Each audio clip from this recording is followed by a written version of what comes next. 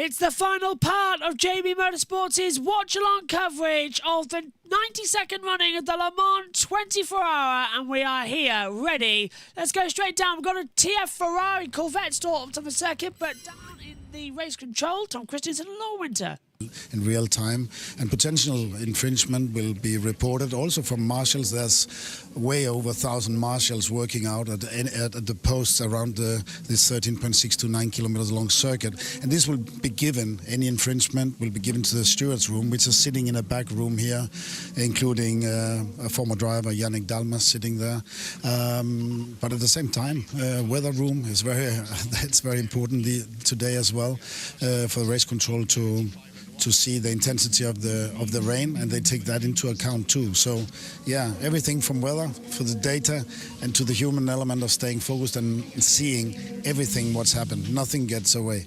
It's a 24-hour endurance effort for everybody taking part in this. So you've got this race control room, you've then got a steward's room as well, and a weather room where they're monitoring, I guess, look, we've seen a lot of rain overnight, haven't we? And they'll be monitoring that and monitoring the visibility too.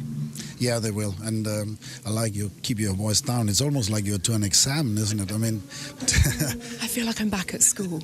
We're whispering here. It's such an intensity in this room. Thank you so much, Tom. Pleasure. Thanks. JT, cars stopping. That's a Corvette. Which one?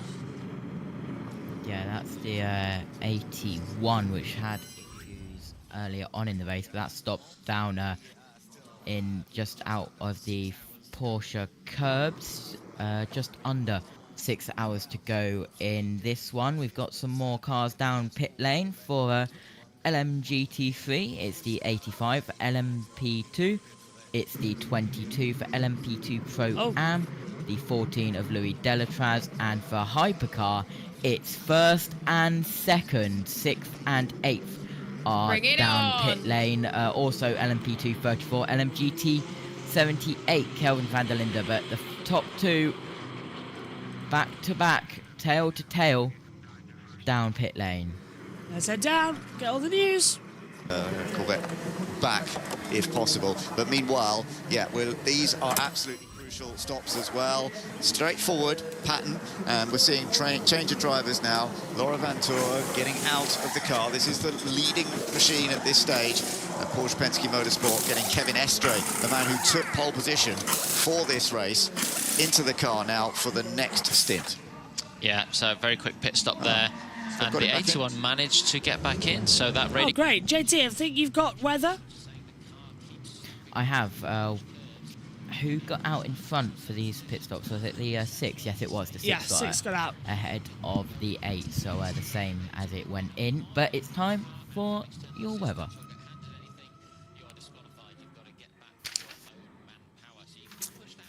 Well, today we are looking at a top temperature of 21, mostly cloudy with a couple of showers.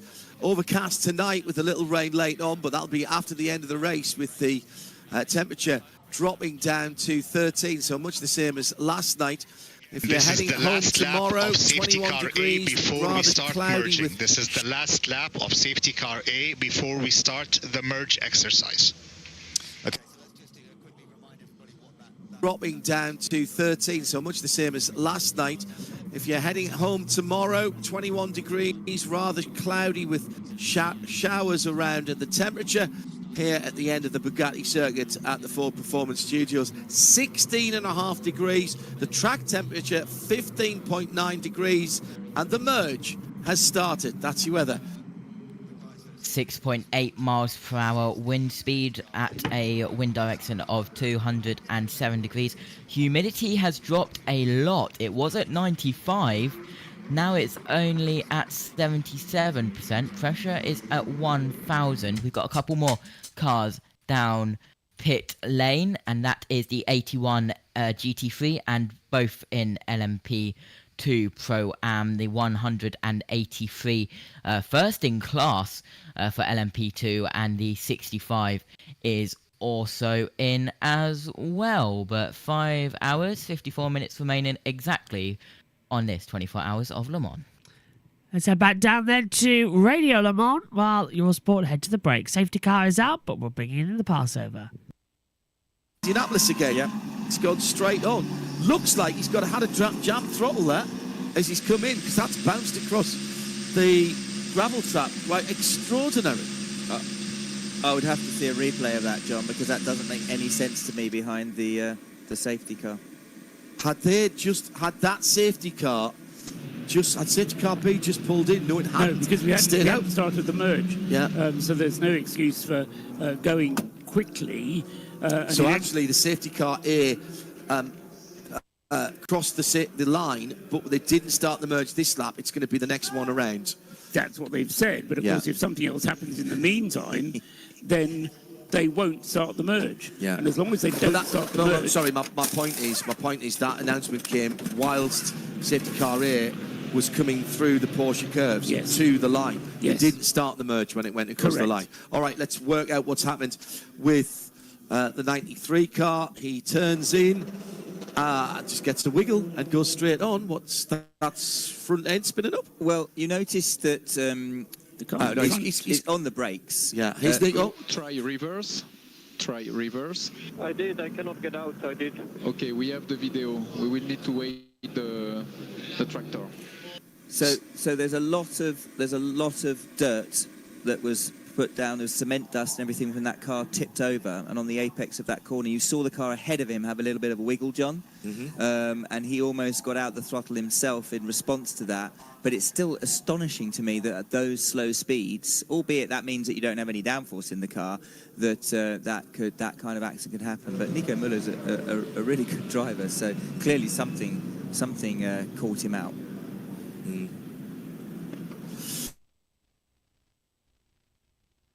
I thought you were going to go and get this really fast. I cannot believe it. That came out of the blue. Okay, Nico, don't worry. We look in front. We solve the issue.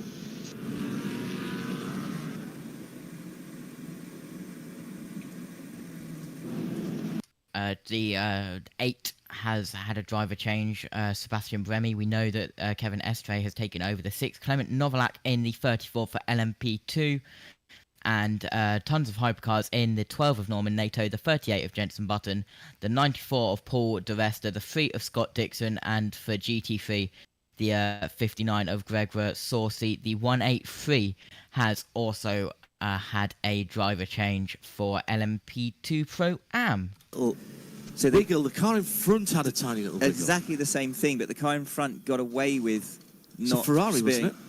Spearing off to the right, and it's just that moment again where you turn correct and go. It's a Cadillac.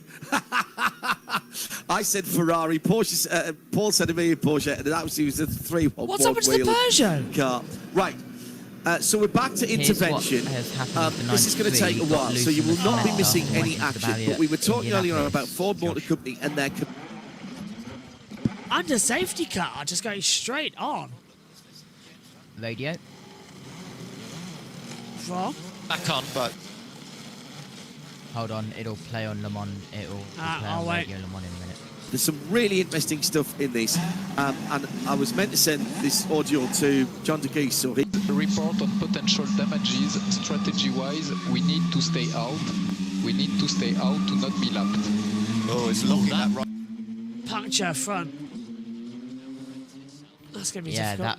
That's due to the amount of cement dust which was put down after that car had flipped down at Indianapolis. Yeah.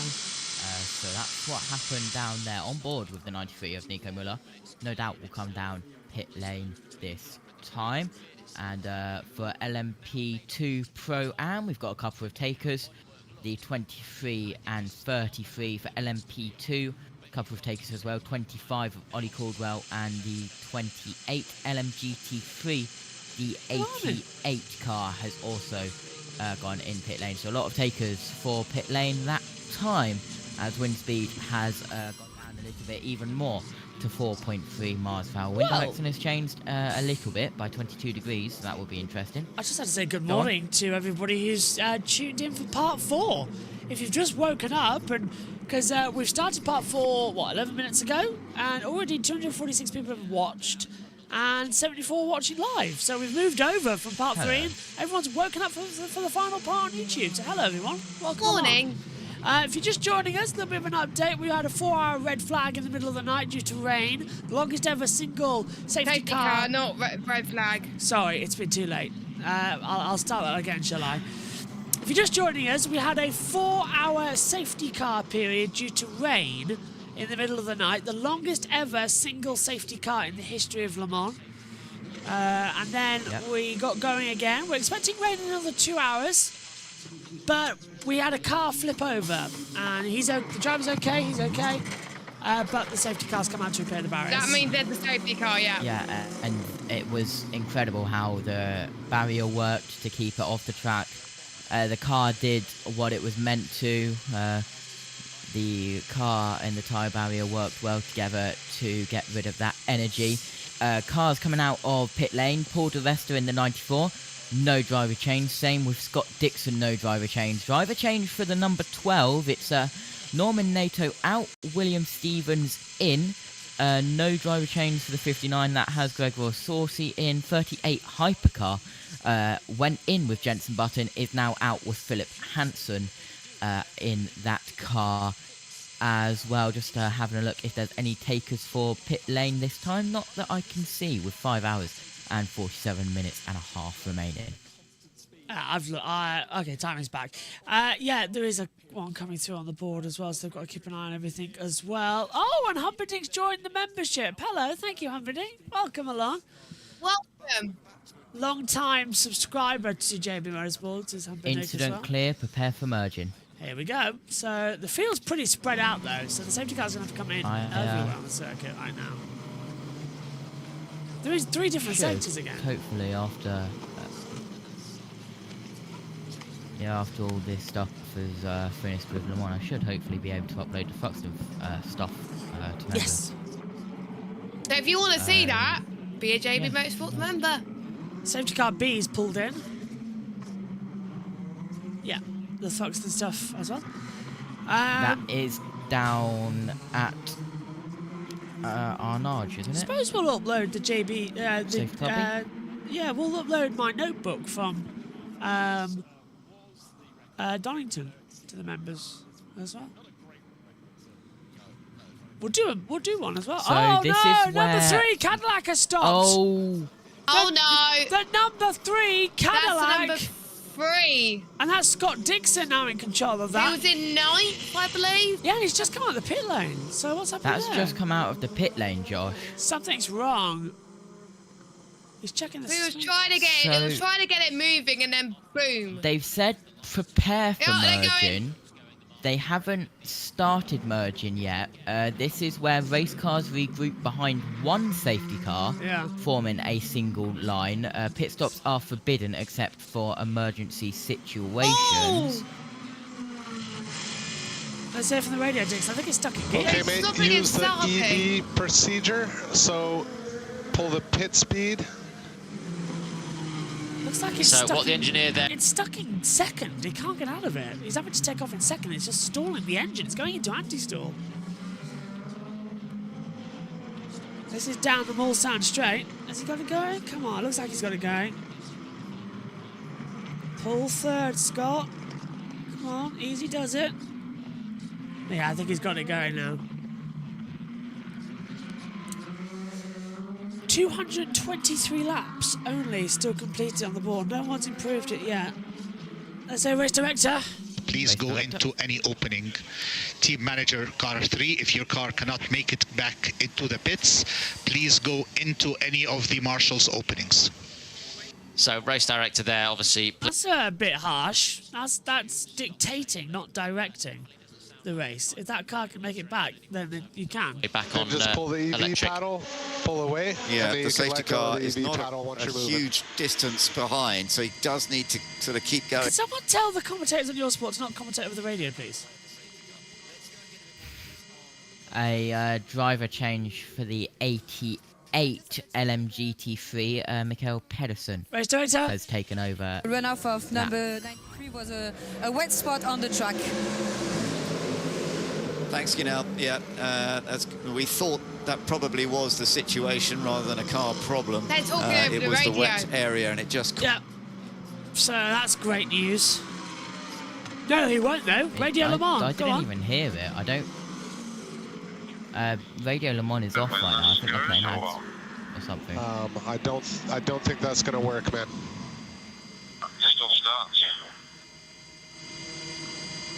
just on electric, isn't Well, it? he's pleading, I cannot go this slowly for the rest of this lap, please. Oh, this is going to be a nightmare.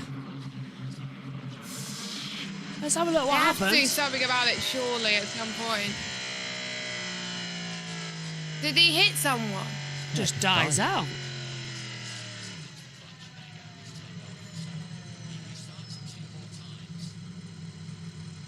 Now that's interesting.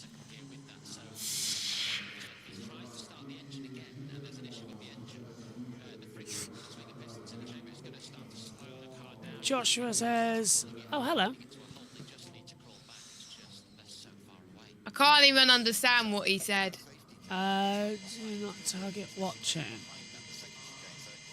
I shall do some Google Translates. Hello, everyone. Any radio messages coming through? So, yeah, so Scott Dixon's in trouble here, big time again. So he's fine in the corners, he's just struggling on the straights. It's like this, it can't go in a straight line, like the car's stuck in traction. So yeah, the race cars have regrouped and they're forming a single line behind one safety car.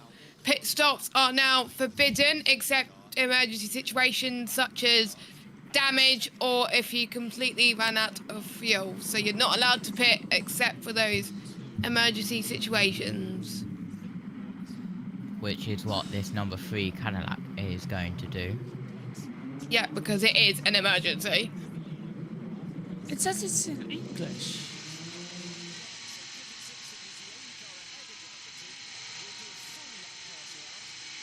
Can you type what you're going to say in meaningful English, please, Joshua Rios? I can't translate it. I apologise. I tried to translate it, but it won't work, so I can't. Cadillac radio. I can't. Let's change the order a little bit. Overlap. Try and find an orange overlap.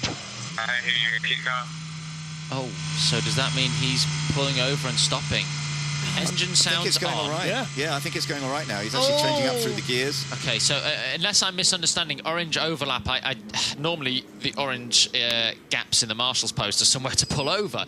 Orange overlap, the overlap part I'm not too sure on, maybe code for something else, a setting within the car, but... All right, man, just try and kind of go slow, keep the revs low.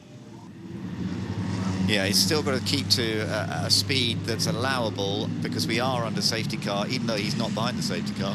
Yes, but effectively, as long as you're safe and you're not overtaking another car, because we're not full course yellow, if the car was working, which obviously it's not fully, he could go flat out all the way to the back of the safety car. So yes, you're right, he's got to be safe, but I think keeping the revs low here is more because they've realised they've got an engine issue of some sort, or an electrical issue which is causing an engine issue. So while it's working at this speed, this is quick enough to get him back to the pit safely. Extremely high in the gears there, 7th gear at this speed. I'm very surprised at. Yeah. I mean, that's one way to keep the revs low, I suppose. The engine. What have you got, JT? The team manager of Car 3 is to report to race control at the end of the safety car procedure. Ah.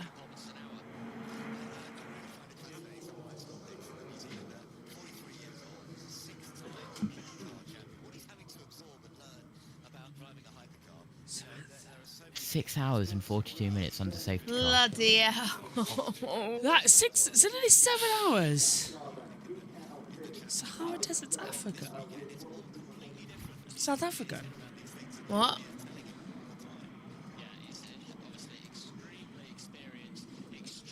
So and 10 minutes to the next hourly update. Oh, yeah. That's why I can't detect it. What? Another language.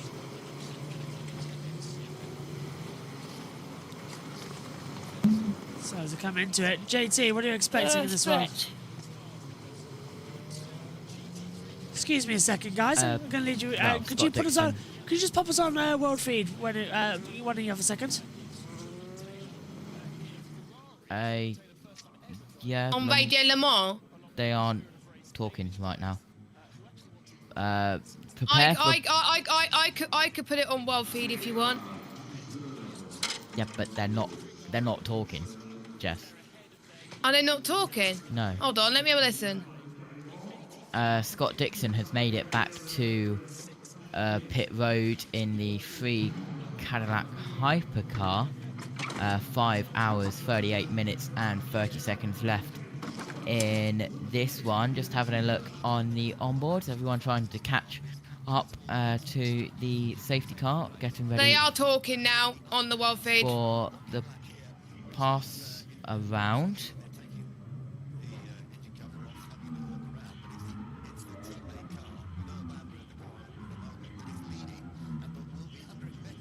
And stage 3 of 4. Race cars circulating between the safety car and their class leader are allowed to overtake the safety car. This reduces gaps within classes at restart. Pit stops are forbidden except for emergency situations. That's stage 3 of 4, which we are getting to now because pass around has been started. I can't translate the language, I do apologise.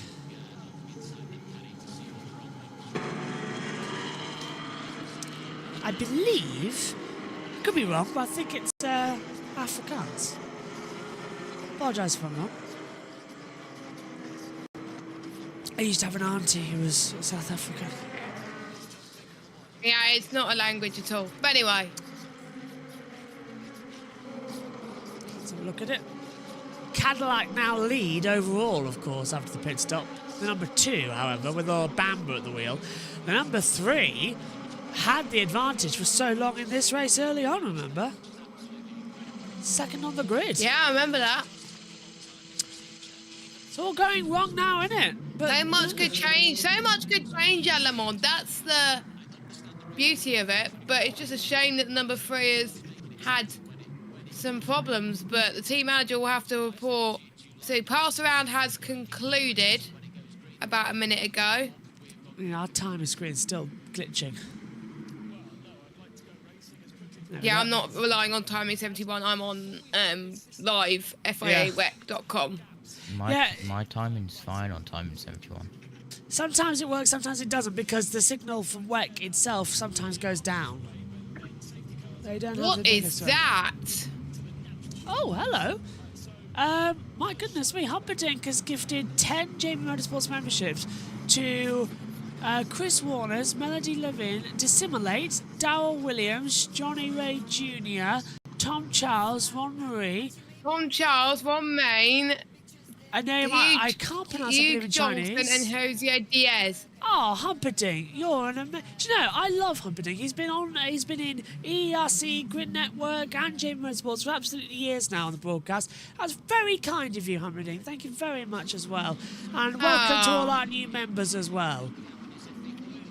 11 new members on the stream already. Thank you. That means a lot. It's fantastic. Thank you, Humperdinck. That's very kind of you. That's massively kind. Welcome to the channel, everyone. Enjoy. And you'll get a membership video later on by Josh T. Get a couple out actually as well. Get some previews out as well ahead of next weekend. And also, I'll tell you what, the one we've got at Donington as well. I've got Maddie as well, so an exclusive look behind the scenes. I've got to do a few hot laps, haven't I? Yeah, I've got to get those up, yeah. And of course, when we get to Donington Park for the Women's World Championship race, the Supercars, we'll do a behind the scenes and you get to see how a race team operates across the weekend. I think it was oil for Dixon, you know. It is. It is. It's oil. Scott Dixon's car is out of oil. So that's where it's all come through. Does that mean he dropped oil? So that was when he was coming out of the pit. Yeah, so has he dropped oil around the entire circuit? That'll be a very long safety car if it is. Hopefully not. Look at that. There's black bits. There is. Oh. Well, this is going to go well, isn't it? That's going to be a while. So, and there's a bit there as well, look, and there's a bit on the left. Put the yellow flags on the left, no, well, right. Oh, this is going to be fun, isn't it? I'll keep the yellow flags out. Really is a strange one. It's one of as well. Well, that's I was energetic at the start of the broadcast. Now I'm like, ugh.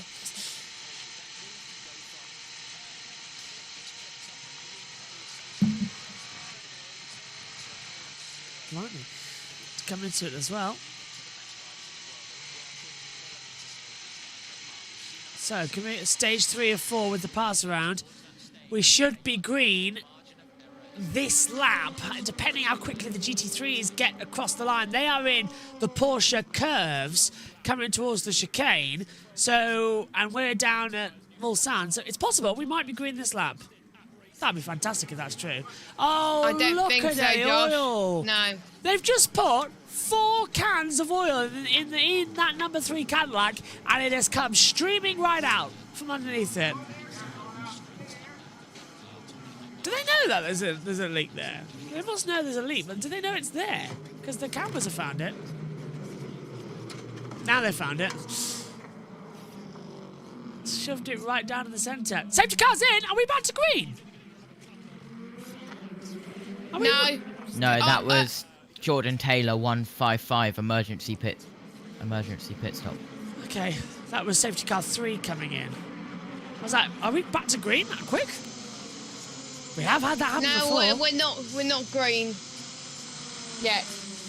We won't be green this time. It's time for the hourly update. Let's go car, over. and by so doing becomes the 7th different car to lead this race. Earl Bamber at the wheel of the number 2, 224 laps in the book for him. Right behind him is Fred Macavici in the Porsche number 5. In 3rd place is number 83, Robert Schwartzman in the yellow Ferrari. He's also right behind Earl Bamber and Fred Macavici. And then in 4th place is Antonio Fuoco, car number 50, the official Ferrari entry, and those 4 cars absolutely together. 5th is number 7, Kamui Kobayashi in the Toyota. In 6th place is number 6, the Porsche with Kevin Estre driving. In 7th place is number 8, Sebastian Buemi with the Toyota. In 8th place, number 51, James Collado with his Ferrari. 9th is number 12, the Hertz Team Jota Porsche, and 10th is the other Hertz Team Jota Porsche in the hands of Phil Hansen. As the positions in hypercar, but they're also close together. It's bound to change as soon as the safety car comes in, probably at the end of this lap. In LMP2, Patrick Pilet leads the race again for Vector Sport, number 10. They were early leaders, and they've spent the last 7 hours trying to get back on terms. They're now back to the front, so Patrick Pilet leads in number 10. 2nd place is number 37, Lorenzo Fluxa for Cool Racing. In 3rd place, 183, Nicola Barona in the AF Corsa Orica. In 4th place, number 22 is Ollie Jarvis in the United Autosports car.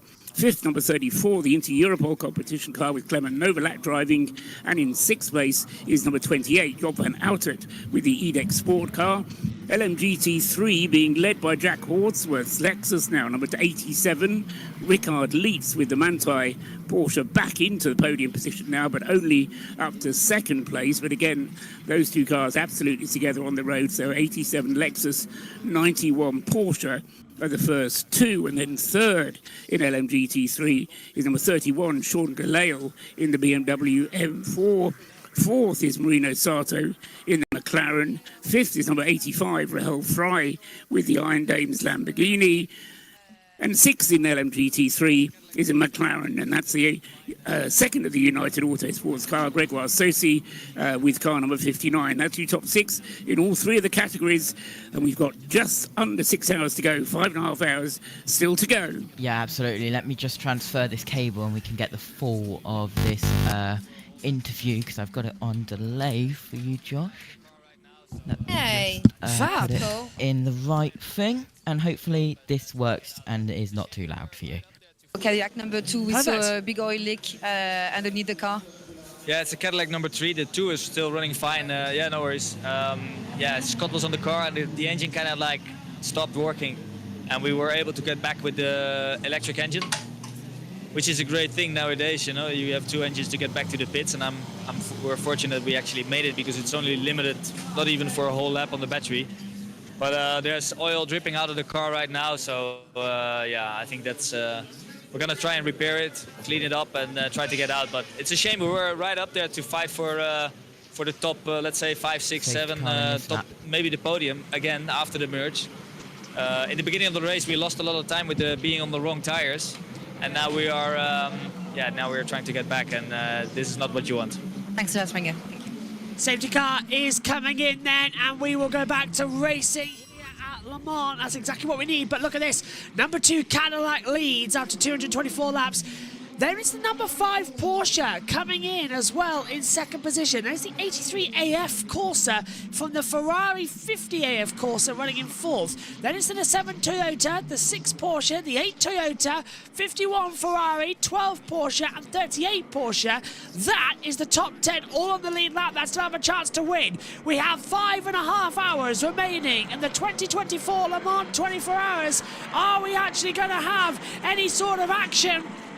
Rain is incoming once again after 4 hours in the middle of the night. Ready for the restart here at Le Mans. And El Bamba in the number 2 Cadillac has already put pedal to the metal. There's no overtaking until the control line as we come into the Ford chicane and then through Rakudamon once more.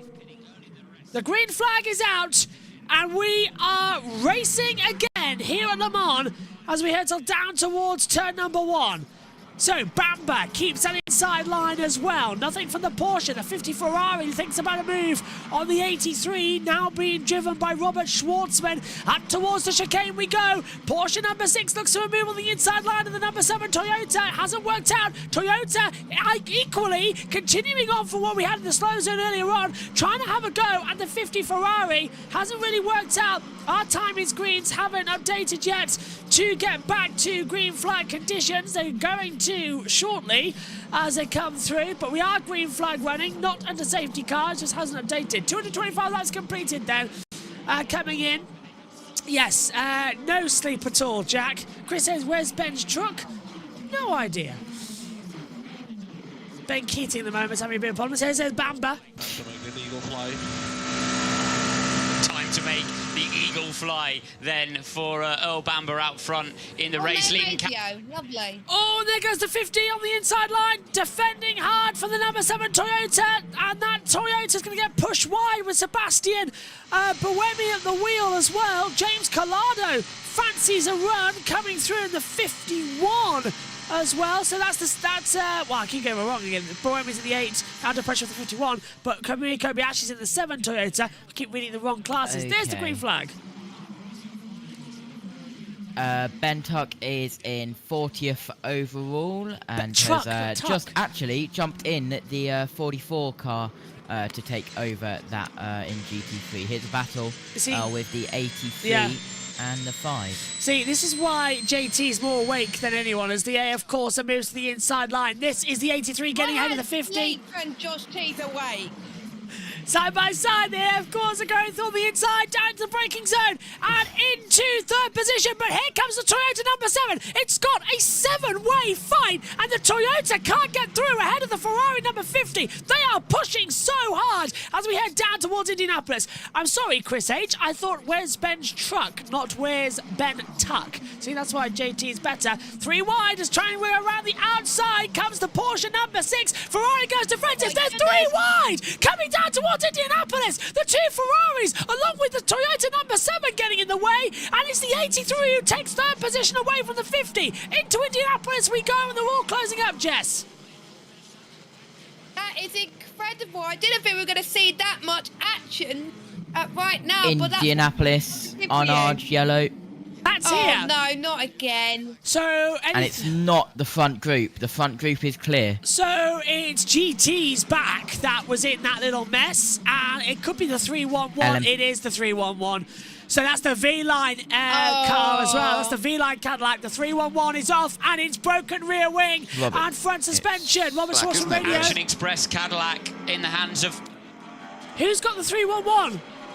Louis Felipe Durani as well. So he's put it in the wall.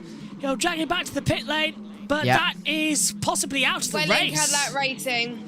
Yeah. Oh. Yeah, absolutely. Just a quick update for the cars who pitted when the safety car came in. The 19 and 93 for Hypercar, and for GT3, the 44, 70, 86, 82, 155. No driver change for the 19 and 93. Ben Tuck went in the 44. No driver change for the 70 and 155. Michael Wainwright in the 86.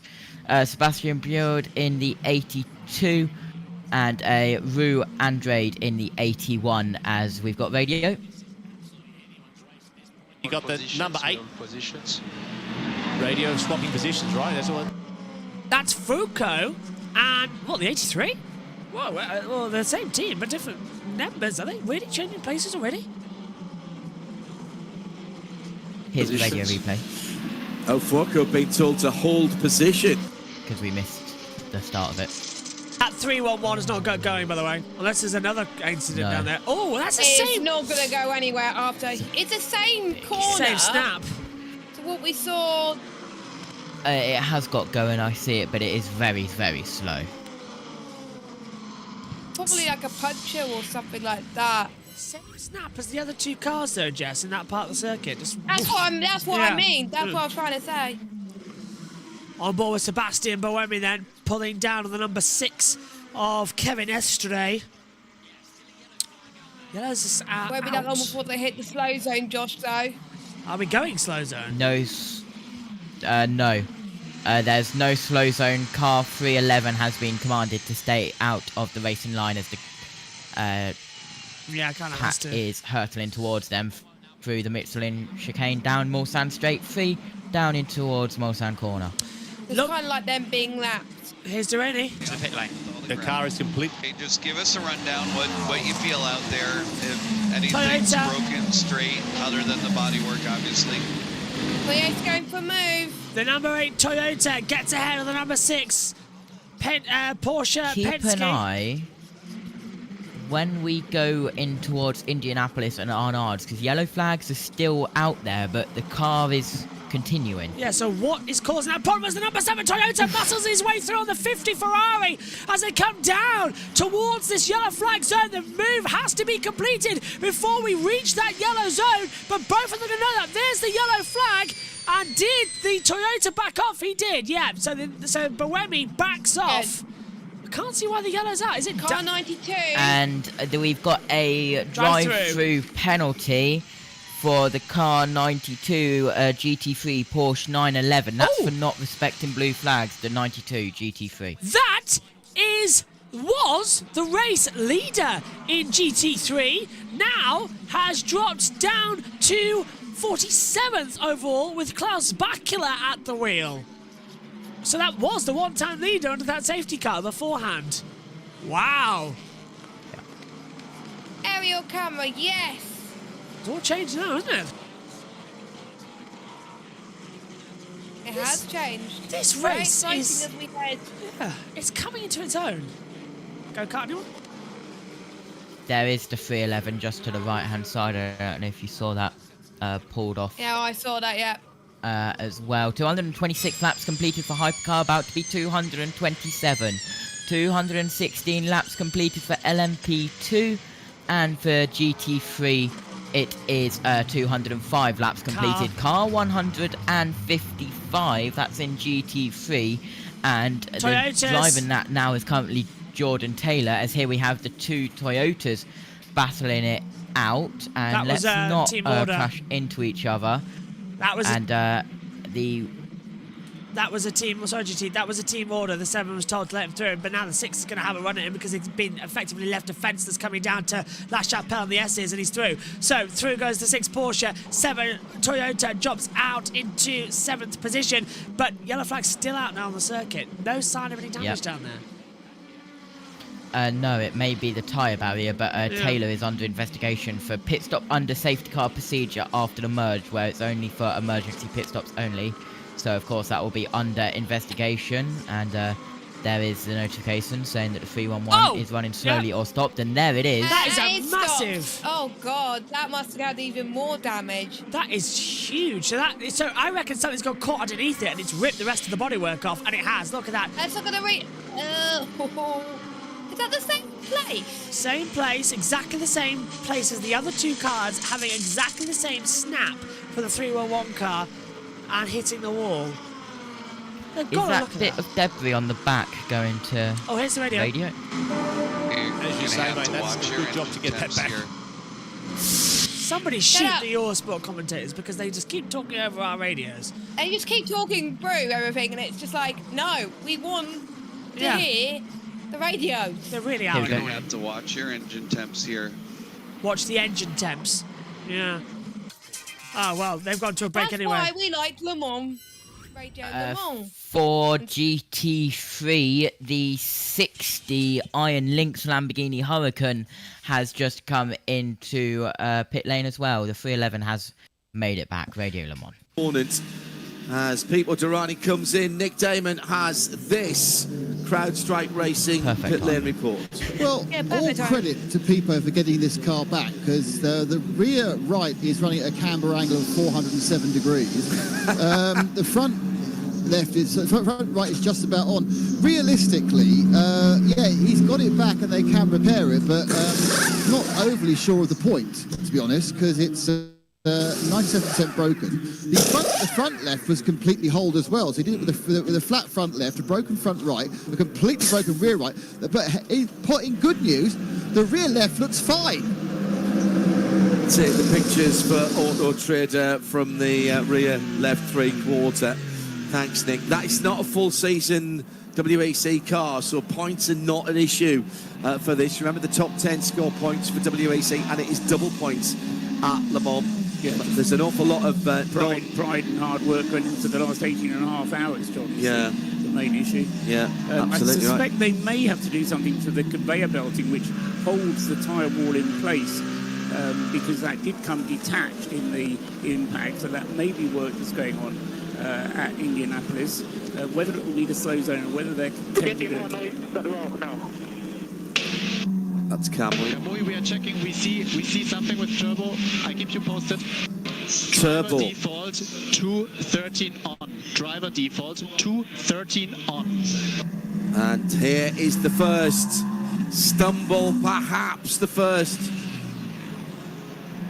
issue for Toyota. We know how good they are at solving problems. They've won Le Mans they should never have won before. They've lost Le Mans that they should have won before. They've run the gamut of Le Mans emotions, the cruelest of cruel mistresses this race, and they've been at the very high and the very lows of this race at Toyota Gazoo Racing. And now Kamui Kobayashi, as Bruce Jones surmised, has got an issue, and he's not got to full engine power. Already been spotted on the telemetry. Oh my goodness me. Drama piled upon drama. So, possible turbo issues for Toyota Gazoo Racing. That's the first of their hurdles. Kiffin Simpson is in the LMP2. LMG T3, the 60, had a driver change to Frank Pereira, and Josh Megan wants you to check messages. Kevin Estra hanging on in 6th position, 7.5 seconds away from the lead.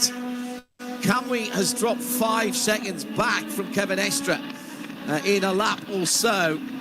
In 8th, it's Ferrari AF Caution's James Collado, who's battling with Phil Hansen and Will Stevens. Both the Hertz Team Toyota cars dropping places there. Pipo Durrani went past the pair of them, and so now... Still local yellow. We've got a double yellow at turn 17, which is the exit of the Michelin chicane. But here is the 83 and 50 side by side. The 83 on the inside. There's a yellow here at Indianapolis and Arnage, and that is where they are heading towards now. Now, was that move legal? Did he get through before that yellow comes out?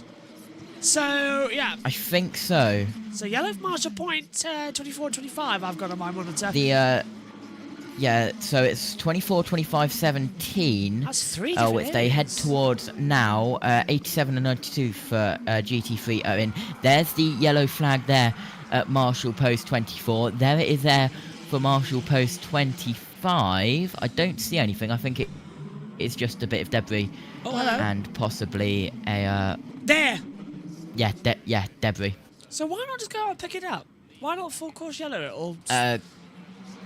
Kiffin Simpson has given the car up the 24 car, and Jack Hawksworth is taking the 87 out for a second stint. And whatever the double yellow was for Marshall Post 17, that has now been removed, and we are having slow zone 6 and 7. So from the exit of Mulsanne Corner all the way up to the entrance of the Porsche curves, that will be a slow zone in around 5 seconds, and that's quite a long slow zone, and that is activated now. Slow zone's out because it has to be, because that debris needs to be recovered. They can't just leave it out there on the circuit. Who's that diving down the pit lane? Couldn't quite see. It's one of the GT3 cars. Would have been 87. No, that left. That's the pit. already Okay.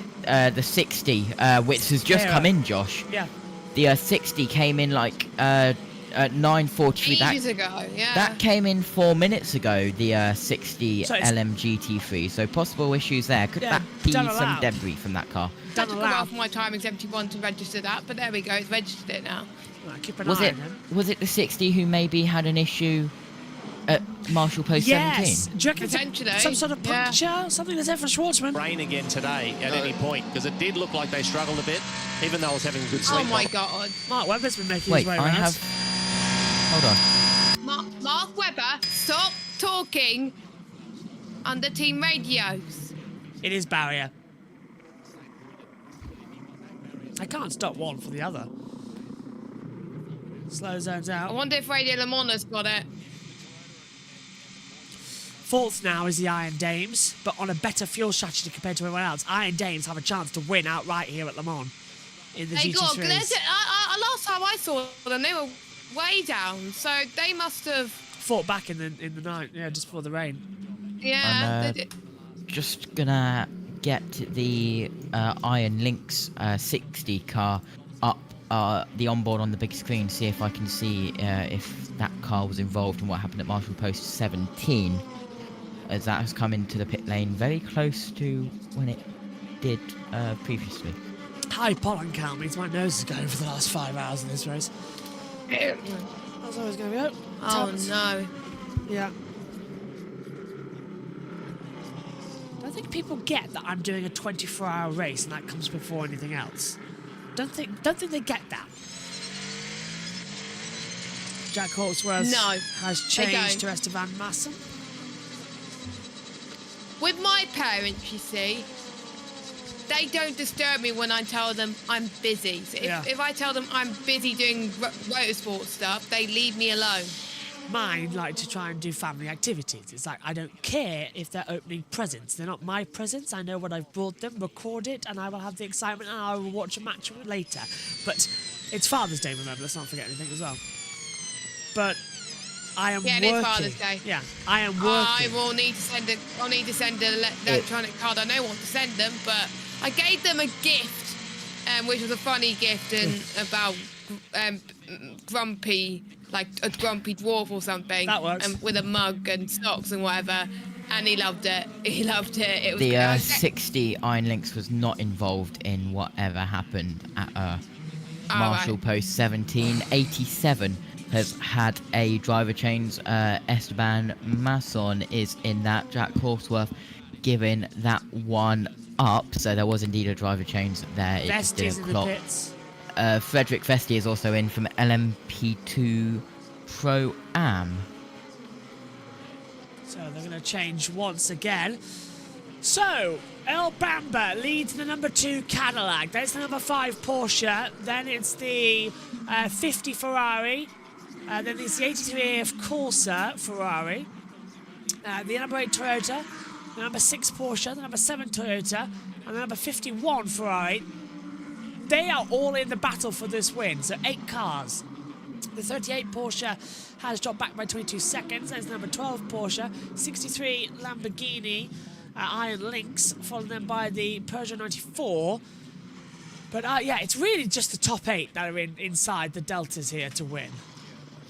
Definitely. 77 and 78 from GT3 are in. The 77 Proton Competition Ford Mustang and the 78 Lexus of course. Behind the wheel of the 78 was Kelvin van der Linde, and then behind the 77 it was Zachary, and the 92 is back again behind in pit lane.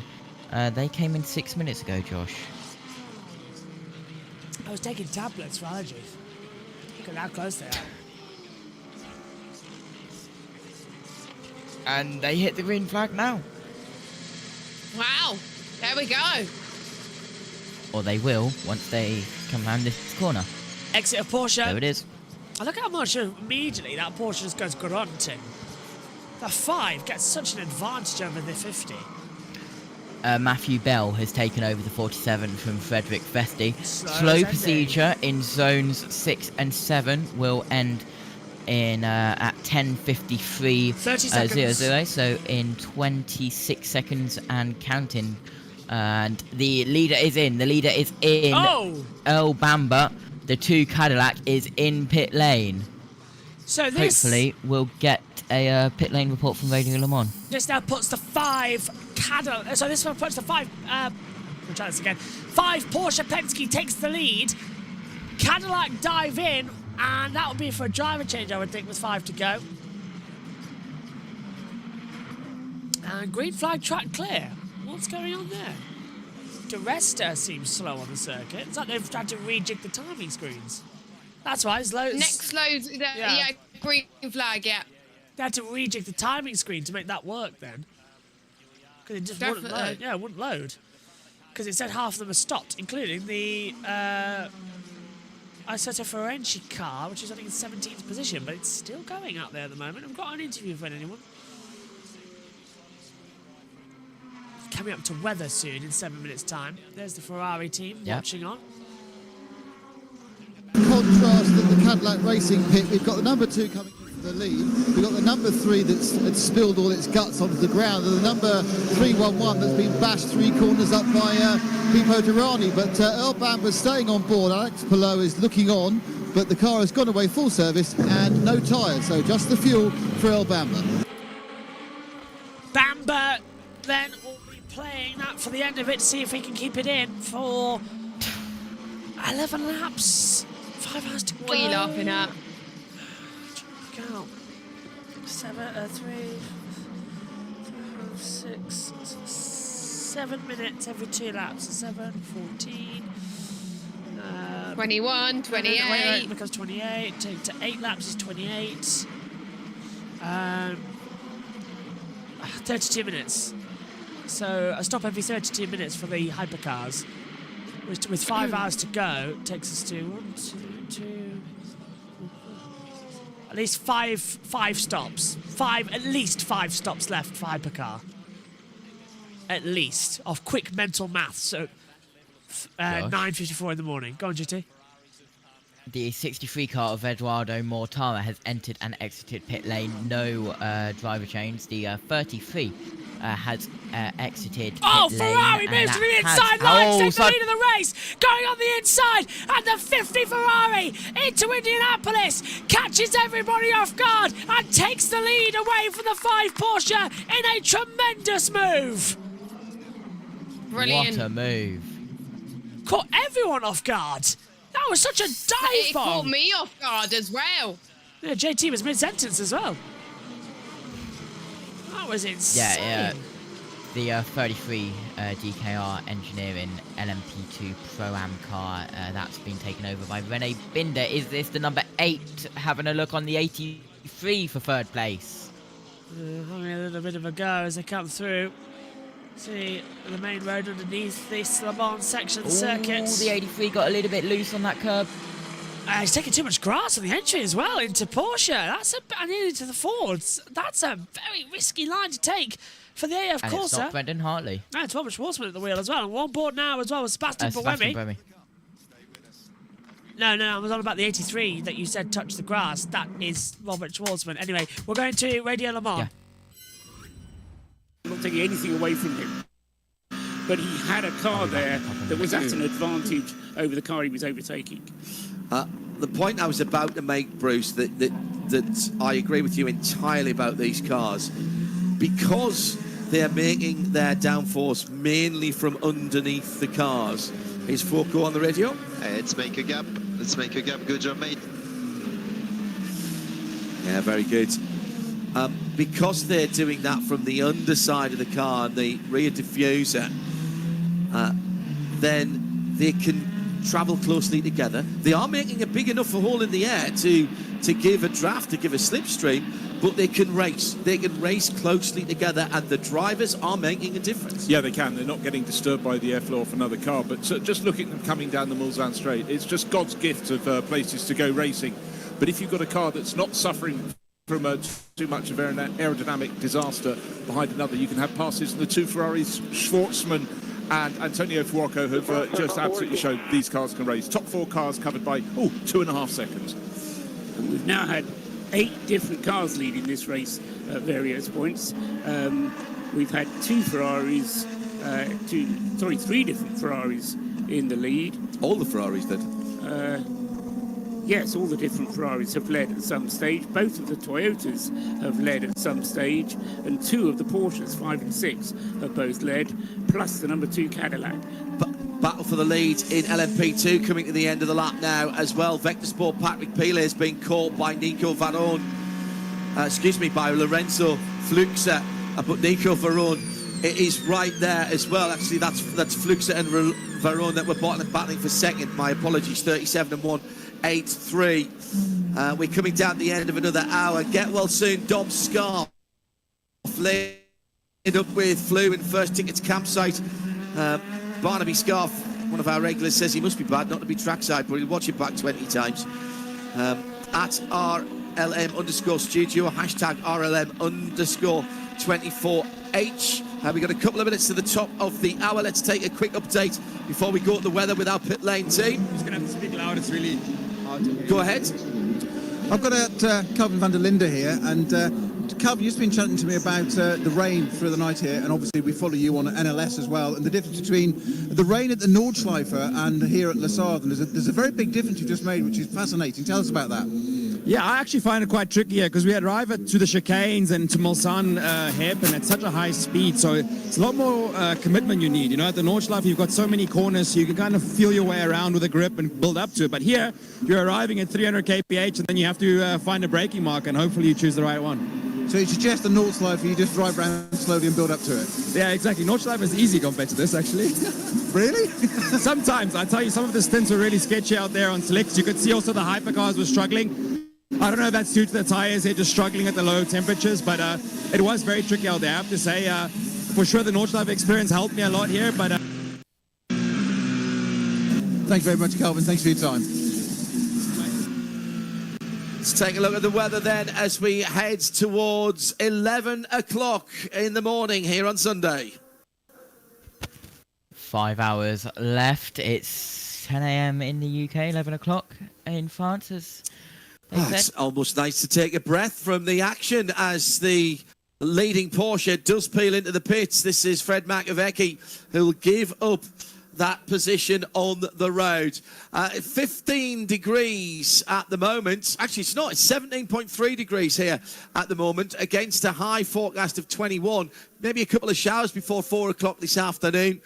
If you're celebrating tonight, there will be a few showers around. It'll drop down to 13 degrees overnight. Tomorrow, Monday, a bit of cloud and a few showers in the morning, but 21 degrees. We are inside the last 5 hours on 91.2 FM and around the world on RS1, as well as XM Sirius and listening, of course, on and watching on Studio Vision. This is Radio Le Mans.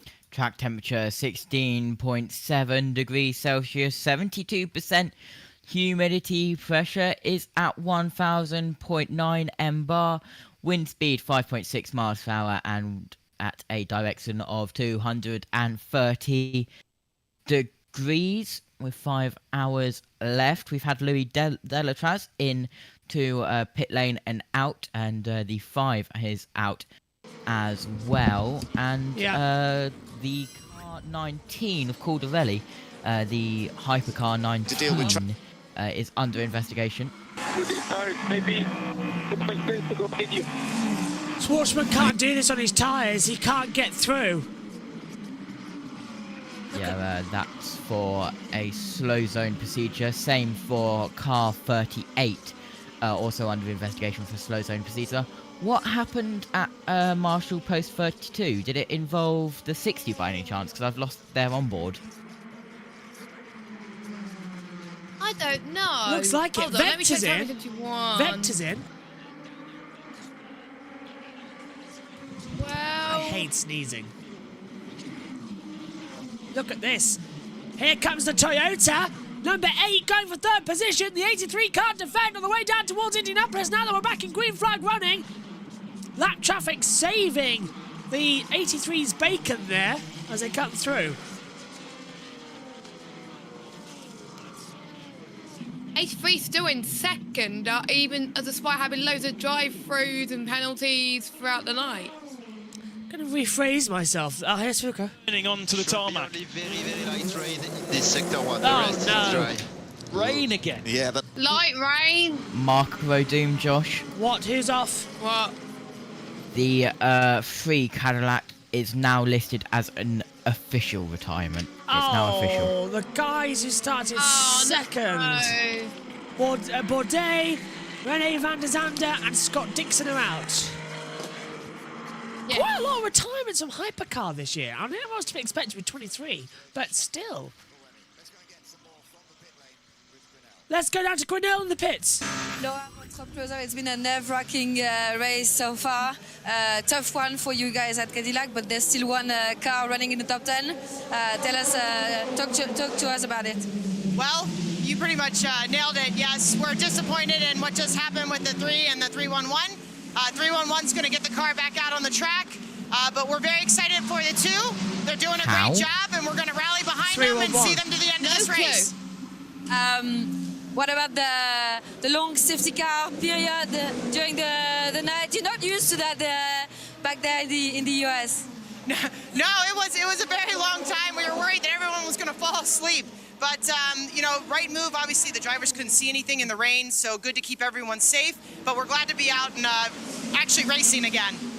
As we're used to see, like in the IMSA championship, you said yesterday, you said we need to wait until hour 20. So we're reaching that point now. What's going to be your strategy for the last hours?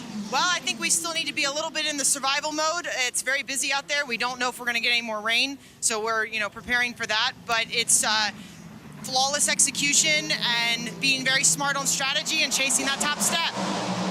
Thank you, Laura. The car 11 hypercar of Vernay has been given a warning flag for track limit, and race control has asked all drivers to put their rain lights on low mode. A driver change for the 31 LMGT3, that is the Team WRT BMW M4, that is to Augusto. The rain won't amount to much. We think the rain won't amount to much. Don't use the wiper. Don't use the wiper. Because, of course, if they use the wiper, they take up an energy battery as well. Yep. So they're not allowed to unless it's covering their systems as well, because it puts the car in rain mode. Yeah, the 31 Augusto Farfus has taken over that. Driver change for the 55 LMGT3. Oh, hello. That is the Vista AF Corsa. LMP2s are in the pit lane. More cars down pit lane. The 37, the 34, the 28, the 22 and 25. All LMP2s. Driver change going on at the Cool Racing car. And the 777 is under investigation for not respecting blue flag lap 208, your favourite driver. Oh, for those watching now, I've been waiting for this. Under investigation, car 77, bastard! Hi, Eddie. And anyone think I just Michael swore? Wainwright is entered the pits for GT3. Anyone think I just sworn live on it? No, because his name is literally that. Car 777, Bastard is the official name. Pronounce it. Under investigation. Oh, hello. Cars 5, Porsche Penske Motorsport, hypercar. Car 19, Lamborghini hypercar. hypercar. 38 Hertz Team Jota hypercar. Drive-through penalty for slow zone procedure.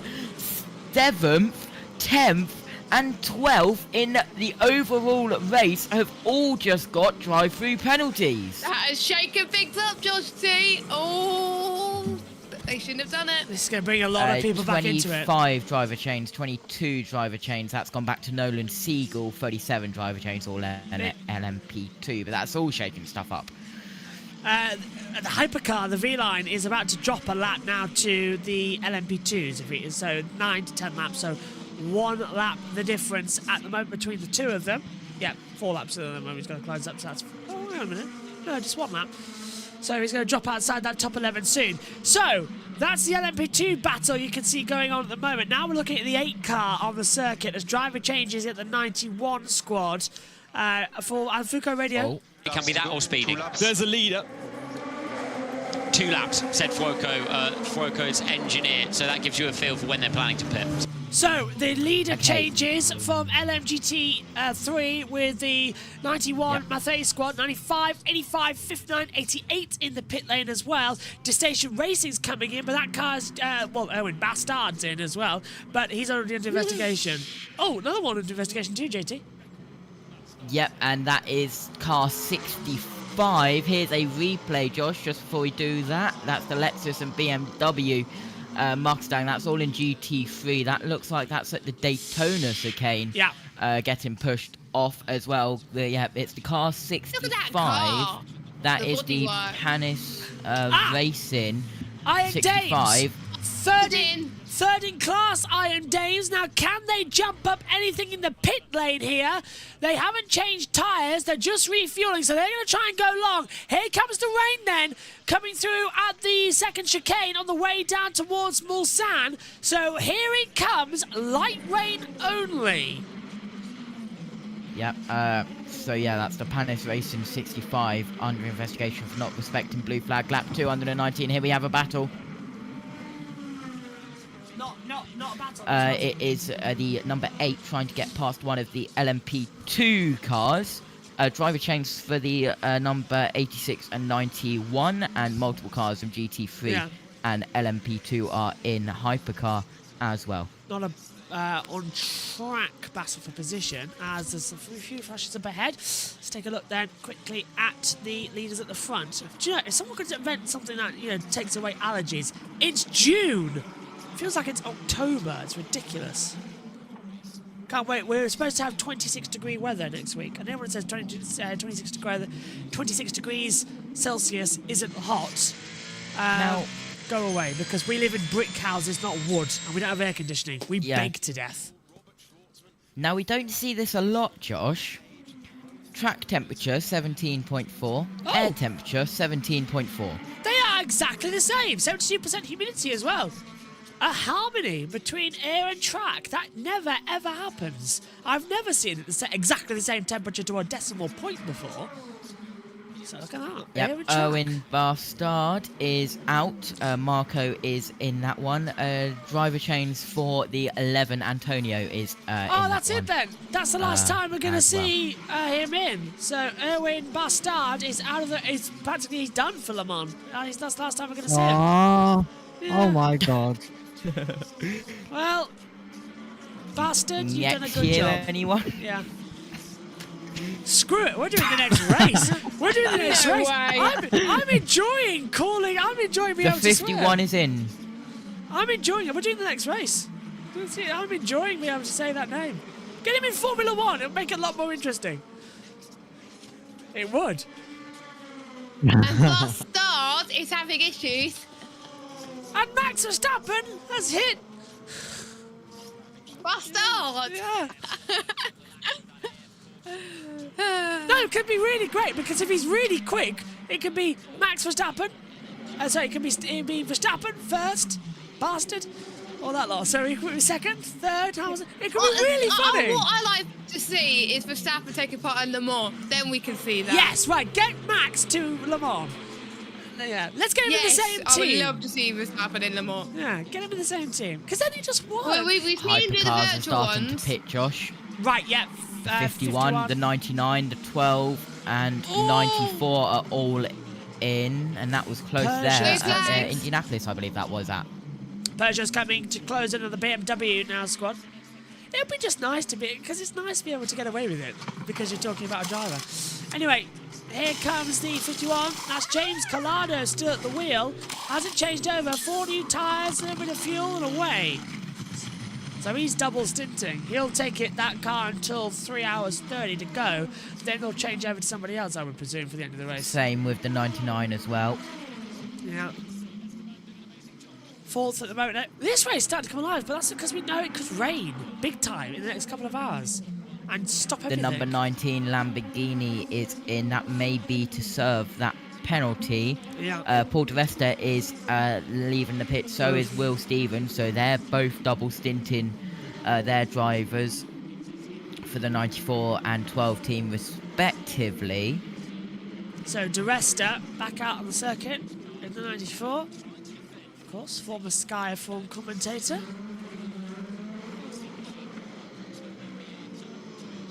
Sort of got sacked. Yes, that was the 19 serving his drive-through penalty. Right. Caladri as well. And let's have a look at Hypercar. This is the Toyota. Whoops. Oh, the inside line of one of the LMP2s. That looked like the IDEX Sport 28 car. He had to jump in. Well, for the LMP2 to get out of the way there, Josh. That or the Algarve Pro Racing. Did it have black side pods or blue? I didn't see. Maybe black, I don't know. Well, they're both in the race with the IDEX. Oh, in this lap would be the 50, the 83, the 8, the 6, and the 7, and the 38. It had black front, black side pods. Yeah, I was right. I thought so. Let's head to Laura Winter. She's out with the fans. They've nicked all my ideas. They clearly listened. Here, I found 2 from Poland, and this is a sleeping bag right the here. The leader's blanket in. Here. I just said that. You guys have slept right here. I mean, it's prime position. It's an amazing view, but you can't have slept that well in the rain. Eventually, this is the best place, but when the weather is so bad, you don't have choice. You need to stay where you are. Top 5. And we nearly die here because it's been so wet and so cold, and we cannot find them any place where we can hide, you know? But it's worth. It's definitely worth. It's worth it. It's Le Mans, right? And you guys here, obviously, the Polish flag flying high. Robert Kubica's got to be in there for supporting. We're really big fan of Robert Kubica and another Polish team in the Europol competition. And how do you enjoy Le Mans? What makes this place so special? Just everything is special in here. Just that one is the best view and the Le Mans. Just we like everything in here. I love it. Well, enjoy, survive, and enjoy the afternoon. Thank you so much. So, Hypercar changing, the top 5 coming in because they ran out of fuel, so it's tyres and fuel now for the top. But this is great news for number 2 Cadillac, who pitted out of strategy and is coming across the start line now to assume the net lead of the race, having taken an extra lap of fuel. So this is the number 2 Cadillac going into prime position. Sebastian Buemi over as well, and we've got a car under investigation as well. Hang on, the 50. We've got 31. We've got 2 of them, the 31 Team WRT GT3 and the 87 Lexus GT3 for they're under investigation for an incident at Marshall Post 11, which is down at Daytona, 11:05:38. So 10 minutes ago, we've got a battle which could happen.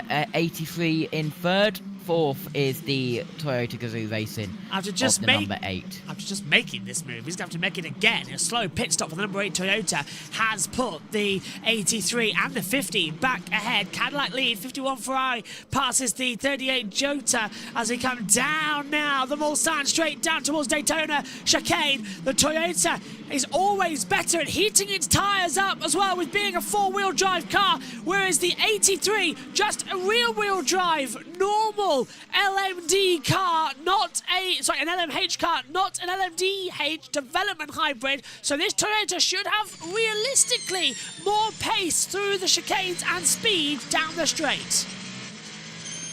Nico Muller is in for the 93 Peugeot Total Energies. That's the Cadillac.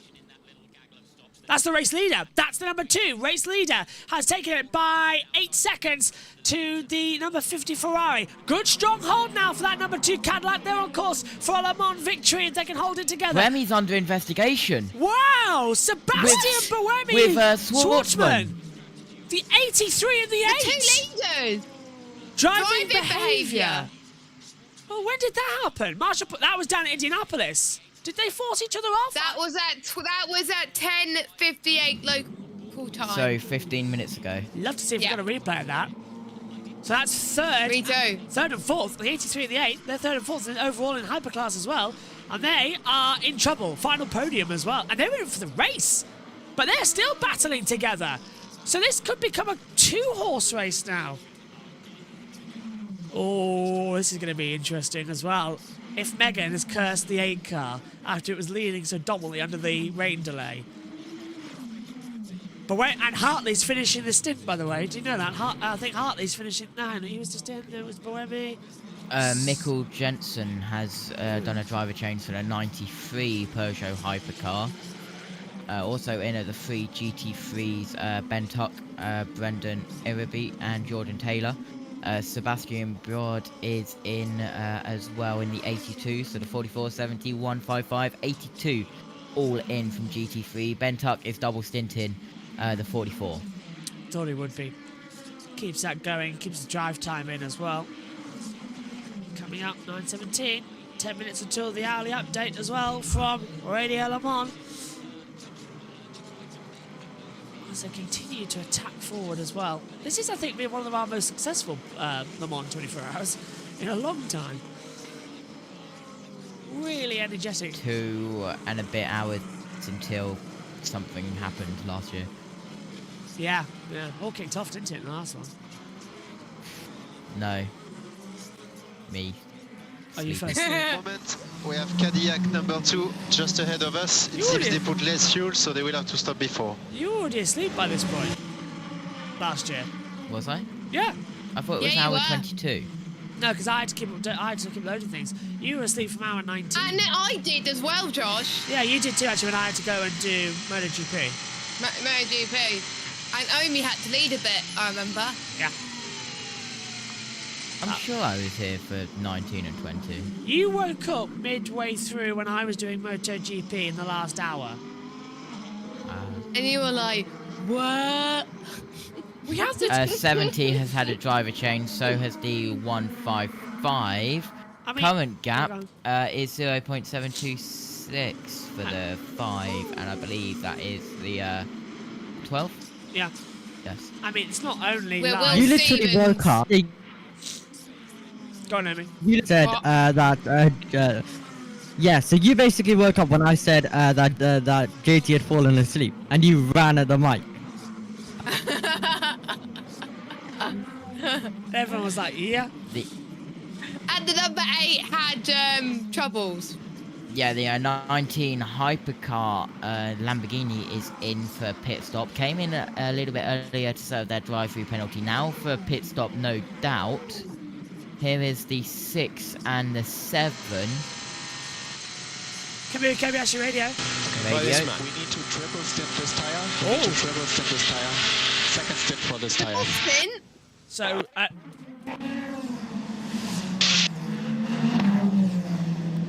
Kobayashi on the first stint of that. Doesn't like it. Doesn't want to do it. It's a long way to do it on this tyre, especially on a green track as well after all that overnight rain. It's just starting to get the grip back into it. It's not going to take it long to hold it together. Useless shots back into the pit stop as the Porsche goes incredibly defensive, but not enough. The 8, there goes the 7 on the inside and gets ahead of the 6 Porsche. The 3 on the inside line, down into Mulsanne. Great move on the inside, great attack. And through goes the number 7 Toyota, but the 6 is fighting back as they come side by side down towards Indianapolis as well, holding that inside line as well. The lights are flashing to alert the Inception GT car just ahead of them. Neither's going to budge. It's going to go side by side with all of them, and through goes the number 6, and the GT car chops off the 7 Toyota coming into Indianapolis. That was a cheeky move there. They need to let them through. Yeah. It's going to be investigated, otherwise it's going to happen. So the GT3 3 or whatever, it's got to let them through. Kevin Estre. Roman keeps it Grosjean back in the 19. Okay. Yeah. Warn the barriers. Oh, this is kicking off.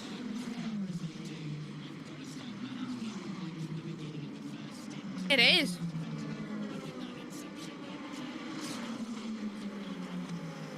Dinner time as well down there at Porsche.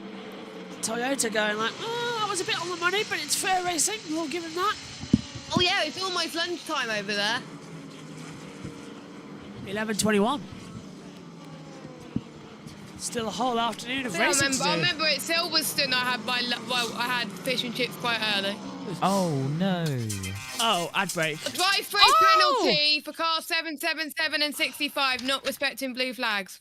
So the 65 is the Panis Racing Orica for LMP2 Pro Am, and the 777 is the D-Station Racing Aston Martin LMGT3. Yes. Good timing. Yeah. With and most importantly, favourite Bastard's driver. car as well. But that penalty was caused by Bastard's driving.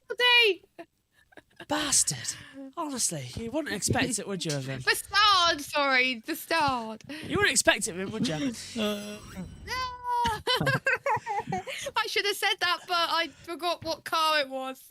Radio Le Mans as we're on a break from Eurosport. Let's go. Manufacturers are so close together in terms of lap times, and therefore, you just nearly try to. Yeah, you got the pace. You'll get him back. Don't worry. Yeah, Buemi struggling a touch, as he said, through the traffic there, wanting to stay in touch with Robert Schwartzman in the 3rd place Ferrari. Will get some clean air this time as they both exit Terre Rouge, but not that far away is this Estre Kobayashi battle as well. So yes, there's sort of extraneous circumstances in that we wouldn't know if it has been dry, let's say, for the whole of the race. It may not have been this close, but then again, with the new rules and the balance of performance, you could argue perhaps it might have been. Yeah, I think it's just, for me, it's insane how well they did it, and you can see, it's a replay of the. Yeah, now that was traffic. That was Estre on the inside of Fred Schandorf. The games up at Mulsanne, though, it felt to me that Estre didn't want to defend on the way in because he knew then he was going to be slow out of the corner. So even if you give up the place for a few metres, you know then that you can get the power down coming out of the corner and get the place back again. Yeah, exactly. He could, place the car early, a straight line speed, so he could really go on the throttle early, and that's why he had a better exit. So it was well done with Kevin, not blocking the Toyota on the inside. So really smart driving by Kevin there, just to defend. And he got him back on just before Indy 1. Let's, and again, the Toyota thought about I thought that was actually revisiting the action from a lap ago, but it's not, because Estre stays ahead at Mulsanne this time. They're trying to work together, I would have thought, as well, to latch onto the back of Sebastian Buemi, because the danger is they come too distracted in this one-off battle 4.5 hours from the end of the race, and that will just delay the two of them, the 6 Porsche and the number 7 Toyota. But the Toyota again well in the slipstream, charges his way down the inside of the kink at Indianapolis, but Kevin Estre's not going to allow him through, and does slow just enough as we hear Kevin's team radio. Quite some movement from the rear with his tires. The balance is not too bad, but some movements. Sounding very, very chilled on the radio. That wasn't right in the thick of the fight, but bear in mind, because these radio messages are slightly delayed. Let's get a word from Peter Snowden with the CrowdStrike pit report. Yeah, the work on the number 95 McLaren down at United Autosports continues. In fact, the driver has just finally hopped out. It is a start motor issue, I understand, and that's the main culprit. So there was power, but of course they have to go through the process of finding out what that was. But the driver was gesticulating when it was in the pits on the apron, trying to get it restarted, and obviously the start motor wasn't engaged. They are doing that. I mentioned about that the bonnets don't want it to go back on again. That became a second layer where they got the spare bonnet out, simple plan B solution. Apart from, of course, it comes out in naked nude carbon with no decals on it. And those decals are pretty important because it's got the race number on it, and of course its category, it's class LMGT3. So they've had to decal that bonnet up. What intrigues me as well, there's mechanics underneath it and in top, lying in physically over the engine bay. They're still working on something front left, and I know the start motor is down there on a McLaren. So I think there's a little while before this 95 car rejoins. Thank you, Snowy, and more from you as you get it with the CrowdStrike pit reports. You will have spoken about this already, but there's a tough battle going on in this class. I mean, the GT3 LM class is new this year, and so far it was really well balanced during the race, and we will see maybe now some, well, the BMW looked really strong now the last stint, so also the Lexus was quite fast until he had an issue, so it's still difficult to say how it will end up, but definitely it's still a long race to go. We have to push like hell, go flat out, and hope that there is not so much coming from the others, because we are flat out from the beginning. Richard, you won in the GT2 class here, in the GTE class as well. And now it's the GT3 class. How different is it from what you've done before? Well, definitely I miss the sound of the GTE. We have a bit of noise cancelling, so that's a bit sad, but it's a future, I guess. And the racing is the same. We still have understeer, oversteer. We still try to pass the woman or the man in front of us. So it's the same racing. The car is working well. We have a good balance. Mante know how to set up the car. So at the moment, I don't miss anything, and it's quite fun. Thanks a lot, Richard. Thank you. We've got a warning flag for car 38. That is, of course, the Hertz Team Jota Porsche 963 hypercar. That is for track limits. The 777 has done their drive-through penalty, but the 65 has not, as that is in pit lane with a starter motor issue, as you heard from one of the pit reports from Radio Le Mans. Kobayashi Radio. We will get him. Yeah, we will get him, and that get him is the number 6 Porsche, who's running in 5th position at the moment, which is Kevin Estre, and they're getting very close together. Down we go then. There's the Porsche fan club as we come down towards the Porsche curves. Can we see any move from the number 7 to slip through on the inside line? They're still holding it together. Through now, up towards the S-curve at Porsche. And they string through. Such a fine margin. They moved the barrier back there a couple of years ago in order not to make a huge accident. Through Ford, and then down into the Ford chicane. Karting looked okay as well.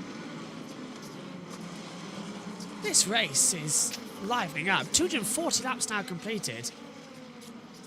Might just get a couple of runs on at the moment. I see some raindrops. There's a couple, actually. So the 93 has made 734 overtakes, the number 2 has made 646 overtakes, and the number 7 has made 640 overtakes. That is in hypercar. Oh, your Galta's gone off for them. Oh my God, oh for goodness sake, it keeps cutting off. Right, hold on. No, I just looked over and it wasn't there. I can't tell actually, so that's a bit of an annoying thing. I just looked over at the monitor and it wasn't on. There we go. Hello, we can see you. Oh, hang on. No, you're pixelated. Wait, it takes a while, Josh. There we go. There we go. You were pixelated. Oh, was I? Oh, right. That's because I have so many things open. Yeah, I'm surprised my PC's actually lasted as well, to be fair, doing okay 24-hour streams at the moment.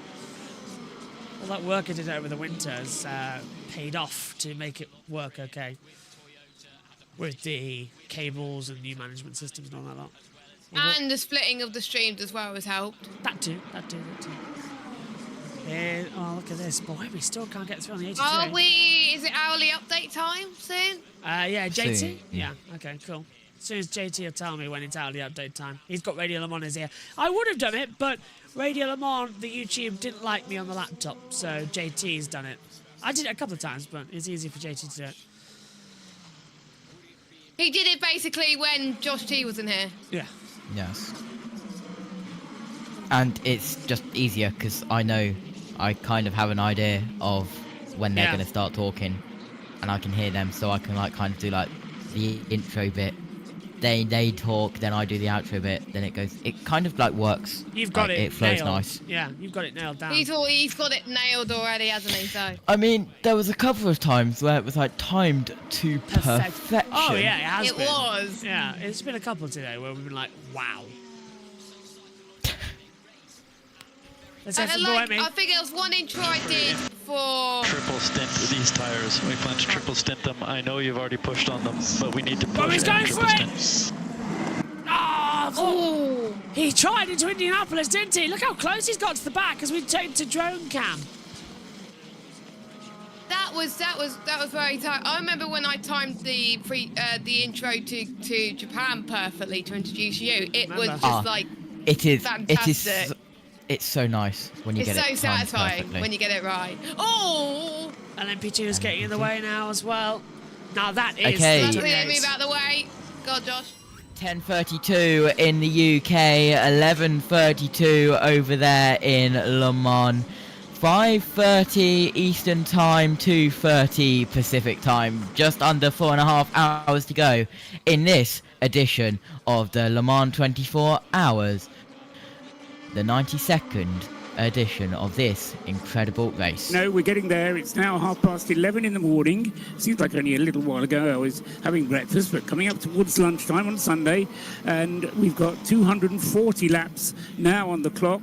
The race being led by Earl Bamber, who I reckon is now just about on his in lap. He's just coming up across the start-finish line now, so he'll go up and click up 241 laps as he does that, and he'll be coming in, I reckon, at the end of this lap for his out-of-sequence pit stop, which, although he's in the lead at the moment, he won't be by the end of his pit stop. In second place is number 50, Antonio Fuoco in the Ferrari, with Robert Schwartzman in number 83 in the yellow Ferrari in third place. Those two separated by just over 4 seconds. In fourth is Sebastian Buemi with the Toyota number 8. He's right on the tail and giving Schwartzman a real run for his money. In fifth place is number 6, Kevin Estre, in the leading Porsche 963, but he's only 5 and a bit seconds behind the Toyota, so they may not be quite on the same TV screen, but they're certainly within sight of each other out on the Mulsanne Straight. That's Kevin Estre in the Porsche in fifth. In sixth place is number 7, Kamui Kobayashi in the Toyota, whom we've been hearing talking to his engineer. He is 1.1 seconds behind Kevin Estre, so really not at all far adrift considering he's down in 6th. 7th is James Collado, number 51 in his Ferrari, further 8 seconds behind. And then the gaps go out just a little bit. Fred Macavici in number 5 with a 25-second disadvantage on the Ferrari ahead of him. And in 9th place and 10th are the two Hertz Team Jotas Porsches, as they have been for some time, just popping up the bottom of the top 10, but importantly remaining on the lead lap. And because of the way the safety car has been coming out, their total gap back to the race leader is, in the case of Will Stevens, just under a minute, and in the case of Phil Hansen, a minute and a half. So the two Jota Porsches still going strongly. I won't say what else I'd like to say in case I jinx it, but they're in 9th and 10th places, with Will Stevens ahead of Phil Hansen, about 30 seconds between the two of them. In LMP2, Patrick Pilet has the Vector Sport Orica in the lead. That's number 10. Second is Job van Uitert now with the EDEX Sport Car, moving up to second place in number 28. In third place is now Clement Novalak with the Inter-Europol competition car. That's number 34. Fourth is number 22, the United Orica with Nolan Siegel behind the wheel. And in fifth place, although putting him under quite a bit of pressure, is the young star, Japanese star, Ritomo Miyata in the Cool Racing Orica number 37. And then rounding out the top 6 of LMP2 is Nicolas Veroni in the AF Corsa Orica. That's car number 183.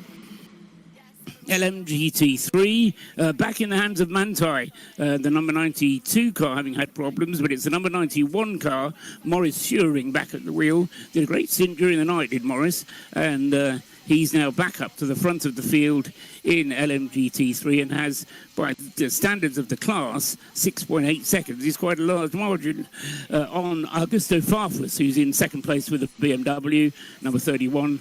Third is Rahel Frey with the Iron Dames Lamborghini, number 85. Fourth is Mikkel Pedersen with the Proton Mustang, car number 88.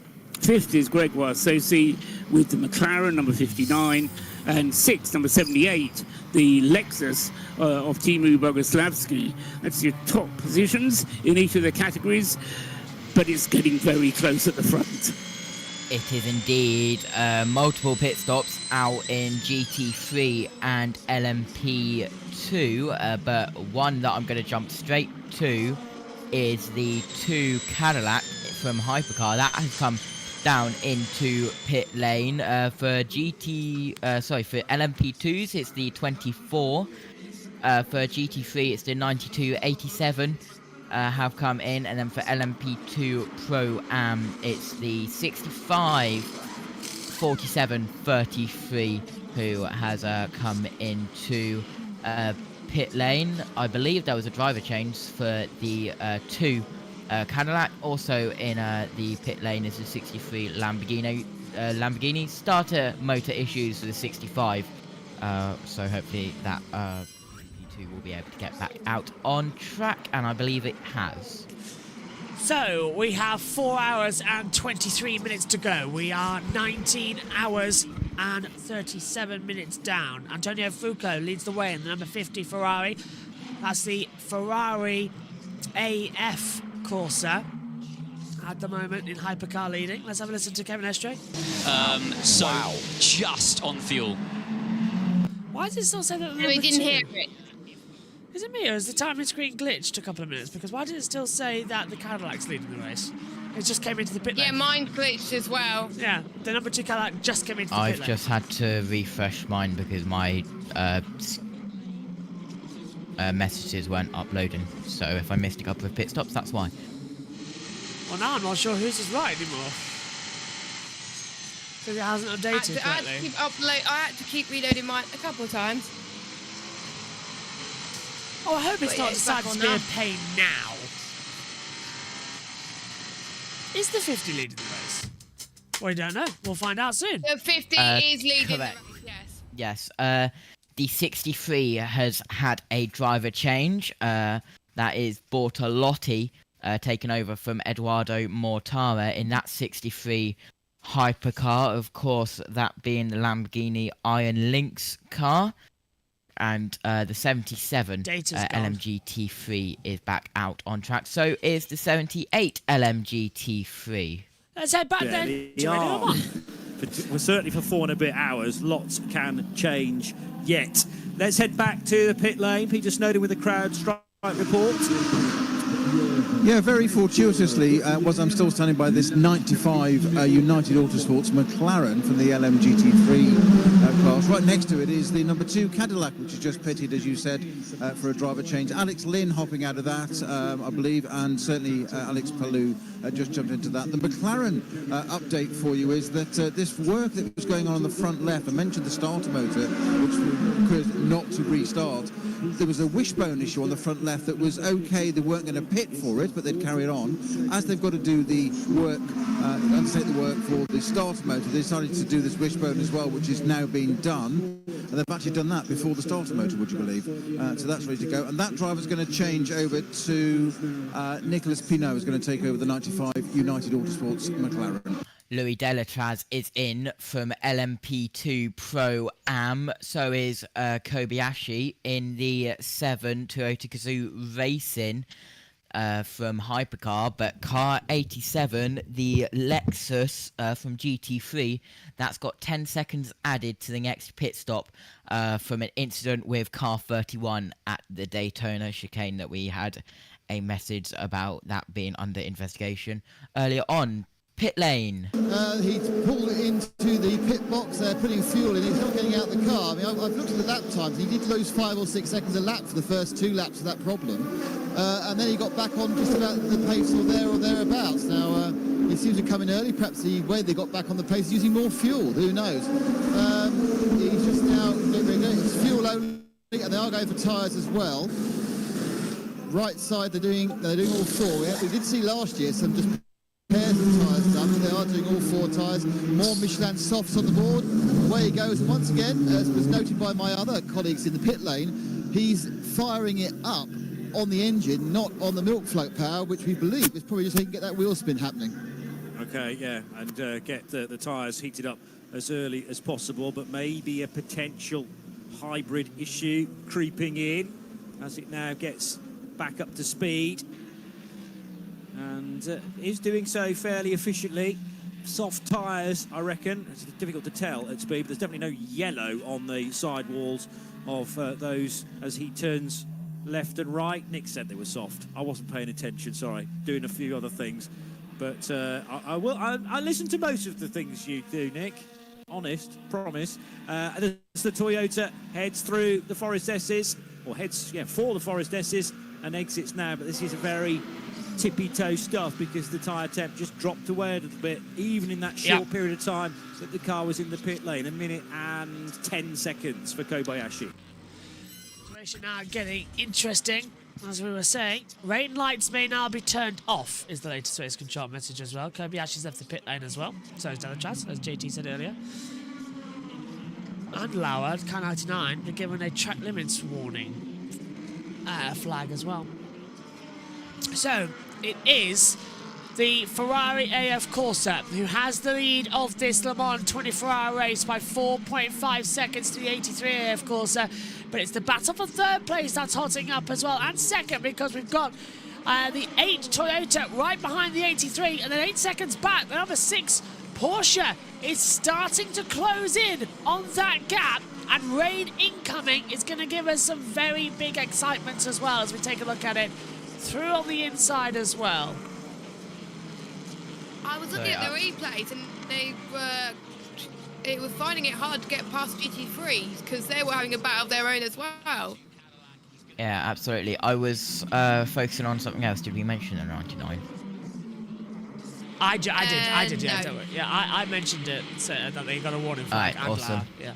I was focusing on something else, like the 2 LMP2 cars of the 10 and 34 with Clement Novalak, as well as the 28 LMP2. So LMP2 pit stops well underway here at Le Mans. Here we go. Vector Sport in the race leader, into Europol competition, IDEX Sport, they're all coming in from leaders in class, the top 3. Just a little extra drink there as well, not even in the bottle, just a normal drink there out of LMP2. No driver change, obviously. They want to save their best drivers to the end of the race. 6th overall is in. That's Porsche Penske number 5. With Frederick Makowicki as well at the wheel. A lot of stops coming in now as well. Augusto Fairfuss in. John Van Utter in the 28. Clement Novalak's in the 34 as well. Oh, the 10 stalled it. Coming out of the pit lane, just gets it going into restart gear. Bogged down massively. Lucky not to go into anti-tour. Yellow flag. Marshall point 28 if we have to even look.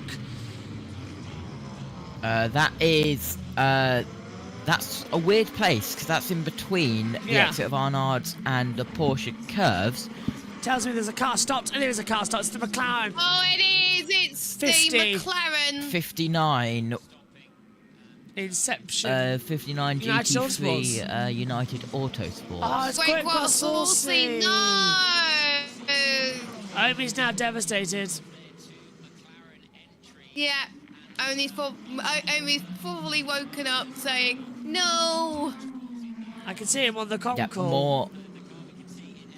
Yeah, he's got his head in shame, he has.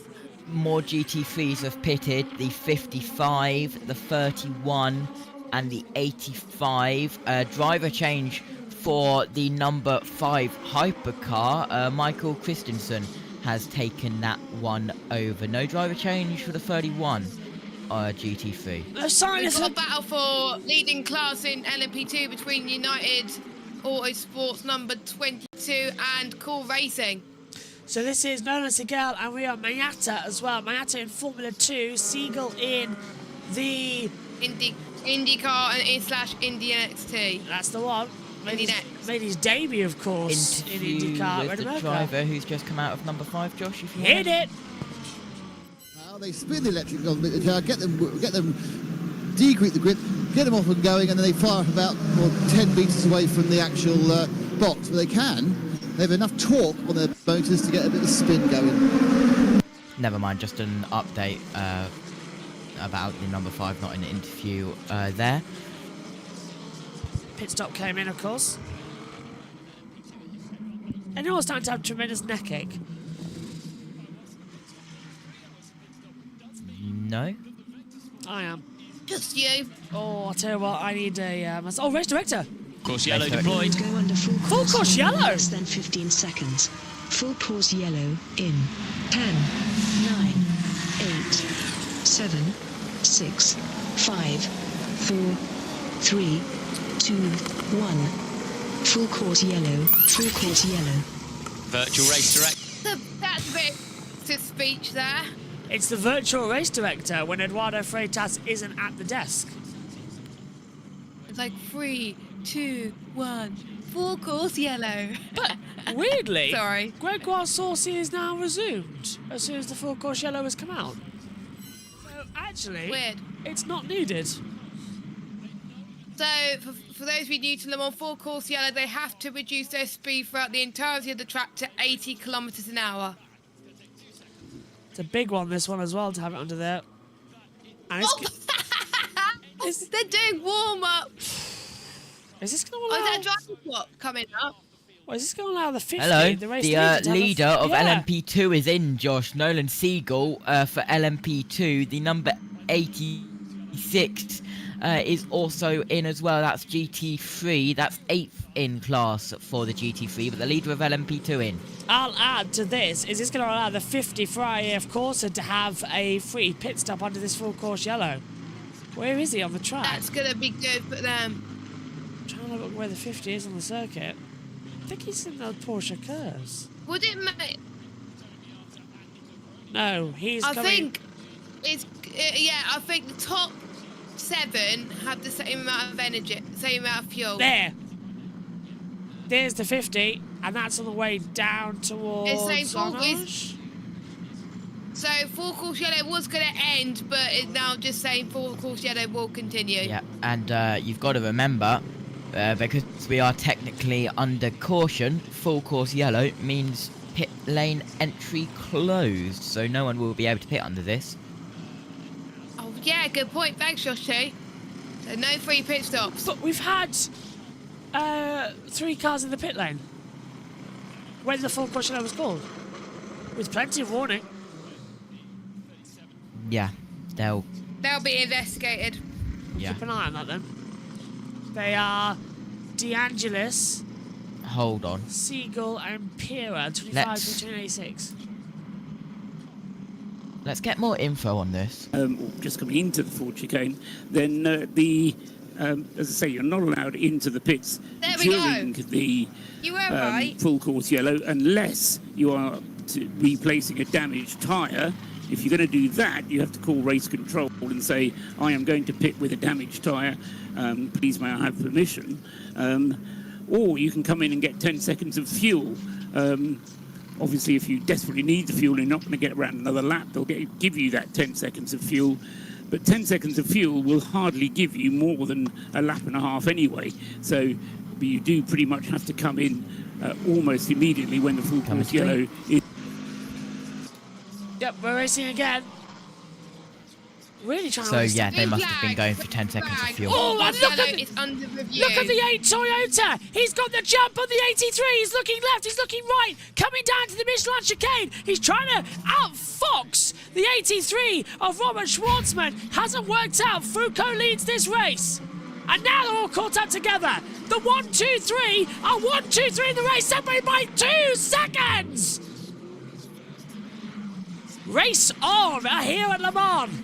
Toyota pulls out the outside. Sebastian Bremy on the back of Robert Schwartzman. That's going to be brave. Oh, he's got him! Round the outside into Arnage, and he's made the move stick. Beautiful move from the 8 of Toyota with Sebastian Buemi. That is a former winner if I saw one, using the tricks and trades of Le Mans to get through. And now he sets off after the 50 Ferrari. Oh, this is great racing. Great 86, Pedersen is in for the 88, but the 86 in GT3, as we've got a little bit of a battle here going down into Indianapolis. I'll keep an eye on it. Pera under... They know what that means. Go, Buemi, go. Yep, under investigation for full course yellow procedure, the 86 GR Racing Ferrari. Judge Martin says it's better than Scott Elkin at AI voice.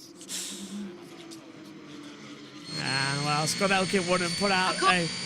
It wouldn't like the AI voice be shown when it was ending as well. Sorensen in. Look at that. Round the outside. The 83 with Schwartzman didn't know what to do. Drifting left and right. But he's going to get the toe in the back straight. Oh, that's a replay. Never mind. Oh, it's beautiful. Absolutely beautiful. Lovely stuff from the two of them. Round of applause for Buemi's engineer on the radio. Works well. Does. 4 hours coming up. This is where it gets interesting. This is when the rain was due to come back as well. Pit stops will be coming soon as well for the top teams. Remember that. Is anyone else planning to join us? I have no clue. I think Tom's coming back. They're going to be here eventually. Dennis Olsen has taken over the 88 GT3, but here is the 83 getting past some GT3 lap traffic to try and chase down the number 8 Toyota. That 88 Proton, I think it's got smoke. It's got. It has literally just come out of pit lane. Mikael Pedersen took it in. Dennis Olsen has taken it out, so a change of driver there. LMP2 changing as well in pit stops, and Peugeot in too. Pit stop times are coming, everyone. At least another 4 stops left after the next ones. Here they come. Here we are. LMP2 just droning into the pit lane, my goodness. Waiting for timing screens to refresh. Yeah, me too. They are being a little bit slow today. It's WEC timing systems for you. They always are. Here we are. 86 GT3, 65 LMP2 Pro-Am. Same with 183 LMP2 Pro-Am. LMP2 class, the 25, 22, 37, and the hypercar 94 of Paul de Resta. So the top 3 in LMP2 have pitted. Mayata, Varon and Siegel, the 37, 183 and 22. Just over 4 hours and 5 minutes remaining. Jack is asking, how long have each of you done? Well, I've done the whole 24 hours so far. Josh T has done most of it as well. Round about most. I've done 20. 21. When we get to the, of course. End, yeah. You did 21 when you got to the end. When we get to the end. Jess would have done... I'm 3 hours down. So I've done, I did from 7 to 1 yesterday. So 8, 9, 10, 11... Not 8, 9, 10, 11, 12... I've done 6 hours, but I wasn't on camera for all of it. But technically I was speaking, so I've done 6 hours yesterday. And I don't know how many hours I'm doing today. I've already done... Going to be 3 hours in a minute. No, 3 hours in about 20 minutes. Is it already 3 hours? Oh yeah, so it is, pardon me. Wow, that's flown by. Got a couple of driver changes for you guys. The 65 has changed from Bias to Scott Huffaker. That's the LMP2 Pro-Am. The 23 Pro-Am has gone from Albuquerque to Benjamin Hanley, and the 94 Hypercar has gone from Paul de Vesta to Juville, and the 91 LMGT3 has exited the pit lane as well. Is this a battle for LMP2? Yes, it is. The lead of LMP2. Buemi in. Sebastian Buemi pits from second place in Hypercar. From second, yep. Here he is. And the 51. This could... Ferrari, of course, are in. This could trigger the start of the Hypercar pit stops. The 8, as you said, the 51, as you said, the 99 has joined them as well from 15th in class. In that 99 Proton competition Porsche, it looks like Sebastian Buemi's staying in the car for another stint. The 155 LMGT3 has stayed in as well. They are 10th in class. The 12 of Will Stevens, 6th in class and 6th overall. So 4th, 5th and 6th in Hypercar and overall has come down pit road. We'll keep an eye if anyone else does and if there's any driver changes. I'm not expecting any driver changes. Here is the number 12, which we mentioned, and the number 8 exiting pit lane. On what looked to be soft compound tyres as well. Soft is the white, medium is the yellow, red is the hard. It's opposite for Goodyear tyres as well, compared to Formula 1. So he's on softs. That's a brave call for 4 hours to go in this race. That's not going to take them too long into the race. Another 11-lap stint, we're pushing it. This is a Corvette, followed then by LMP2s. Indianapolis got a little bit wide at the 10, and that was the battle for the lead of LMP2, and that cost the 10 the LMP2 lead. He'll have the Inter-Europol competition car, the 34, to get ahead. Here's Clement Novalak. Okay. Now leader in LMP2. There was a driver change in the middle of that. The 51 and 8 stayed the same. The 99 has changed to Harry Tinknell in that 99 Proton competition car. Go on. Correction from race control. Warning flags for cars 11, 38, 99, 81 to be cancelled. Those drivers have 10 track limits each. So that is 11 Hypercar, 38 Hypercar, 99 Hypercar, and the 81, I believe, is a GT3. Yes, it is, with the TF Sport entry down there with the Chevrolet Corvette.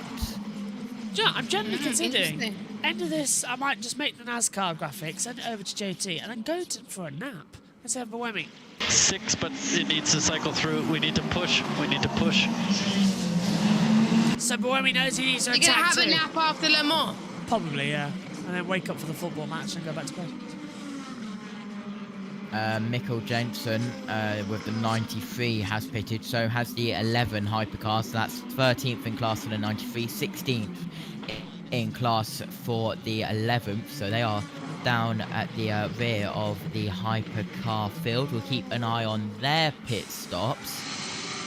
The only ones that have come down pit lane this lap at this moment. We'll keep an eye if anyone else from any other classes comes down pit lane as well. So we're looking on board the 7 of Kobayashi down towards Indianapolis and Arnage. Into the pit lane comes the 50 Ferrari, the 83 AF Corsa and the 6 Porsche. 1, 2, 3 in this race have now come in, and now the battle is on. And Ben Tucker's in as well, to everyone know, in GT3. That's the 44. Amazing, after 4 hours, they're all separated by this. 5 seconds. I love this Le Mans, it's so great. We had to wait for it, though, for 4 hours under a red flag. Oh, yeah, absolutely. That was a nightmare. The driver changed to the 50. Oh, is that tyre smoke? Look at that, on the 83. A lot of tyre smoke on the 83. Like a brake duct on fire. Interesting. Oh, it's really smoking away. No, don't put any extinguisher on it. Don't put any extinguisher on it. Don't do that. 20 hours down with 4 to go in the Le Mans 24 hours. And that brake is really on fire. Yeah, I've got weather loaded up for whenever you're ready after these pit stops. As here Porsche is the go. Porsche Going to jump Ferrari here. 26. Cadillac lead again. Ferrari out ahead of Porsche. The 83 car, JT, is now way, way, way back in the field. The 6 jumps the 83. Yeah, that brake fire won't help, and it's still smoking that down there in pit lane.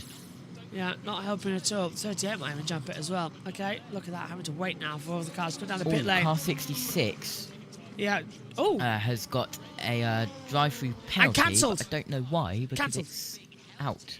It's been cancelled. Oh, good. Yeah. It's out of the race. It's out of the race. 66. Yeah, that's a weird one.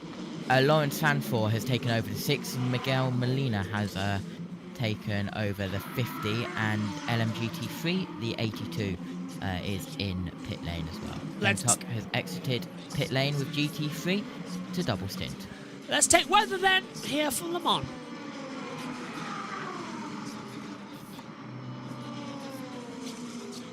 Now, the first line I read is that rain will be starting in just over half an hour's time, so that'll make things even more dicey, potentially.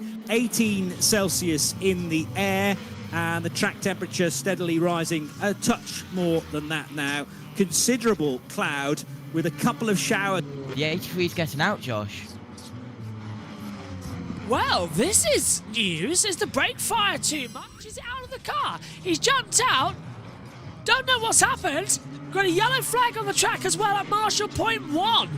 So someone's off in the first corner. Dunlop curve. Could be, yeah, must be. Is that instant out? green flag. Yep, you're right. Drive-through penalty for car 86. Never mind, yellow again. Yeah, it was 86 instead of the 66. Drive-through penalty. Marigolds. Yellow procedures. Electrics have gone. Ooh. The 83 is out of the race. Wow. No. The 86, that is No way. the GR Car Racing 99 Ferrari. has stopped. Car 99 has stopped pit exit. That is the Proton competition hybrid. I'm holding the weather for now because all chaos is broken loose in the final 4 hours of this race. So it's not green, it's yellow. We have a yellow on the track, sectors 1 and 2. I will replay it once it all calms down. Yeah, we'll leave it for there at the moment. Hello to Sandra, who says, hot tyre racers, good job speakers. Thank you very much. I'm glad you're enjoying it. 4 hours to go and we're all very tired. That Ferrari now being dragged in by the marigolds is that 83 AF Corsa that has been so surprising and dominant here at Le Mans out of the race. They've pushed it in. That is a shame. That is gutting. I think they're out. Oh, no! We'll hold Drama in Le Mans. Let's go down to Foucault. On a big fight on track, and now one of the main opponents is in the garage. Yeah, I mean, it's a really good fight between all the competitors. We are trying to do our best. It's tough, but you know, it's Le Mans. You never know, and we try to do our best. What about the next hours? There may be a lot of rain coming. What's your thoughts about that? I mean, the conditions are changed quite quickly, so we really don't know what we need to expect. We just try to do our best, and we see at the end. Thank you, Antonio. Thank you. Green flag. It looks like all settled down for the moment. Let's go back to weather.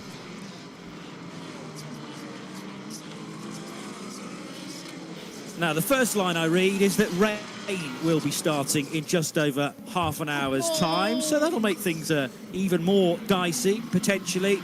18 Celsius in the air, and the track temperature steadily rising a touch more than that now. Considerable cloud with a couple of showers around for the rest of the day, and a high expected of 21 Celsius. So what are we, 18 at the moment, a couple more degrees to climb before we get to the peak. And tonight, considerable cloud again with rain expected, the odd shower late on and a low of 15 Celsius. Yep, air temperature 17.4, track temperature 18.2, 69% humidity, 1001.2 mbar pressure, wind speed is 9 km per hour at a wind direction of 199. Yellow removed from the 99 car, as you said. Of course, that's the Proton Competition hypercar, and down at Ferrari, the yellow danger tape is across, and no one is allowed in, Joshua Birch. That's it then. Let's have Kobayashi. Petition, and the 91 Porsche leads. Big push, you need to get the Cadillac. Big push to the Cadillac now. Yeah, because they know that they can win this outright. Toyota still have a chance here as well at Le Mans. It's between Cadillac and Toyota. Ferrari will challenge, but with 4 hours to go, it's anybody's guess who's going to win. With rain on the way, let's head back to Radio Le Mans.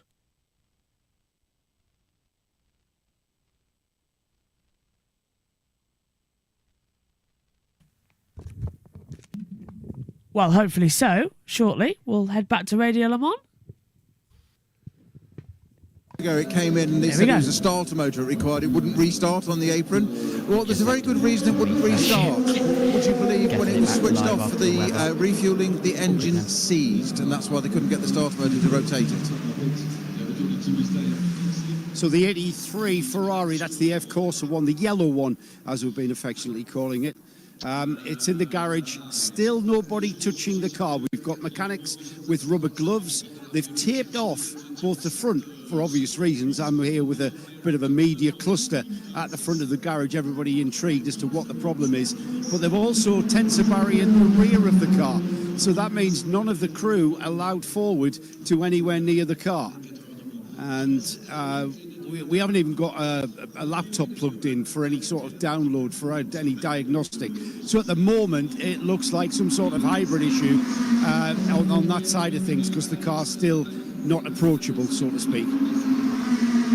Yeah, I just noticed that the Cadillac has a sort of green light just above the windscreen as I look at the car. I wonder whether the Ferrari has a similar light, because it should either be red or green, I think, as to whether it's safe to touch the car or not. And if there's a red light visible anywhere on that 83 Ferrari, it does need to be sort of decharged before they can approach the problem, Paul. Yes, but I think if it's switched off altogether, it can still be under charge. Yes. So, as I say, with possibly a power burnout of some sort, may well be that there's no power running to the hybrid at all, but it is all charged up with static or something like that. As I say, these things are all far too complicated for me to understand. And for me, yes. Now, the... remember we had an extra pit stop from Kamui Kobayashi a little while ago. He did a short stint and came in, and that's put him on a very close fuel program to the number 2 Cadillac. So Palou, by counting up to 12 and assuming he'll do 12 laps, is due in 3 laps at the end of the one he's currently on. The number 7 car, Kobayashi, is due in 4 laps at the end of the one he's on, and then everybody else can go quite a long time because they've only just come in for their respective pit stops. But it does mean that the strategy is just beginning to diverge a little bit between the different cars, as either voluntarily or not, they're kind of wandering into different strategies.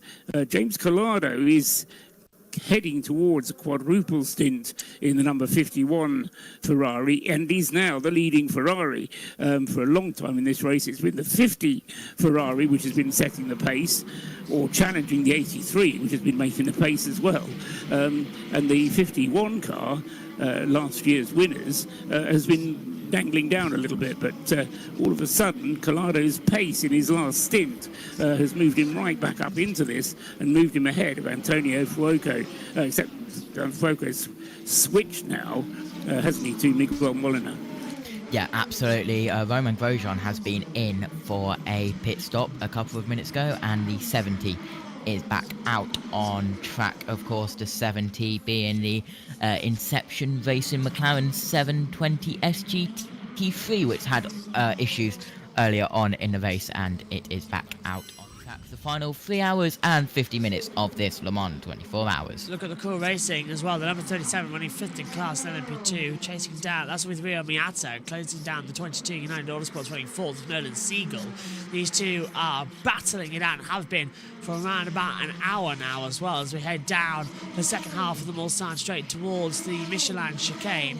And at the moment, we're in a very interesting tail of battle for this race as well. It's just closing out together nicely as well. Is that AF Corsa out the pit lane yet? Yes, and Harry Tickler's coming as well. Can I turn my camera off, please? Because I'm struggling to keep my eyes open even though I had some sleep. Sure thing. Don't worry about it. Thanks. Is Omi around? Do you want to put Omi in? Or 2cam, or Omi's Omi's here. already here. Activity on the car, still nobody this side of the tensor barrier, apart from one crew member. He's got a crash helmet, and more significantly, he's got a fire extinguisher pointed towards the cockpit of the car. I think that says it all, really. There is an issue with this battery charge or whatever, but he's standing by with an extinguisher of some sort. Got yellows out on track, no. Told what, double yellow 23, so that was on the Gulf Curve down the Indianapolis Straight. That's now been removed, being flagged currently. We'll see if there's anything that happens from that. I wonder what that was all about then. It's only out for a few seconds. Hello, Amy. How are you? Hello. Doing well. Excited to see how this race is going to end. Same here. Same here. Same here. Hopefully quickly. But you can't trace time, unfortunately. You've got another 3 hours, 48 minutes, whether or not. Different endurance racing, of course, compared to Formula 1. With Formula 1, you could sort of will it to go faster. With especially Le Mans, you can't.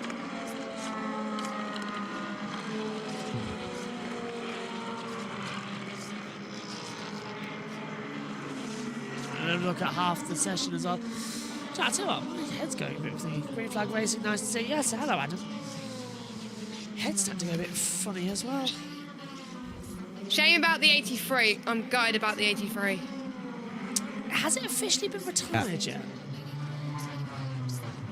Oh, Kobayashi? To get rid of that, so... 4 laps to go. Next stop, driver change to Jose. The other thing to take... Yeah, so Hartley's going to won't get in the car again.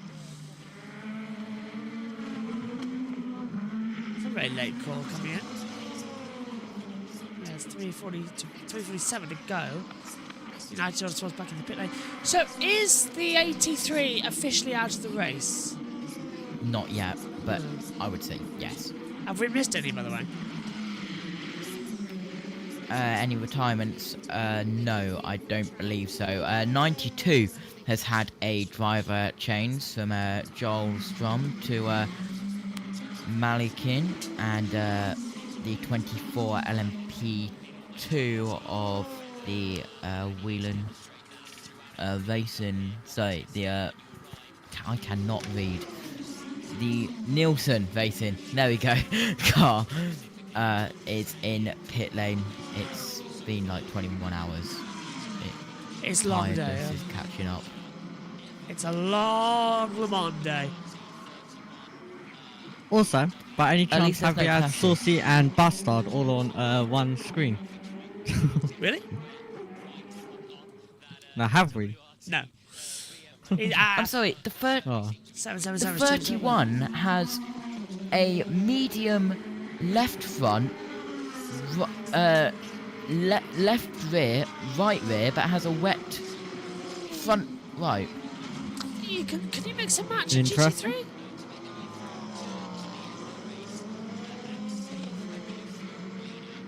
That's weird.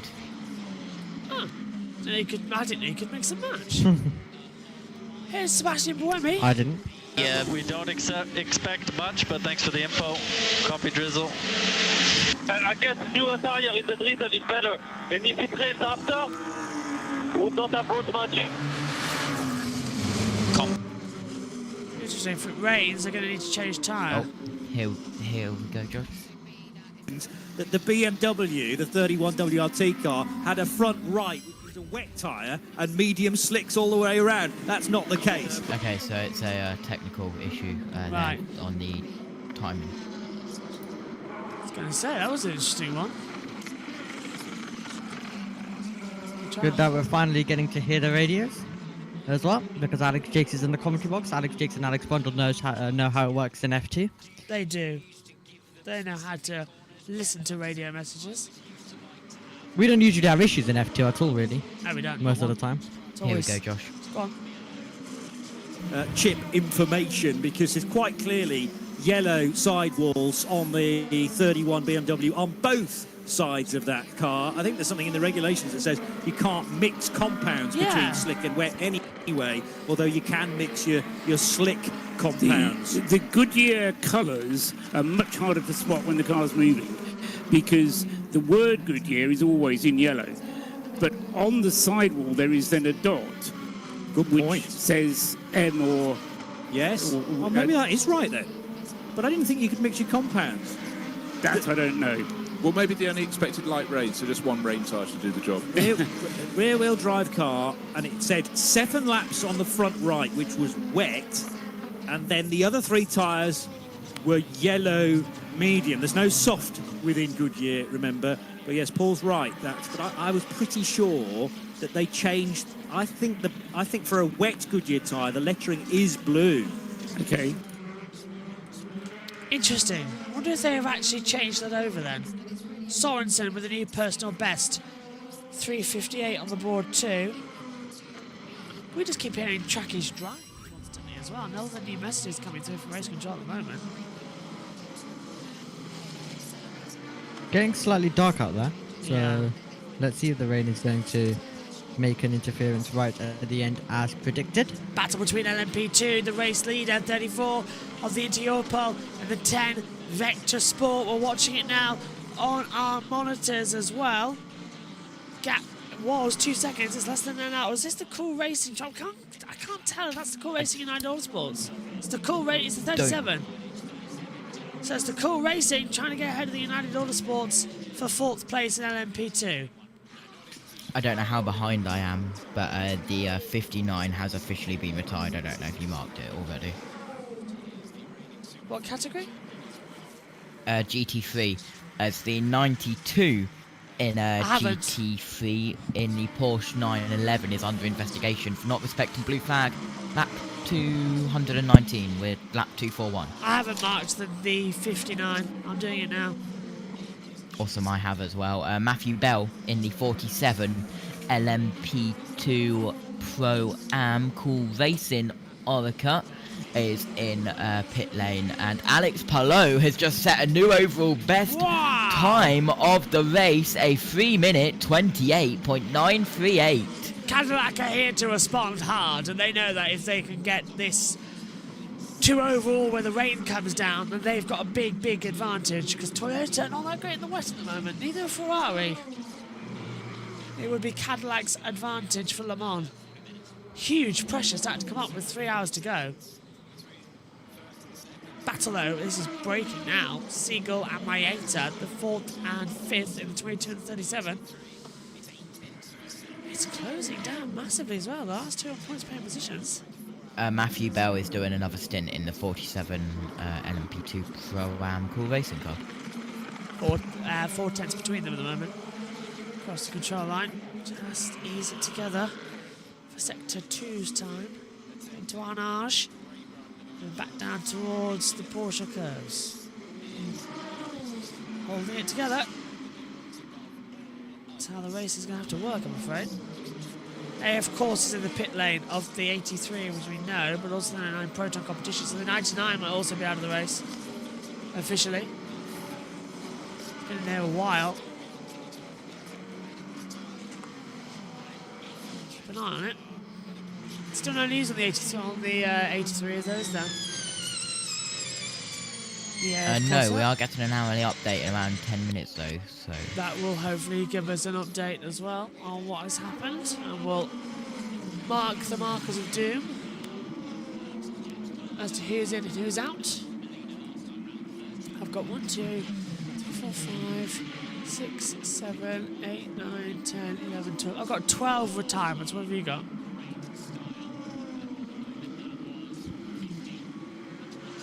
14. Well, okay. Go through the ones you've got. I've got Hypercar 3 and 4. Yeah, I got that. Hypercar 15 and 20. I haven't got the 20 BMW. Is 20 BMW officially out? Both BMWs out. Wow. Not like officially, but it's been in pit lane since lap 92. Yeah, and so we're it's on out. 253. Right, go on. So, Hypercar 35, 36, which I know you've got. Yeah. LMP2 9. Yeah. 30, 45. Yeah. GT3 27. Yeah. 46, 54. Yeah. 59, 66. I haven't got the 66 JMW.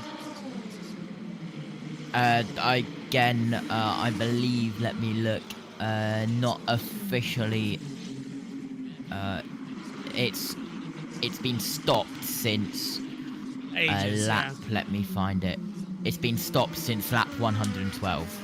So out of the race, effectively. I'm going to get that one repaired. Yes. Excellent. Proton competition then, back in the Here comes the 2 Cadillac from second place of Alex Palou. That's put Kirby Ashley to the lead of the race. That's unexpected. Let me see if there's a pit lane report. Fuel I'll change tell you only. if there is. Yeah, fuel change only. So it's Toyota 1-2 here at Le Mans with 3 hours to go. Well. Have they managed to rescue a victory here at Le Mans? It'd be very well deserved if they have. Ferrari now come in 3, 4, Porsche 5, Cadillac 6. Game on. Cadillac will drop more maybe, so it might become a Porsche 5, 6, 7, 8. Oh, it's getting tight now, isn't it, here for this one? This is the Ferraris. The 2 Ferraris. 5, 6, 7, 8. Are they swapped? Yeah, the 51 has let the 50 through. The 50's taken over. That was planned, that manoeuvre, into the Dunlop chicane. So the 50's gone ahead of the 51. Interesting. They're helping each other out. They are, yeah. Your spot going to go to a break in a minute, I've been told. Alright. Perfectly in time for the hourly update in like 7 minutes, hopefully. Round about, yeah. If not, we can waffle for a couple of minutes and throw him down. How tired I am. I'd like to go outside and have a bit of a breathe of fresh air for a minute or two. Alright. TK Engineering is in the pits too, 24. Here's the pit report for the 2. Quick about it as well, just fuel and the car left. So they are shaving time in the pit stops. And as we... Rene Binder from LMP to Pro-Am. That is the DKR engineering car has come in. So has Bortolotti in the 63 Lamborghini Iron Lynx. Let me just reload a radio on Radio Le Mans. I'm trying. Collado tyres are gone. Yeah. So Collada's in trouble now as well. So that is the 51. This race is getting better all the time. Difficult to see who's going to swap Kobayashi, purple sector 1. 32.940. Faster and faster and faster, lap after lap after lap. Toyota now not playing around. They know that Ferrari Louis is a bigger game. Delatraz is in as well for the AO by TF car, the Dragon. So is the 77 GT3, that's a Photon competition Ford Mustang in as well from GT3. Track temperature 17.6, air temperature 17.4, and shifted. 66% humidity. And car 38, it had a warning flag removed. It now has a warning flag added once more for the Hertz Team Jota Porsche 963, the 38 hypercar for the same driver, Hansen, track limits as the 78 GT3 is in. So is the race leader. Kobayashi, the number 7, is in. Here we go. Big move then to bring Kobayashi in then with it's a driver change to Jose Maria Lopez, I believe. Don't look like need to freeze. It is Lopez. Lopez getting in. It is Lopez. Alex Quinn has taken over the 14 as well from Louis Delatraz. That's the 14 LMP2 AO by TF Dragon Orica. Why not put DeFreeze in? Because then you run the risk of having to use DeFreeze at the end of the race. Doesn't seem the right decision to me personally. That's a bit worrying in my book. DeFreeze. Headache. Trying to work out all this mess from this. What have we got now? The 77 has had a driver change as well. Benjamin Parker has taken over that LMGT3, the 78, the Lexus RCF GT3. So moving over, changing positions once more again, as they'll continue to fight hard. Oh! What have you got? Advertising break, but what have you got? They did say they were going to try and get it out. They have got it out, even with that incredible hit. The 311 Cadillac is back out on track with Jack Aitken. Fantastic! Wow. Well done, V-Line and Cadillac. Right, let's head over to Radio Le Mans in preparation as well for the hourly update and also as your sport and heartbreak.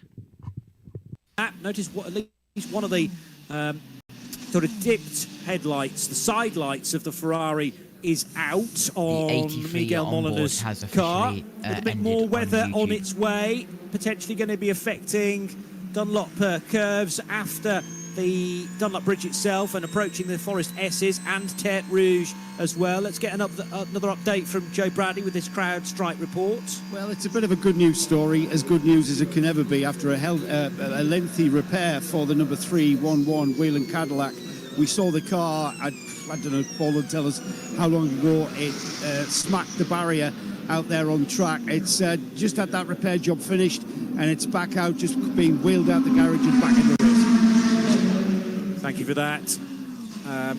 It's only one small light that's not working, front left of that Ferrari, and I'm sure we would have had a message on the screen to say that there was a problem from the race officials, because it's got plenty of other lights working on the front of that car, and crucially, when it flashes a light, everything lights up perfectly, Paul. Yes, but the rule does say headlights, and I'm not sure that car actually qualifies for headlights, but I'll let the race direction judge that. I would call the headlight the thinner strip, which are both illuminated on both Ferraris, and then there's a sort of LED square beneath those, and one is not on the 50 Ferrari. Yeah, keep pushing, mate, keep pushing. 4 laps to go.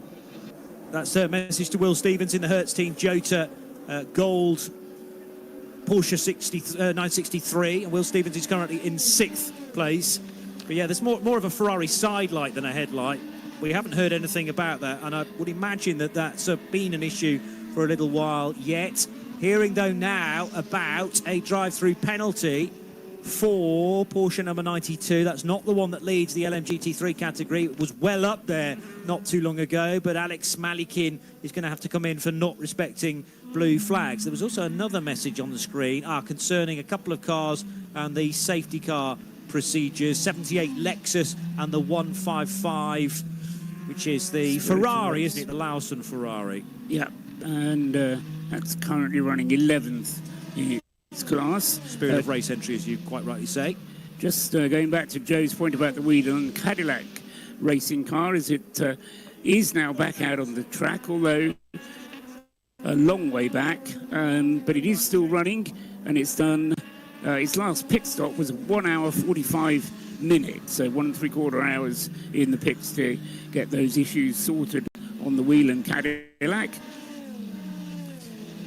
A pit stop for the 31 BMW, which is going to rejoin in third position. Frantic conversation at Ferrari about what tyre stack they're going to go for, because they've got four medium slicks and 4 soft slicks from Michelin, and they're going to make this decision as late as possible, no doubt in communication with their drivers to find out what they reckon, because it's the driver at the end of the day that has the best vantage point for that section of track. They're both running on softs at the moment. 21 laps in for James Calado's tyres on all 4 corners, and the 50 car is much earlier on in its stint. Miguel Molina, remember, Molina overtook. They switched the 2 Ferraris around on the main straight and through the Dunlop curve to put the Spaniard up a position, and that has now resulted in a net second place, 6.6 seconds behind Sebastian Buemi's race-leading Toyota. So Joe was watching LMGT3 stops, including the 31 BMW. Yeah, Gustav Farfus brought in the WRT BMW. I'm just trying to see the tyres that have come off it. I'm not sure whether it did indeed take tyres. Gustav Farfus definitely stayed in the car. It took on fuel, and I think he's kept the tyres that he had on. So I'm pretty much sure that that left front is not a treaded wet if he's going another stint on it. No. And I say that, guys, because there's a fresh set of Goodyears just being pushed back to the back of the garage, and they're brand new. So they have not just come off the car. Protect the front right. We need to protect the front right. Protecting the front right is the advice to Miguel Molina. It's 12:31. Time to take a Hertz hourly update. 11:32 in the UK, 12:32 local. It's 6:30 in the morning over in the US on the Eastern time, and 3:30 in the morning over on the West Coast Pacific time. 3.5 hours to go. It's time for another Radio Le Mans hourly update.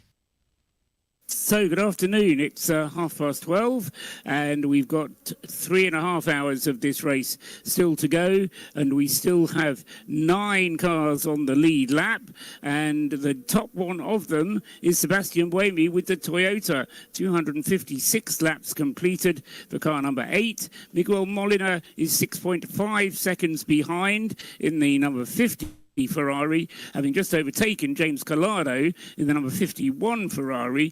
Both 50 and 51, incidentally, on pretty much the same schedule. Calado comes in a lap before Miguel Molina, but Calado will be coming in for a full service, i.e. driver change and a new set of tyres. Miguel Molina is currently on a new set of tyres, having just taken over that car a few laps ago. So Molina in second, Calado third. In fourth place is number 6, Lawrence Van Toor, in the Porsche 963. He is just 12 seconds behind those 2 Ferraris, and he's on a very similar fueling schedule as well. Then next up in 5th place is Alex Palou in the Cadillac. He's 36 seconds behind, but is on a very different refueling schedule, which means that he won't have to do, by my reckoning, a splash and dash at the end of the race. He'll just go through on his normal refueling pattern, and he'll get to the race the end of the race just in time, without having to do an extra stop. So possibly a bit of an advantage there for Cadillac. But as I say, if we have any slow zone safety cars, rain, then that calculation will have to change, of course. But anyway, Palou then currently 5th, but strongly placed in many ways. Car number 2. In the 6th place is number 6, Will Stevens, now moving up to 6th in the Hertzheim Jota car, ahead of Jose Maria Lopez, who's just had a pit stop in the number 7 car. And that's why it's now Jose Maria Lopez rather than Kamui Kobayashi, and a slightly longer pit stop for the Toyota, which is why it's dropped behind the Hertzheim Jota Porsche of Will Stevens. Phil Hansen is the next one up, so it's Stevens in 6th, Jose Maria Lopez in 7th, and then Hansen in number 38 in 8th place. And then Michael Christensen is the other car that's on the lead lap, car number 5, and then completing the top 10 is Loic Duval, car number 94, and he is just off the lead lap in the leading Peugeot. all of those cars having moved up as a result of the problem for the number 83 Ferrari, which was in the top 10 when we did the last hourly update, but has, I don't know if it's actually retired officially yet, but it's been pushed back into the garage with what we suspect is a hybrid problem, some electrical fire at that car's last pit stop. In LMP2, that car, the car that currently leads there is number 37, the Cool Racing Orica of Ritoma Miata. Second is number 22, Nolan Siegel for United Autosports. Third is number 183, Nicolas Verona. Fourth, number 28, Richard Gerus. Fifth, number 34, Vladimir Lomko. And sixth, number 10, Ryan Cullen for Vector Sport. All those cars on the lead lap, and in total separated by about a minute and a half, the LMP2 top six. In LMGT3, it's Porsche with Manthey Racing, Maurice Schuring leading the way, car number 91. The number 31 car in second place right now, having had a pit stop very recently, Augusta Farfus in the BMW. Third, number 44, is the Mustang of Ben Tuck. Fourth, number 88, the other Mustang with Dennis Olsen driving. Fifth is number 87, the first of the Lexuses, with Esteban Masson driving that car. And sixth, Rahel Frey for the Iron Dames in Lamborghini number 86. 85. Those are the top positions. Another update in an hour's time. Yeah, absolutely. A lot of pit stops to go through very quickly. I'm trying to find out my days. We have gone far down the list. Okay, so since last time in LMP2, Novalak, the 10 and the 28 have pitted. In GT3, the 55, the 31 and the 85. 78 and 155, both GT3 Nova for action for safety car procedures. Car 92 drive-through penalty for not respecting blue flags. LMP2 driver change for the 28 car and for the 34 car and for the 10 car. In Hypercar, the 5 car came in with Michael Christensen. Jack Aitken came in once more, but is now back out on track. LMGT3, Dennis Olsen came in and went back out, no driver change there. Hypercar 94 went in and went out, no driver change there. And it's not the last time that we will see the driver in the 777, because Erwin Bastard is back out in the 777 Aston Martin. Hey. In LMGT3, the 86 and 91 have pitted. And in LMP2, the 2237 Pro-Am, the 65, 183 and 23. No driver changes for any of them there. LMP2 25 as well. Who went in twice in 2 laps, so we'll have to keep an eye on that. Same with the 23 of Benjamin Hanley, twice in 2 laps. In Hypercar, Fanfor in the 6 pitted, so did the 92 LMGT3 pitted as well. Driver change for the 25, Ollie Caldwell is in that LMP2, and for the LMP2 Pro-Am, Ben Barnicoat is in that one. Driver change for the 37, Jacobson is in that LMP2, and Kevin Estray is in the Hypercar number 6, and in the pit lane as we speak is the 155. Pressure is still okay. So that was the vibe. So go on, GT. The 155 GT3 who has just exited. The 93 Mikkel Jensen and the 8 Sebastian Bremy is in. Let's see if we've got a pit lane report. This is big then for Boemi. And it is a driver change to Brendan Hartley as well, I believe. Or is Rio coming in? Who's coming in?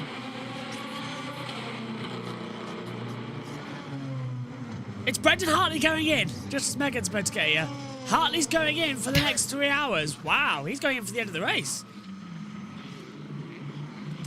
Got a report? No, it's about the Okay. 83. Raindrops reported on the circuit from race control. Raindrops reported just as Brendan Hartley getting in and Megan Birch is arriving. And the number 81 GT3, but down in pit lane, we've got a report on the 8. Yeah, just with the Proton competition 99 Porsche, the car that stopped on the pit exit. Apparently it was a drive shaft failure. Immediately left the pit lane limiter to go onto the track. Therefore it was able to complete an entire lap on hybrid and bring itself back in. That's why it's still in the box here, and they're still assessing it. They are working away on it pretty furiously still, but therefore the body language gives me the intent to get it back in the race, but it's a left drive shaft failure.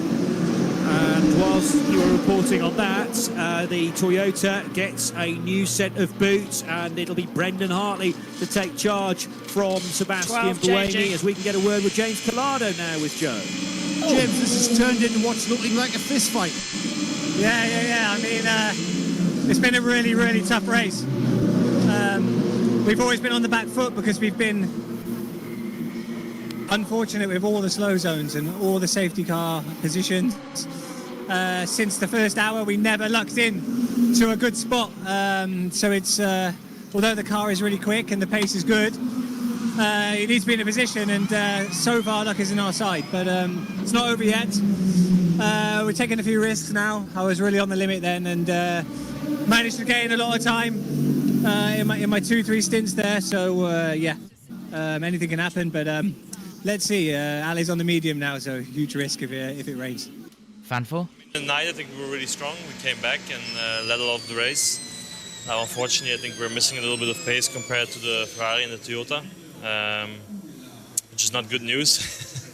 But who knows, maybe some rain or some Le Mans miracle will help us a little bit. There's still time to go, but it doesn't look very easy at the moment. What a battle with Toyota, Ferrari, Porsche and Caddy. 4 different manufacturers can still win this edition of the 24 Hours of Le Mans. Some rain is expected in the very last hour of the race. Do you think that this is the only way you can win here today? Maybe not the only way, but would probably would increase the chance. I think if it's a pure dry race at the moment, we don't have the pace to beat Ferrari or Toyota. So hopefully in the wet and the night it went pretty well. Hopefully that will spice things up a little bit with tire choice and so on. So let's see. Thank you. We saw how quick your car is in a straight line. How tricky was that then in the twisty bits in the wet? Yeah, it's good in the straights, but it's not as good in the Porsche corners. We've got less downforce, so it's a compromise. I think they're like Cadillac, Toyota and Porsche are very good through the Porsche, and we've got a little bit more top end on the straight, so it equals out.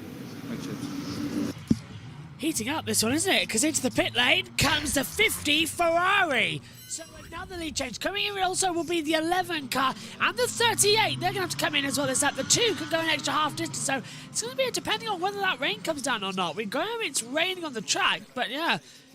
Into the pits now comes the 50. And a lot of different pit stops. 7, 12, and the 50 you see now from Hypercar. LMGT3, 44, 60.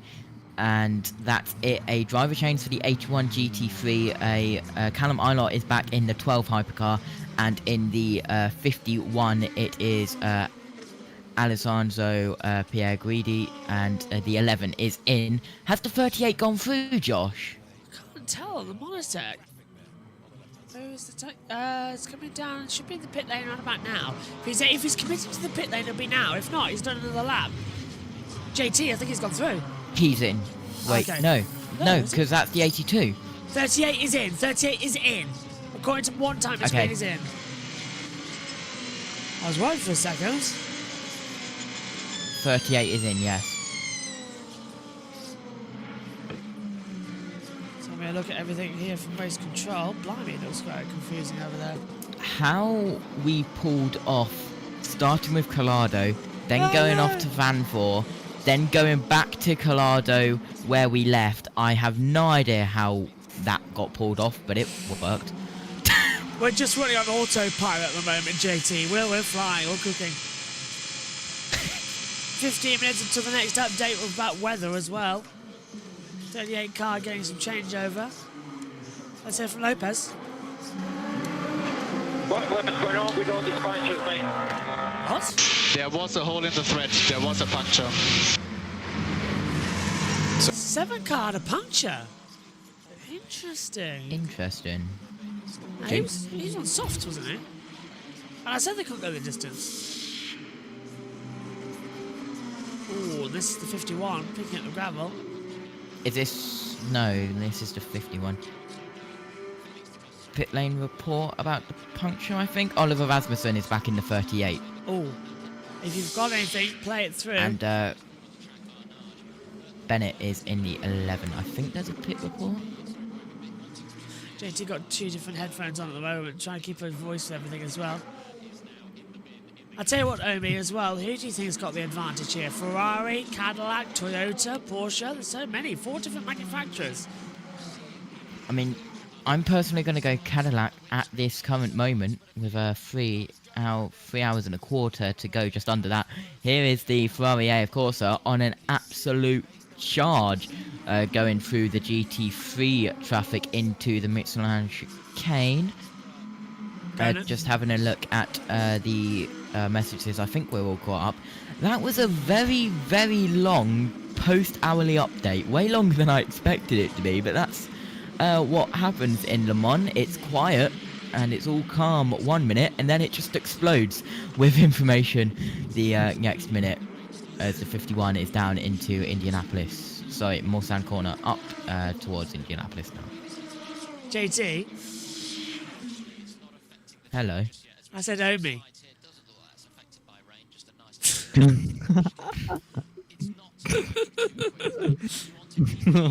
It's been 21 hours. 21. Very long. I knew as soon as I saw you, I was like, yeah, he's got no clue. He's on autopilot. I ask a question, he's going to answer as well. What do you think, Omi? Isn't it? JT thinks Cadillac. I'm thinking Cadillac, to be fair. It could be Cadillac indeed, but you know, it's changed around so much in this race that it could be Ferrari, still could be Toyota, still could be Porsche. Who knows what's going to happen at the end of this? I'm going to ask Jess now, Josh T. Is that okay? Jess. That's the woman.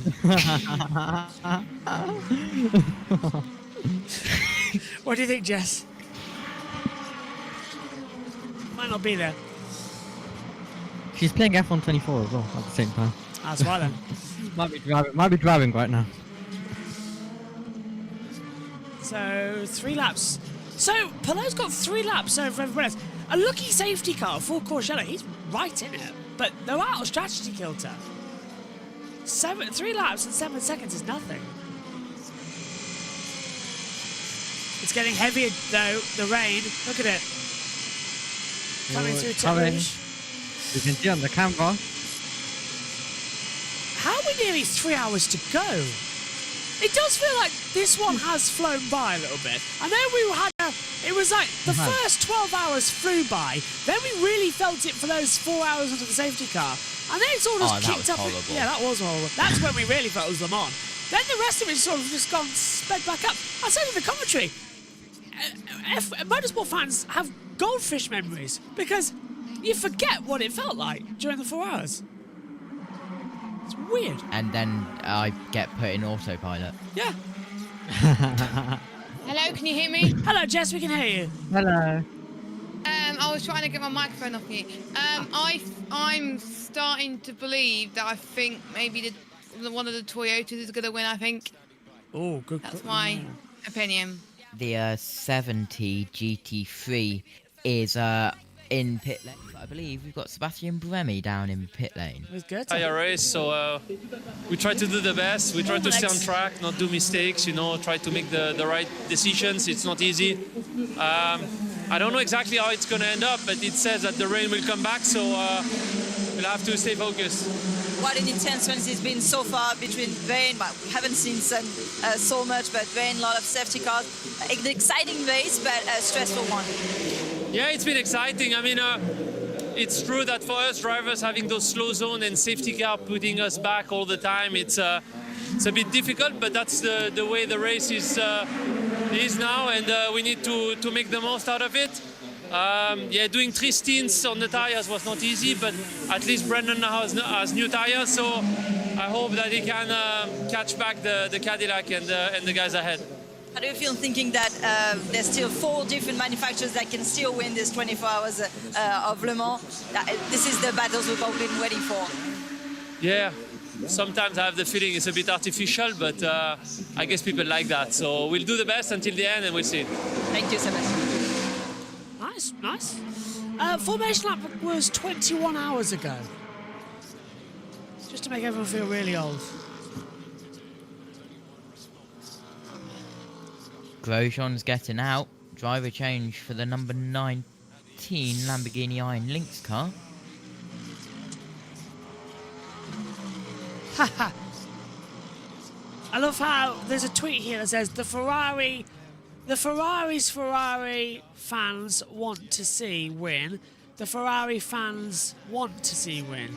And it's the 83. Yeah. With Robert Kubica at the wheel. Not going to happen, I'm afraid. Ollie Milroy has taken over the 70 GT3. I was going to throw down to Radio Le Mans because they have an interview, but I wouldn't think you want double Sebastian Buemi in the space of 30 seconds. Over Buemi. Yeah, that might be something that is not the best. So that 2 Cadillac is banking on the rain getting heavier, and it is looking like it is starting to get heavier, isn't it? With 3 hours to go. Ooh, that was loud, sorry. Matteo Cairoli has taken over the 19. That's made sure that you are woken up with 21 hours completed. Yeah, and let's go back down to Radio Le Mans then, as Eurosport goes to yet another ad break. Through the course of the stint, and whether their prediction for how the track's going to evolve goes in their favour. This is again very similar to the race 2 weeks ago at the Nürburgring 24 hours. You've only got a very small sweet spot of, is it going to be slicks, and then is it going to be mediums or softs, or do you go the treaded tyre, and you have to then swallow that for the next 50 minutes or so. Around a very long circuit, which is going to change all the time. Yeah, absolutely right, Johnny. What I've been impressed by with that number 8 car, just looking back now, the length of the stints that they've been running, we've been accusing them perhaps of being a little bit cautious. But in terms of the length of time that the drivers have been driving, Sebastian Buemi's first stint was over 3 hours. Brendan Hartley then got into the car for 2.5 hours. Ryo Hirakawa is the third driver of that car, and he was in the car for pretty much on the dot of 3 3/4 hours, 3 hours 50 minutes. Sebastian Buemi didn't get into the car until 1 o'clock in the morning for his second stint. So phenomenally long stints. Then when he did get into the car finally, he was in for 2.5 hours. Then Brendan Hartley was in for 3.5 hours. And now Rio is in for his stint. So it's not surprising that Sebastian isn't thinking of getting back in again, because with only 3 hours to go, Brendan Hartley can certainly take it to the flag when Ryo Hirakawa finishes his stint. Buemi is just the more experienced around this place. 12 Le Mans 24-hour starts prior to this year. Brendan's had 10, so this is the 11th. And Ryo Hirakawa just into start number 5. But Buemi is the only driver who raced here in the last century. So he had his debut here in 1999. Okay. And he's the only driver, although he's not the most experienced driver in terms of race starts, because he was flirting with Formula One in between. He, as I say, he's the only driver who raced here as long ago as 1999. Good knowledge. That's why we keep bringing you back. Keep bringing you back, Paul, year after year. Here's Joe. Now, the weather's constantly changing. How is it in pit lane? Well, I know you're about to do the weather update, but I've got a bit of a weather update from out in the field, so to speak. British Car Championship commentator Andrew Mather, who's out there, is telling us that it's more across the pit straight and towards the TV compound than it was yesterday. And Andrew hasn't just made this up by licking his finger and sticking it in the air. You can actually see a windsock. I'm not sure where the windsock is, but that's interesting because it's coming from a different direction, so it might catch us out even. Thanks, Andrew. might even be a homemade windsock, because the socks worn last night, overnight, will have been very soggy indeed. So get them off your feet, stick them on a pole, and see in what direction the wind's blowing. I'm sure one or two have tried that in the campsites this weekend. Alex Palou leads with 3 hours and 5.5 minutes still to go. We're on lap 264 now, and the leading margin for the Spaniard is 6.4 seconds. Two Spanish drivers actually out front. Cadillac versus Ferrari, the two ahead of the 50. And now, very close indeed to the 34 LMP2 car that runs second in that category, is that Ferrari number 51 that runs in 5th position. So Alessandro closing in by 0.7 of a second as well, because Kevin Estre in the 6 Porsche is slow compared to the 51 of the Ferrari, of course, by Pierre Guidi, who's running in 5th in class. And I think, JT, we're going to see an overtake pretty soon. Yep, absolutely. We've had a handful of pit stops, LMP2 for the 24 and LMGT3 for the 92 and 78. Ooh, here we are. It's going to happen. It's going to be left or right. The Ferrari's not going to give it too much room. He tries to put around the outside. The Porsche keeps the inside line on the way down towards Daytona. It's going to squeeze the Ferrari just into the braking zone as well. The Porsche stays ahead, but I'll tell you what, Omi, that was just on the grounds of what is fair play. And the Ferrari is going to fight back, but they've all got slipstreams off the LMP2. Yep, absolutely. Kevin Estre having to go defensive from Alessandro Pierguidi, who of course took them to victory 1 year ago, and still now this is going to be an interesting fight coming our way. Let's see if he can have another go. Ferrari up the inside, he backs out of it, coming into the Michelin chicane as well. Doesn't want to damage the Ferrari, knows also that the track is greasy with the rain that keeps coming over, and also the lack of grip that is down as we head down towards the bottom half of the circuit at the Mulsanne corner. And that is the Aston Martin Station Racing with Anard Bastard at the wheel. And he's not being one this time. We're trying to get through at the moment. In towards Mulsanne. Nothing there. Down now towards Indianapolis. Blue flags back. Why the blue flags are right? I don't know. That was blue. Probably for Bastard. Yeah. There's an LMP2 just overtaking him now. Kelvin van der Linde has taken over the 78. Here we go. Oh, he's going to try and put him on the outside. That Porsche, number 6, going dead centre in the track. Not going to get me into Indianapolis, but he goes wide. He makes a mistake. Pierguidi's on him. 2 to 3 seconds faster than anyone the last lap.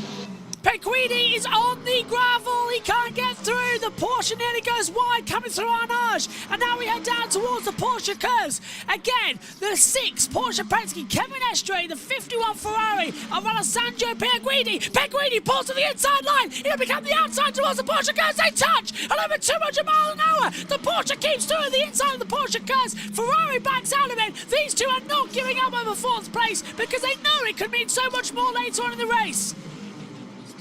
Oh, and lapping traffic in the Porsche curves is dangerous. That Ferrari might have a bit of problems. Whoa, a bit tight there. That's kind of Pierguidi really going for it, but Kevin Estre not wanting to give it up at all. He's squeezing it everywhere he can. So this is a thrilling battle right now for P4, Josh. That was the 70 Inception racing McLaren from GT3 getting in the way as we go through Recudemont. Into another lap then here. They're 264th here at Le Mans. For those cars, down through Dunlop. This is the first corner on the track. There's the Dunlop chicane at 2 and 3. Uphill braking zone. Van der Linde's left the pit lane, by the way. Kelvin van der Linde, that is. Down through La Chapelle. Oh, the 51's got such a great run through La Chapelle. Oh, I just can't get a run on him. Through the Porsche. This is the S's. Tête Rouge coming up. Nothing there. If he wants to do it, we'll go down the Mulsanne straight, and it's going to have to be into Daytona chicane. The 51 lines up the 6, activates almost like a magnetron, pulling him in. Slipstream, Porsche goes right. Ferrari goes left, round the outside, down towards the chicane. The Ferrari cuts off in front of the 6. They almost swap sides, but the 51 gets ahead. But is it going to be the same at the exit of the Daytona all the way down to Michelin? Because the 51 has got a great exit. And now, Alessandro Perguidi in the Ferrari AF Corsa 51 moves up to 4th place ahead of the Porsche Penske number 6 of Kevin Estre. Brilliant move. Yeah, absolutely. Matthew Bell in the 47 has been in and out and in pit lane again, so a little bit of transponder issues there, but in pit lane is that one. Whenever this battle calms down as we go into the Michelin and Kane once more, I've got the weather queued up whenever this battle decides to calm down, but I don't think it's going to calm down for a little while yet. It's not. 21 hours complete. 3 hours to go in the 92nd running of the Le Mans 24 Hours here in 2024. It's Le Mans 24 in 24. It's taken us 21 hours to make that joke. I think down into Mulsanne. What about Indianapolis? There's lap traffic now coming into play on me as well. That could always be a problem. Yep, lap traffic always can play a factor. If the 51 that was able to get ahead finally after trying corner after corner was able to find a way through, but if the 51 of Pierre Guidi finds a car at the wrong time, a slower car like an LMP2 or a GT3, then that can hold you up.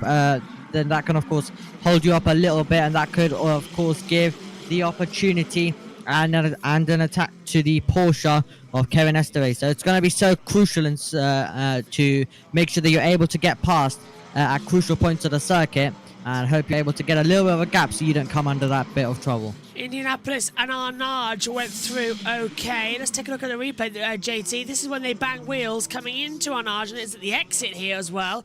On the run down towards the Porsche curves. Oh, who turned into who there? Arguably, the Porsche, Kevin Estre, turned into Per Guidi. Yeah, we'll see if the stewards have anything to say to that. I would say no, because that's just hard racing, which didn't end in a massive crash. Just good and hard racing from the two cars there. But good, hard, respectful racing here at Le Mans. That's what we like to see. 100%. Yeah, and neither want to give it up, of course. So they're both fighting for all their worth there as well. So great battles right on the edge, especially in the last few hours, but we still possibly could have a battle for the win. Who knows how this one's going to go? Well, the Ferrari's 2.9 seconds of the 50 Ferrari, of course. 2 seconds off the back of the number 2 Cadillac Racing with Alex Palou at the wheel. Cadillac, I so want Cadillac to do it, because to be historic, we need a historic win. Last year we had Ferrari, that was fantastic. Now we want a history. First time win for Cadillac. But there's so much to go as well. Toyota's streak that was of course broken last year by Ferrari. They're going to have to work hard if they want to do it this year. So far it seems to be going to Cadillac, but it can all change around very, very quickly. So who knows? Right, when we get into the business end of this one. We're already in the last few hours. And let's see what the weather's going to bring in the last few hours as well, with the rain coming in. JT's got the latest from the team at RS1. So it's 17 degrees Celsius right now. Feels a little bit more than that, maybe a degree higher at 18. Now, my weather information tells me there's no rain expected for the next 60 minutes. We'll see whether that is the case. Considerable cloud with a couple of showers around, mainly later, and a high of 21. And tonight, the cloud will remain covering Circuit de la Sarthe and surrounding areas. A bit more rain later, and a low tonight of 15 Celsius. Air temperature currently 17 degrees Celsius, track 17.7, 72% humidity, gone up 3% since the last weather update. 9 kilometers per hour wind speed at 194 degrees wind direction, pressure 1001.6 mbar. Next weather update in an hour's time.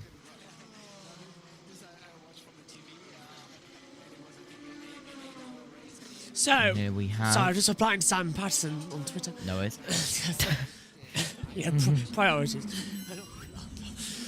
Josh silence for a couple of seconds means he's busy, so start waffle. Yeah, usually. Now, if I don't talk for more than 5 minutes, something really bad has happened. Yeah, 47 has had a driver change 4 minutes ago. I don't know. I don't think I mentioned that because of how deep we were into the battle. Cadillac racing. What's wrong with Cadillac? Oh. Okay, we're just listening to the radio there, so we are going to see the Cadillac coming in shortly. We'll get it on Yeah, missed that. I was like, Cadillac boxes. Maybe that's why what Ben Edwards was on about. Is Ben and Alex commentating together? They are. Oh, that's nice. Likewise. Alex. It was literally a 1 second radio. Yeah, we got it then, luckily. But pitting. Yep, so... is Cadillac, so 50 goes to the lead. That's going to be a risky one. The 51's under the attack as well now, back from the 6. So this little battle isn't stopping as we come through the Ford chicane and into Rakudamon. So the 6 Porsche still the back. The number 2 has come back on song, hasn't it? It dropped off the pace from the front of the grid and it went all the way down the field. And then it wasn't really a feature. And then after the safety car and everything dried up, the number 2 came back into contention, really. And Palou about to jump out of the car. The number 2 arrives at its pit box. Palou swings his legs out. And then the shape of Alex Lynn gets in. Now, Lynn, we know, is a complete superstar. When you're plugging in Alex Lynn, you know that the car is utterly and absolutely optimised. So be prepared for what's coming next from the number 2. And I can see they've got the white sidewall tyres, which means there's Michelin softs about to go on this car once the fueling is done. So Alex Lynn already in, belted up, door shut, fueling stops, on they go with the tyres. I'll get back to you if anything happens that shouldn't, but I'm pretty sure the number 2 Cadillac team will get this car on its way very soon. There was absolutely no warning for that pit lane report at all. From Radio Le Mans, Rene Binder and Alex Quinn, 33 and 14 LMP2 Pro Am, GT3, 77 and 87 in pit lane. Lamborghini Iron Lynx are going to have to box as well. They haven't got much left as well. And you can see how slippery new tyres are as well. They've got no traction whatsoever compared to it. But still, the 2 Cadillac managed to drag the 2 LMP2s. And I'm going to contact it. Whoa, the 23. That was close. That 23 car has been involved in nearly every accident today. And they just took out the race contender. For God's sake. United Autosports USA really needs to get a hold of itself. Look, it's actually now starting to rain on the back stretch now, down towards Indianapolis. I've had to put the wipers on. 50 leads.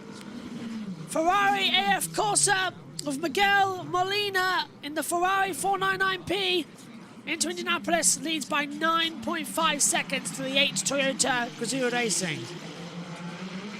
Battle for third's now close. Oh, this race is giving us everything we want. Oh, that's on board with Hartley. I thought we were having a radio from someone there a second. I'm starting to lose it now as well. I don't know about you lot. Bortolotti is in the 63 Lamborghini Iron Lynx, as you mentioned, Josh, that they had to pit this lap due to their energy. No driver change for the 87, 77 or 14. I'm guessing there's a driver change for the 33 of Rene Binder because they came in before all of them and they've still not gone out on track, so there's either an issue or a driver change for the 33 of Rene Binder. I've seen Rene Binder in the car for a little while now, so there could be a change, and that is Bortolotti coming out of pit lane now, and the 31 going in from GT3. Car 34, no further action for safety car procedures, and that 34, of course, being the Inter-Europol competition LMP2 Orica. The 53 from GT3 is also in as well. So 2 hours. I nearly said 21. 2 hours, 50 minutes, and 54 seconds to go on our timing screen. You want this to be over, don't you? Yeah. Fair enough. Doesn't everyone by the end of it? It's all very nice to have it, but let's just go back. It's been long. This is the second one we've done this year. Do you want me to rewind on Radio Le Mans and have a interview from Alex Blow, who's just jumped out of the 2? Do it. All right, let me do some magic. Find a start. So, perfect timing actually, because we've got a advert from from Eurosport. So let's go back to Radio Giving Le up Mans. the number 2 to his teammate. Alex, it's been a game of two halves for the number 2 Cadillac. You kind of dropped away on pace in the early laps, but now you're right back up there and it's a fist fight. Yeah, I mean, it was close. We were really good at the beginning of our stint, then now at the end, struggling a little bit on pace. But yeah, it's been fun. The car's been great, a lot better than when we started yesterday. So yeah, it's going to be a close fight. I think there's still obviously a lot of race to go, but yeah, so far it feels good. Yeah, we struggled to not get excited about you guys out there, but you're right, there is a long race. Is it a matter of how the pit stop phases will flip-flop towards you guys? Let's see what the weather does. I don't know what's expected or not. I think that might change some stuff. I think we're on a good strategy for our car, and the car feels great. So yeah, I think it's only going to be about performance today. Absolutely is. Thank you, Alex. Entire race in the number 7 Toyota, so well spotted on that. He's clearly on a bit of a mission, 45 seconds off the lead. Obviously that has to still sort of even out through various different pit stops, but they haven't given up with that number 7 Toyota, not yet, not with still best part of 3 hours left to go. And the fact that he was pinged for track limits the previous lap as well indicates quite how hard the Argentine is pushing, I would suggest.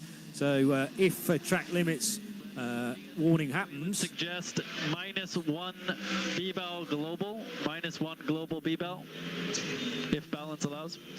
Yeah, I have oversteer entry actually. At pocket Chris. Copy. Oversteer on entry, did Brendan just say, in the number 8 Toyota? Yeah, so again, just this is what we were talking about earlier about them needing to be IT engineers as well as drivers, because they're changing so many parameters on the settings, which affects obviously with the regen and everything that they have, and the front wheel drive. You know, there's so many parameters that have a huge bearing, not just on the acceleration off the corners, but also on their braking into the corners. And in an old-fashioned car, if you were to wind the brake bias all the way to the rear, because these cars you sort of almost trail brake into the apex. If you have a lot of rear brake bias, that will make the car very, very oversteery on the way into the corner. So the way that the car is currently regenning, they're trying to get him to change those parameters. And he was saying, actually, I've already got oversteer, so that might make it worse. So at the moment, they're looking for some settings that make the car feel better, because that's the beauty of Le Mans. The track, especially with all this rain, the track has changed dramatically throughout this race. Normally, if there's no rain, this is happy hour. The track's massively rubbered in. You can't see it as you ride on board at the moment with the 51 car of Pier Guidi. You can't actually see what you quite often see in a dry race all the way through that sort of almost ribbon of track through a sea of pickup. You don't really see so much, and that's because it's rained so heavily. But the track really does evolve and grip up differently, and the cars, different cars, it comes to them in different times, not just to do with ambient temperature, but also to do with track grip. And the number 6 there of Kevin Estrad, still chasing Alessandro Pregguidi in the 51, trying to keep him honest. He's dropped back a little bit. He's now the best part of 2.5 seconds behind him, but really pushing the limits coming out of the final chicane onto the pit straight, and his left rear wheel dipping about an inch into the gravel there and kicking up some gravel, so he's really pressing on. Yeah, absolutely. Just to get you updated on pit stops, the 87 has had a driver change to Jack Hawksworth. The 28 has been in and out with the same driver. The 31 has had a driver change to Sean Galeo, GT3 LMP2, the 34 and the 10. The 10 has had a driver change, and I'm going to instantly stop talking about that because the leader and the third place driver is under investigation for a technical infringement. Both Ferraris are under investigation for a possible technical infringement, the 50 and 51.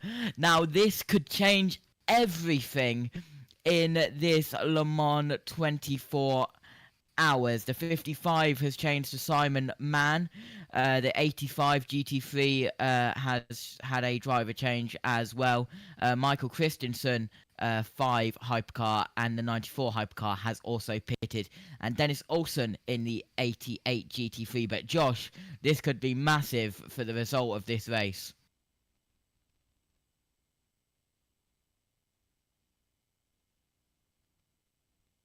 And hopefully we'll hear from Josh momentarily. Technical infringement.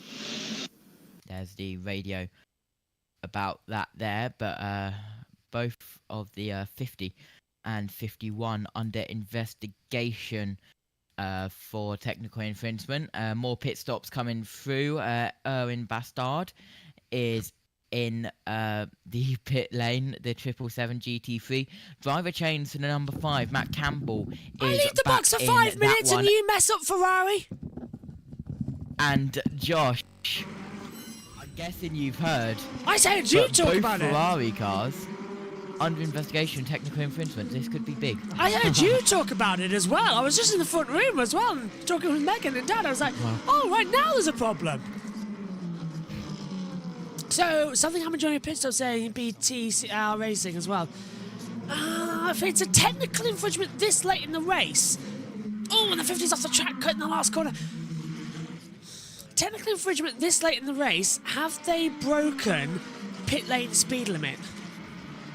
Has to be the only thing I can think of. Or they have too many people over the wall. That would come up with speeding in the pit lane, though, Josh. All right, what about too many people over the wall then? Like the refueling rig's still on while the tyres have been changed, something like that. Some sort of human error.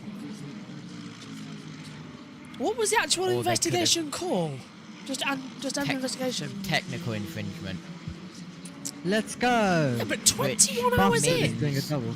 They could have changed something in the pit stop, which was illegal. Jack Aiken in the 311 is in the pit lane for the hypercar. The 88, Mikael Pedersen, has taken that GT3 over, and the 94 hypercar has come out with the same driver. So has the 777 Erwin Bastard is out in that GT3 once more. I'm going to say it for the 1000th time. I love the fact that we can swear on air, but it's actually saying a name. We can call because his name is Erwin. Well, the English pronunciation is Erwin Bastard, but it's actually because he's French. It's Erwan Bastard.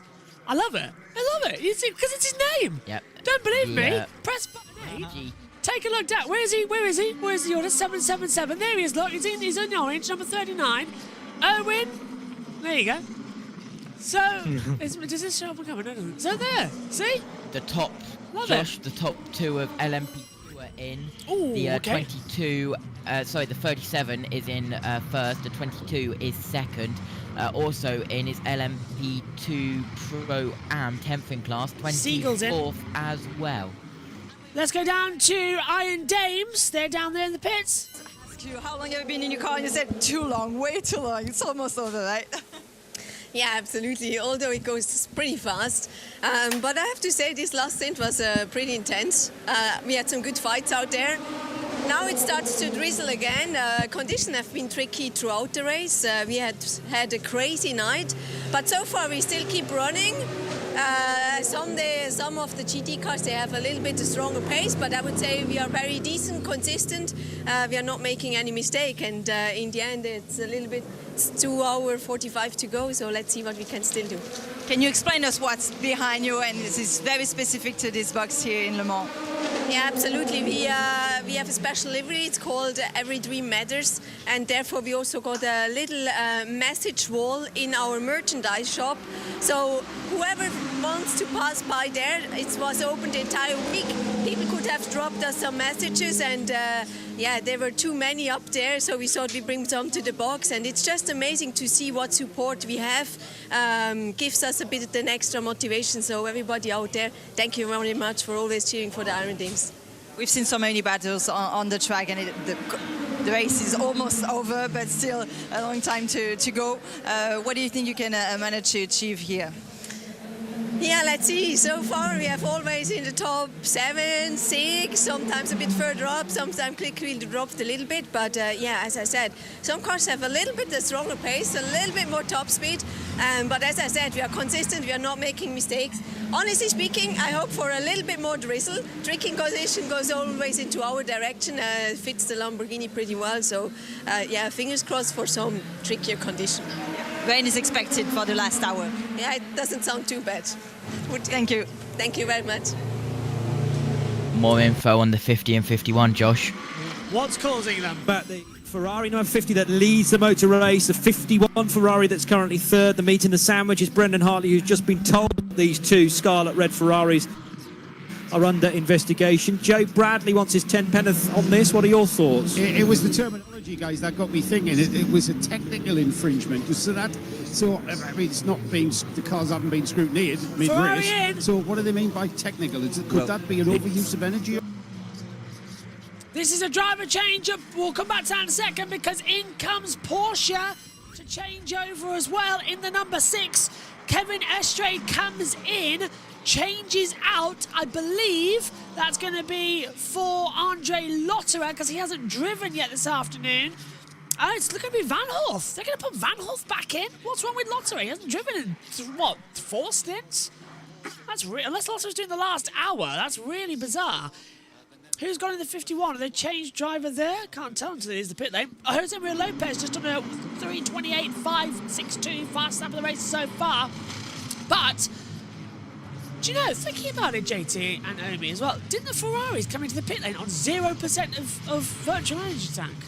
So have they overused the energy? They want 0. Do you remember when they came in? Maybe. They want absolute 0. Shall we see if they've got anything more and continue? Yeah, let's head back to Radio Le Mans. First of all, 7 Hartley. has Where got did a you new get it? overall best 328. Alpha 9, Alpha 99. 0.562. Radio Le Mans. It may be that because they got sensors on their axles, front and rear, it may be that they've seen something in the FIA because they have a team of 15 people sat in an office literally examining every single parameter of the cars in front of them on the screens, in particular the hypercar class, obviously. And so they may have seen something that they don't like, or they may have seen a sensor that's dropped out that's no longer giving them information that they need. It could be a whole variety of things. And I suspect the fact that it's happened on both cars, as Paul rightly says, means that it's unlikely to be something that's just failed. Otherwise, the chance of it failing on both cars is slightly less likely, although not impossible. I don't know if Paul has any more thoughts on it. No, I can't really add anything to that. And not knowing enough about how the system works, say I can't really speculate. They are safe. What I will do without speculating is to suggest that Alessandro Pierguidi is on his 12th lap this time around, and so we'll be seeing the number of... So the 50 and 51, it's only just a reprimand. 9% for the 50, 4% for the 8, 7 and 12. So we should see hypercars coming in this time round. Having a look, Ben Tuck, third in class for LMG T3 is in as well. But keeping an eye on the front of the hypercar class. Will they come in this time or next time round? Here comes the number 8. Well, he had to come in. Hartley had to come in. He was out of energy. He would have got a penalty if he didn't. I'm trying to have a look at the notice board to see if we had a decision document. There's so many of them as well. Because after hour 21, okay, we haven't got a decision just yet. Here we go, Josh. Technical infringement. That's a new message. So is that just a slap on the wrist? So we've noticed it, but we're going to let it fly for the time being. Yes, at some stage during the night, a car had a second message following a reprimand, and Lopez in. That was then followed by a stop-and-go penalty. Toyota number... Right, so... And this is the one that obviously is in relation to Brendan Hartley's radio message. There was some sort of alert or dash, flash perhaps, a light that came on. Where did he get it? Where did he get it? Ford chicane, so he's done a full lap, fuel saving, and Joe Bradley's watching the stop. Yeah, and Brendan's been told he's going to stay in the car. There's no time of any driver change. The fueling continues. We've got tyres ready, but I'm not sure Hartley's whether out. they're going to bring out a new set of soft Michelins for him. He's got the soft Michelin's on now. He's joined by the number 7 behind him, in from third place. Fueling still continuing, and it looks very much like they are not going to bother with a new set of tyres. They don't. They haven't bothered with a new driver, and they haven't bothered with new tyres. Brendan Hartley back in the race. The number 7 continues its stop, and it looks like it's going to be exactly the same. Fuel only for these Toyotas. Callum Ilott is also coming down pit road because he's out of energy. Porsche going another lap. As well. Has he gone through? Where's the 50? Where's the 50 in the port? 50 is coming into Mulsanne at the bottom of the V down on the track map. 50 and 38 must come in this time, yes. I think Ilott's given up the car to someone. Yeah, that looked like a driver change there. A driver change for the 44 GT3 as well, by the way, in that class. Keep a double check on it all, but there is Brendan Hartley now 1 minute 18 behind the 50, who has to come in for a fuel stop as well. Now, we know the 50 Ferraris now have safe with a reprimand, but they want to triple stock the tyres. We heard them a couple of hours ago say we want to do a quadruple stock as well. Go on. Good point from Radio Le Mans. I don't know if you picked up on it, but I did. There was a car in the night shift which got a reprimand. Then a second message followed that after with a stop-and-go penalty. So we'll have to see what happens. It have to be delivered this lap then, because the Ferraris have only got 2% left of energy. And where are they on the board? Well, the 50 Ferrari is coming into the Porsche curve, so he's boxing this lap. 38 Porsche's coming in too, so the 8 Toyota might take the lead here, but they're going to need a safety car to catch him up. The 2 Cadillac has dropped down to 5th in class, 56% of energy. The alternative strategy has not worked in any way for the Cadillacs. Here's the 50 now coming through the Porsche curves. It's got a Peugeot just ahead of him as well. The 82 GT3 is in. That is in 12th in class. And here comes the 50. The leader comes in. Following in will be the 38, as they're only on 4% of battery. I'll listen out to hear if we have a pit report as the 50 enters pit lane. Keeping my eye on that virtual energy tank that just keeps saying 1%. Not really changed up as well. The 3 is out, so's the 4. They've now been confirmed as well as being out of this race. So it's now we come, and it'll be fuel and no tyre change. So just a quick drink as well and make sure everyone's okay. Polish of the windscreens. Oh, they're just going to take the whole visor strip off. They are, yeah. Okay. Well, they've got tyres standing by, but I don't think they need them. Looks fine to me. No. They're checking everything, making sure it's okay. They want to triple do the tyres, which means they do 3 stints on those tyres are going to be brave. That takes it another 11 laps. That takes us up to 2 hours when their next stop is due. Each stop does around about 32 minutes, 11 laps of the circuit. Look at that. And away goes the 50 without any new tyres. That's brave. Into the pit lane comes the Porsche 38. That's the Hertz Team Jota squad. Jota, by the way, that's Rasmussen with Button in there too. Throw into the mix, it's also Hansen. So they've done amazing well to get in there. Oh, that 50 keeps coming on. Every time it goes back on track, it cuts that corner. But where's the 8 Toyota? 7 seconds back. So now we're going to fight on, where that 8 Toyota has to get 7 seconds back. But he cut the chicane, the 50 Ferrari, at Dunlop.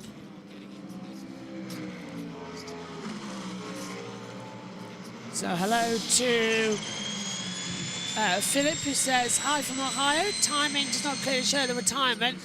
Could go through them at some point, or better yet, could someone post them? Human track of the position still running. Don't worry, I'll move them right down to the bottom, and those who are out. So the out of this race is, well, actually JT's better at this bit. Okay, I've got the Hypercar 3, 4, 15, 20, 35, 36 out. The LMP 2, 9, 30, 45. The LMG T3, 27, 46, 54, 59, and 66 is out. We've got a couple of cars which aren't officially retired, but I've marked them down, like the 20, which I mentioned, who hasn't been out and been in pit lane since lap 92. Same with the 95, which I haven't marked. They've been in pit lane since lap 212 with Marino Sato. And keeping an eye on the Hypercar 99, which isn't marked, but has been in pit lane since lap 244. And we are on lap 272. And of course, I haven't marked the 83 yet, but I need 2 seconds. It's in the best moment. Yeah, 15. Let's go for it, mate. Yeah, let's go for it. Yeah, Greedy been saying go for it, as Bennett would say as well. And that's it. So let's go through what's happening in LMGT3 at the moment in their running order. 28 down now, they are. It's leading that category. Is the, as we go for an outbreak actually, it's the 31 team WRT squad. Then it's the 91 Manthrier May, 88 Proton competition, the 85 Iron Dames. Watch out for them. The Iron Dames team are on track to take the net lead next time at the pit stop. So the girls team were doing absolutely amazing and could set a record of being the first ever women to win Le Mans outright in a category class. They got close last year, finishing second, and remember they finished second last time out at Spa, so they should be close as well here. Then it's the 87 Arcodis ASP team, the 44 Proton competition, 78 Arcodis ASP team, the second one, 86 GR Racing, the 55 Vista AF course, that's the Ferrari squad, the 155 Spirit of Racing, the 777 Gestation Racing as well, with our favourite driver on it as well, just because for once you actually get to swear on YouTube. I just wanted them to battle with Antonio Frucco, but that hasn't happened across all evening, so there goes that plan coming into it as well. The 99 Proton competitions in the pit lane, the 82 TF Sport Ferraris in there too. Then it's the 311 V-Line, that's the hypercar down the order actually, so that's how far that one's gone down after crashing into the barrier early in the morning. Then it's the 17 Inception Racing, our Pulsar, 92 as well, followed then by the 81, the 60 and the 77. Go on, Chitty. You didn't have to do that. Do you want to look at the clock? Why? Oh, damn. Yeah. It's time for the hourly update. Didn't have to do any of that. 12:30 in the Just UK. 150 minutes remaining in the 2024 Le Mans 24 hours, 2.5 hours is that in more easy money to deal with. Miguel Monilla needs the race in Ferrari number 50. He's completed 273 laps and has a scant lead of 6.850 seconds over Brendan Hartley in Toyota number 8 in second. Third is Alessandro Pierguidi in the second Ferrari, car number 51. He's just 13 seconds behind Brendan Hartley. Alex Lynn in number 2 is fourth with the Cadillac V Series R, and he's just 9 seconds behind Pierre Guidi. In fifth is Jose Maria Lopez in the second of the Toyota Gazoo Racing entries. He's just 6 seconds behind Alex Lynn. And then in sixth place, Lawrence Van Toor now taking over after a long break in the number 6. He's had a long break before without getting in that car. And in fact, Andre Lotterer hasn't been in that car either for a long time. So we need to just check up on the driver sequencing in the number 6, because I can't remember the last time Andre Lotterer actually drove the number 6. Anyway, he's only 1.8 seconds behind the number 6, the number 7 Toyota. That's Lawrence Van Toor trying to chase down the Toyota. In 7th place and 8th are the 2 Hertz Team Jota Porsches. Callum Eilert in the newly rebuilt car.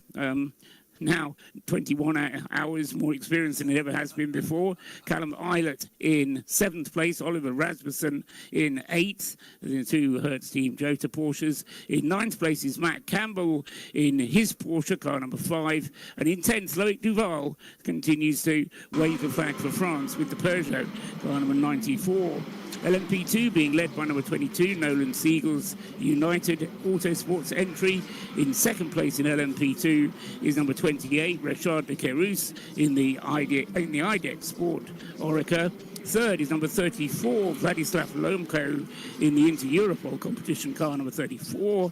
Fourth is number 37, Malte Jakobsen for Cool Racing. Fifth, number 183, Ben Barnicoat for AF Corsa. And sixth, number 10, Stefan Michielmi in the Vector Sport car. And those 10 cars separated by 30 seconds or so. In LMGT3, the Team WRT car leads the way there. The BMW M4 car 31, Sean Galeal at the wheel. Second is Richard Leeks in the Manthey Porsche number 91. Third, Mikkel Pedersen in the Proton Mustang car number 88. Fourth, number 85, Michel Gatting with the Iron Dames Lamborghini. Fifth is number 87, Jack Hawksworth with the Acodis ASP team Lexus. And sixth, Christopher Meese with number 44, the Proton Competition Ford Mustang. So good variety of makes in the top six in LMGT3, but very close racing, as it has been for the last 21 and a half hours. Yeah, absolutely. 2 hours, 25 minutes and 20 seconds to go. And just a little bit of an update for the 87 GT3 Lexus. I came back in after a 30-second break, and I saw a onboard of the bonnet, the 87 with a wrecked front. Did we see that live? Nope. All we saw was the Lexus bonnet up in GT3. Right. No idea what's happened. Jack Hawksworth in 5th place. That was, of course. Ollie Milroy has gone into the pits and has left, and the latest pit stop is the 92 LMGT3. First of the hypercars, 11 of Bennett is in for that one. And Dames going for third. It's going to be tricky now. That's a Corvette. So that is a lapped car. Make it happen. Let's go down to Richard Hammond with Laura Winter. Of course, flock to Le Mans, and I've stumbled across Richard Hammond.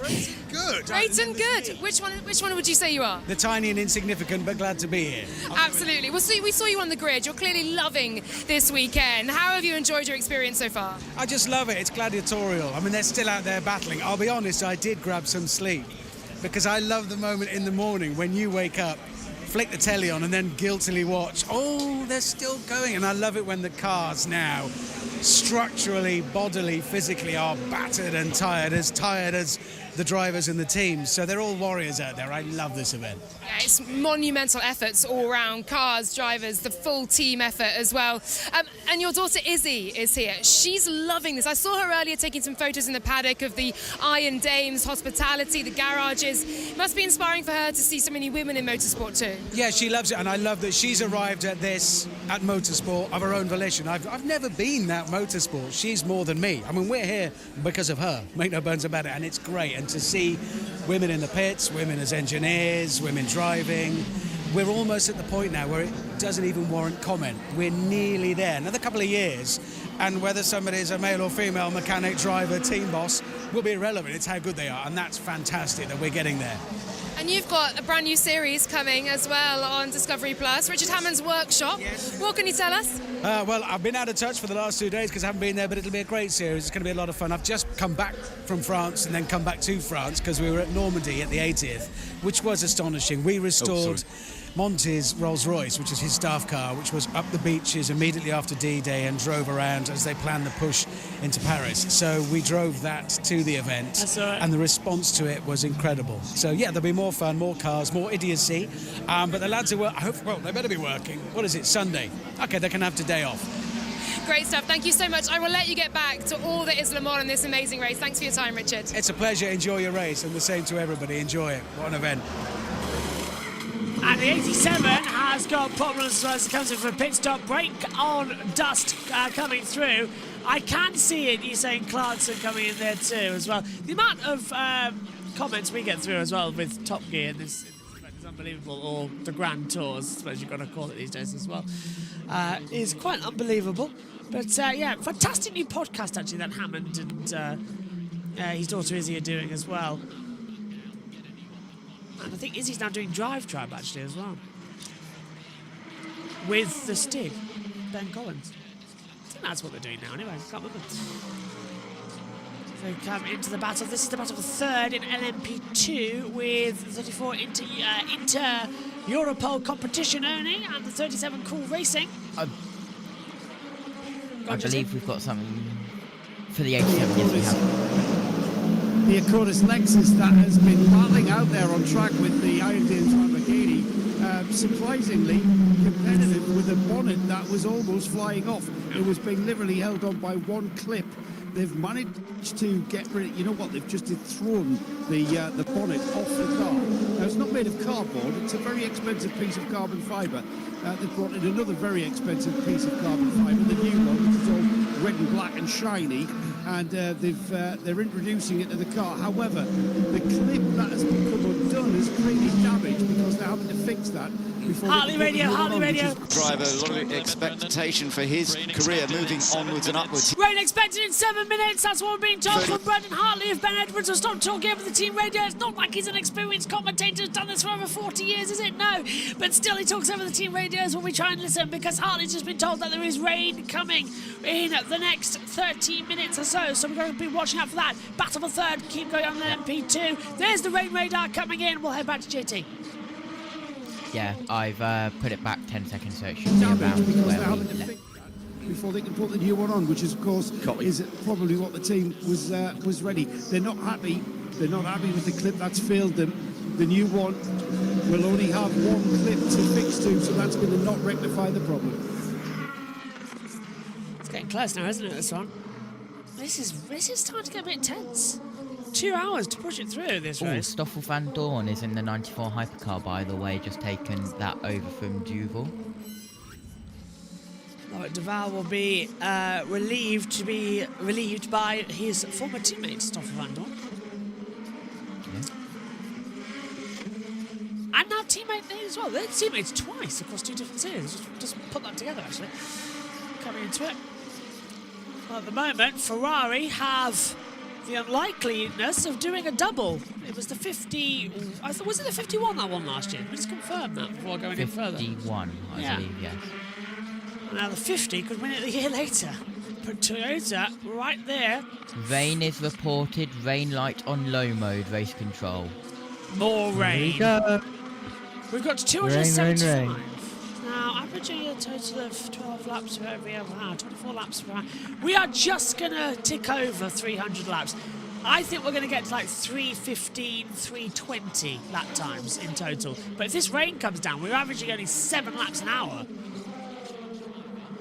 No, hang on, 7, 14, 24, 6 laps an hour. Combined together, maybe it was 6 or 7 over the 4 hours. Enough time to calculate it, for God's sake. Battle right now, as well as the Cool Racing goes and pushes the Inter-Europol to the extreme inside line, down to the Daytona chicane. The 34 gonna have a bad exit. Here comes the 37. So the Cool Racing is going to have a greater exit here as well, with Matteo Jacobsen on, but the Inter-Europol competition car trying to hold on as well with Vladinsky Lomoko as well. I think going to have her down towards the Michelin chicane. Do you know, out of all of the, if it is raining, and especially during the night, do you know the one person I felt absolutely sorry for? Go on. The man who had to stand on that crane with the camera over the Mulsanne Strait. Absolutely soaking. I hope they droned him some hot soup. Which is possible, of course. There's battle for third. Hello, man. Battle for third going through. This race now just starting to either heat up or cool down, depending on where you go. A little bit of both, it seems like. Rain in the air, at the same time becoming a bit calm momentarily, but then it's gonna erupt any second. Philip, hello, says hello, Philip. 77 Ford Mustang looks to be the last of the running cars. It is. If all questionable retirements don't return again, they're not gonna. Some of them are big accidents as well. Keep going, Pride of Detroit. Rare. What? Who's back? This is rare. I've just looked over at the Radio Le Mans box, and Paul Trustwell's seat is empty. Bathroom break. Everyone's allowed it. He's 80 odd. Come on. Even I've been for the bathroom break, but I've still not. 47 cool racing is in. Oh, there goes the old hand out behind the mannequin to see if it is raining or not. You can have all the software in the world, but is it raining? Let's put your hand out, see if it's raining. Always reminds me of that skit with Peter Kay as well, when he's miming through glass about the chip shop and all that. Like, do you know what I mean? It's weird like that. I can see the rain. You can actually see it just starting to dust up in the air as well. It's like that really annoying fine mist which gets you soaked. Yeah, that we had earlier on in the day. Do you remember? Yes. Not 20 odd hours ago when the race started. We're nearly at 2 hour mark.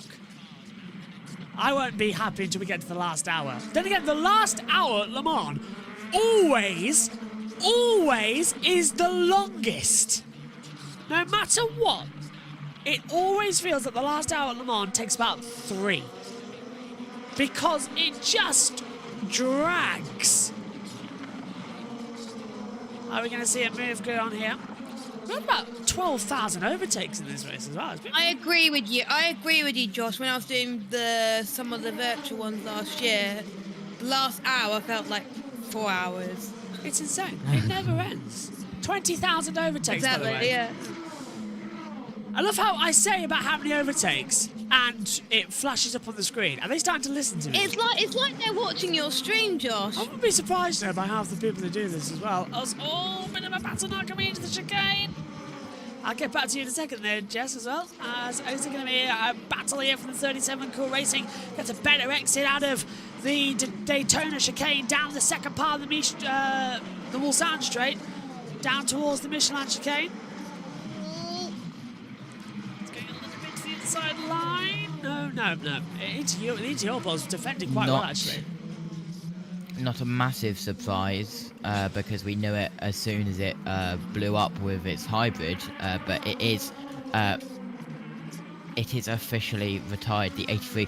I've just heard it is raining heavily through Arnage and the front stretch, and teams are preparing the wet tyres. Here we go! It's raining again, and I didn't actually cross out the 83. I've just done it now. The old man is snoring. We're about to get underway with some wet weather. Right. It's raining This again. like a bit crazy. Oh, hello, GT3 battle. No, it's raining This again. is the battle for the lead in GT3, and the BMW Team WRT has been passed by the 91 Porsche as we cut to ad break. Seriously, whoever's in charge of it, I'm gonna. Is there a certain amount of time As they've Richard got to do Leeds it? dragged up to Probably. and past His the regular mom. BMW M4 GT3 in the bend. Oh my goodness, if that car wins and Yasser Shaheen wins, the Aussies are going to be absolutely on fire. That would be huge, absolutely huge. Brendan Hartley in second place at the moment, a Kiwi. 2.3 seconds now, John. 2.3 seconds the lead. Yeah. It's coming down. As Richard Creel always says, when Brendan Hartley wins, we always claim him as an Aussie. Johnny Halliday on the When Brendan Hartley wins, we realise that Megan's Cool curse Racing wasn't car strong enough. as the door is going down on AF courses. Number 83 came in earlier on. All kinds of muck and rubbish flying out the front. There was white smoke. They didn't seem to be sure how to deal with it. Was it a hybrid issue? Was it something else? But that car is not coming back. And there is Le Mans at its best and worst. A car that has been genuinely on the pace, that has led with at least a couple, maybe all three of its drivers have led the race at times. Yes, they have. They definitely did. They definitely did. Schwartzman, Kubica was the first, wasn't it? Yeah, and Kubica. Here's Molina. Okay, we expect rain, significant rain from Indianapolis to the pit lane. Significant rain from Indianapolis to the pit lane. Okay, so what do you want me to do? You advise us, it's gonna get worse, it's gonna get worse. If it's already too bad, we box this up, otherwise we wait the next one. And this is where he says, I've just heard Hindhoff say that on Radio Le Mans, and Molyneux says, I just makes that up, you know that, don't you? Diana Binks back in the pit lane with this report. I'm at the pit lane, I'm a pit out exit for the pit lane duties now, and a number of teams are getting ready. The 23 and 22 of United Motorsports are getting ready with wet tyres. Looking further up, the number 2 Cadillac Racing, and they are also ready with wet tyres, as are the TF Sport number 14. Alex all Lynn waiting to receive the cars on the pit lane. The first one in is Cadillac. the number 14, and the rain is starting to spit down They here are in risking the it. pit lane. It's getting a little bit heavier as I wait on the number 2 Cadillac, which is about to arrive any second now. The 77, 33 and 14 from GT3 and LMP2 Pro-Am is in, but Alex Lynn, the 2 Cadillac, on the alternate strategy. They have definitely gone on the alternate strategy. Will they go on wet tyres? We will have to find out. The 77 and the 33 has had a driver change. Here we go. It's arrived onto the pit apron, and the team are going about their business. I can't see if, I think, yes, there is going to be a driver change. So I'm the opposite on the pit wall. They're just cleaning the car. They've opened and spoken to the driver. Actually, they've shut the driver door, so I don't think they are going to change driver. So they're cleaning the car and fueling. There's the radar. Radar's coming in. There is a set of wet tyres there. Yes, there is wet. Yeah, they were wet. They had Are the they wet going to use them, tyres Di? ready. Are they going to use them? Wet tyres on for Callum Ilott. They are still refueling, so obviously just wait till that finishes, putting quite a lot of fuel in. I thought Lynn with them. Another driver was ready to get in, but he seems to walk back into the garage, but they're definitely putting the wet tyres on. A massive risk Yeah. for the 2 Cadillac. They are on wets. Callum Ilott in pit lane as well. But if they look one more with the 50, the race leader with Molina, you can see the water rising up over the screen. It is starting to rain, and we know when it rains here, it absolutely washes out everything. Yellows, Indianapolis. Oh, what a surprise! If there's anything going to go off, it's Indianapolis. 1 and 2. It's not Bastard, is it? He's down there, the 777. It's not. Oh, go on. Oh, go on. Just give me that one. Oh. Is it? Oh, come on. Oh, that'd be it's green flag. Never mind. Oh, green. Oh. Oh, I was hoping. There is the 777, so it couldn't have been. No. Oh, look how hard it's raining, though. Down at Indianapolis and down towards the Porsche coast, it's really raining now. Oh, yes! And there's the yellow flag back out again, by the way. This is getting good. On board with Brendan Hartley. They've got to be careful. Has that green flag actually been This given could out? be incredible for the 2 Cadillacs. Slippery surface flag. Slippery surface flag is out, everyone. Down at the S-curves. Look how slow they're having to go. Now, do you risk it? Everyone's pitting. Yeah, 63, 85, 22. Well, here we go again then. Oh, and the 50 car nearly puts it in the wall. The 50, the race leader. Massive tank slapper. And look at Buemi. Buemi stuck behind Owen Bastard as well in the 777 car. So can't make a move through towards the pit lane.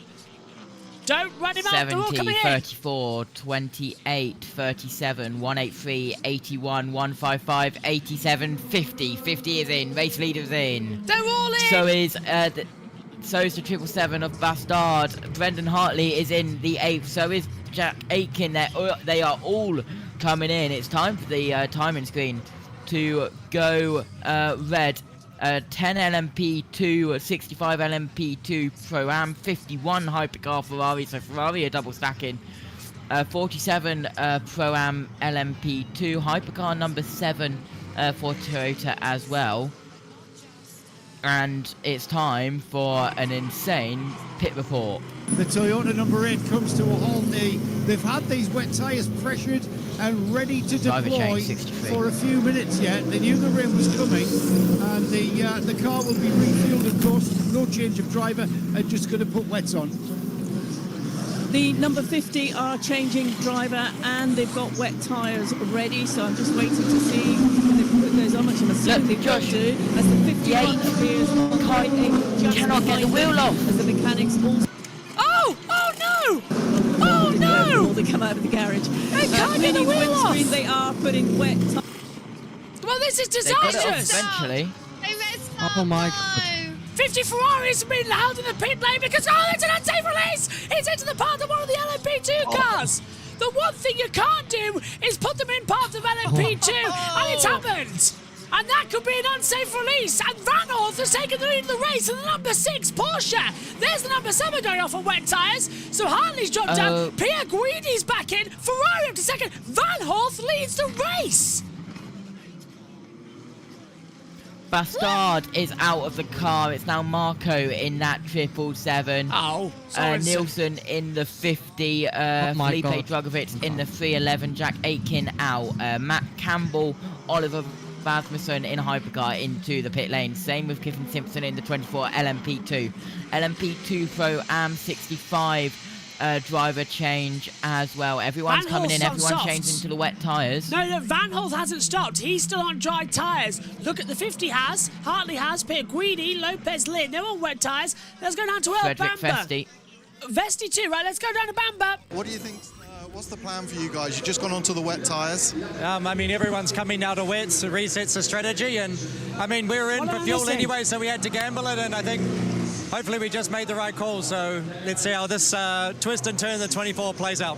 You guys have been there or thereabouts, but not right at the sharp end, but you've really come into it since the end of the safety car. You feeling pretty confident in the car and the strategy? Yeah, I mean, the car's handling great at the moment. We tuned it up overnight. We had an issue, and then we found what it was, so I think we got the pace to be in the mix. Now it's going to be if Le Mans is going to let us win this. Okay, good luck. Thank you. Well, fascinating stuff. It's really hotting up this one, isn't it? As well, guys. I don't know what's going to happen next in this one. So Ferrari in trouble. We've got Porsche and Joe. And the rain, I don't know if... Is the rain hitting hard enough, though? Yes, it is. Look at this. Outside of the second half. Wow. It is. And I think it's wet enough, Omi. Look at it. It's the same level as what we had last night coming into this morning. Just it's sort of that. It's going to get worse. Yep, it's going to get worse indeed. So it seems like it's all going to be chaotic from here as well. So the drivers, it's all down to driver skill right now. They're going to have to try to keep it on the road, try not to make too many mistakes, but also at the same time, try make the overtakes as soon as possible in case that we do go to a safety car and it finishes on the safety car if the rain gets too bad. I didn't even think of that possibility of finishing under the safety car as well. I must say at the moment that on my phone is currently my mother, my eldest sister, Megan, me, and Dad. David, I don't know where he is. But as well as my niece, nephew, and brother-in-law all down there as well, waving at me like all the Brady Bunch. Because they've called Dad for Father's Day. So it'd be rude not to join the call, wouldn't it? To say hello. So I'm just sort of standing in the corner waving. Look how hard it's raining though, coming out of Arnage. This is getting fun. That was close, says Kenny. I believe only 47 cars are running. We'll double check for you. Humperdinck says, Mr. Bit, what happened to the leading Porsche? Leaders in. Just pit stops. Just pit stops, Humperdinck. Just pit stops came through as well. Happy Father's Day to all the dads out there, says Adam. I echo that as well. And as we're coming into it, not much I echo that too. This is going to be fun. So into the lead comes the Porsche. Now they had 48 seconds, so the Ferrari is going to be much faster. So this is going to be the 55 taking the lead. Oh, look at those on dry tyres. And now a liability coming into the back half of the circuit. Oh, Number 6 is in the pits. Number 6 is in the pit, and they're going to get some wets on. Zara's standing up, it looks like. But Dan's holding her up. Oh, there she goes. So, Porsche refuel. They're not going to change drivers with 2 hours to go. That would be a bit of an unlikely thing to do. So, we've got the 6 now changed. The 50 leads this race. The gap's closing down to 38 seconds, but it's a 49-second stop anyway, so it's not going to change that much.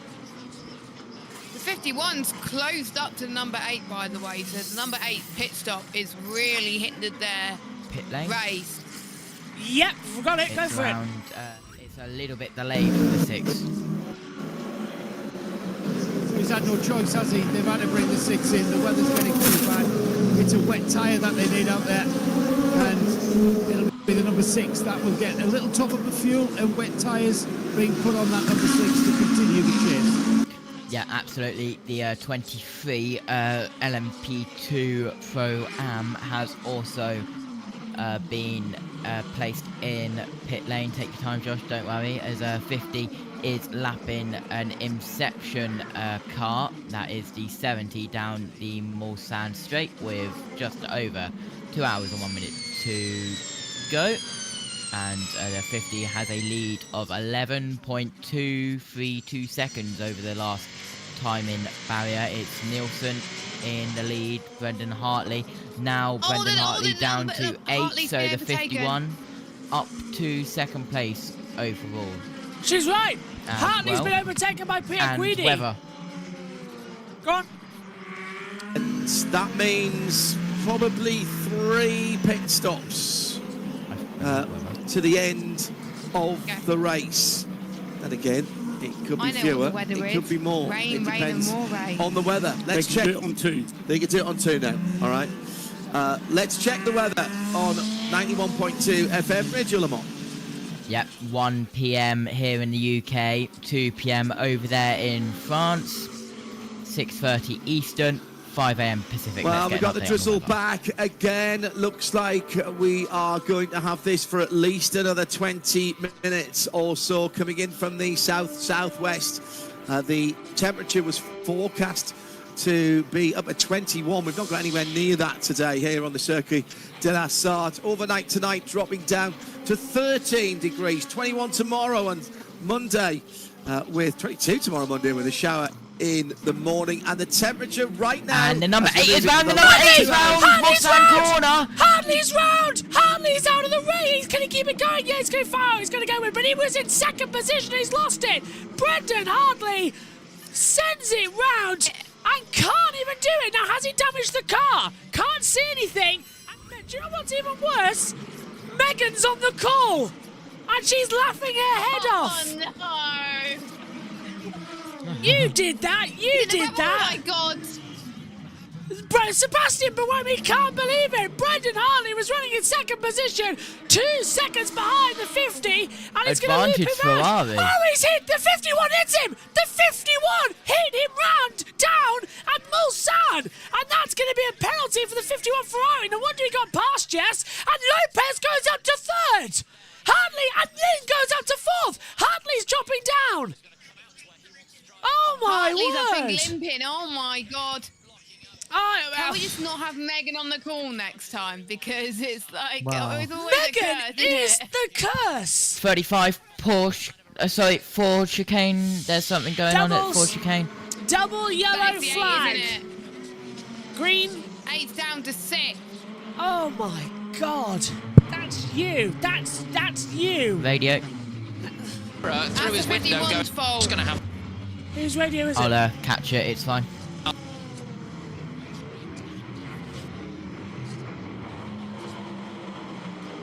When we were doing the weather, John, they were very close together. Brendan wasn't happy. Said Buemi.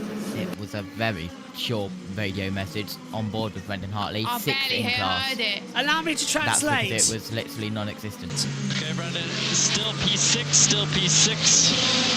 Head down. Allow me to translate what he said back. Get Megan. That's what he said. Get Megan.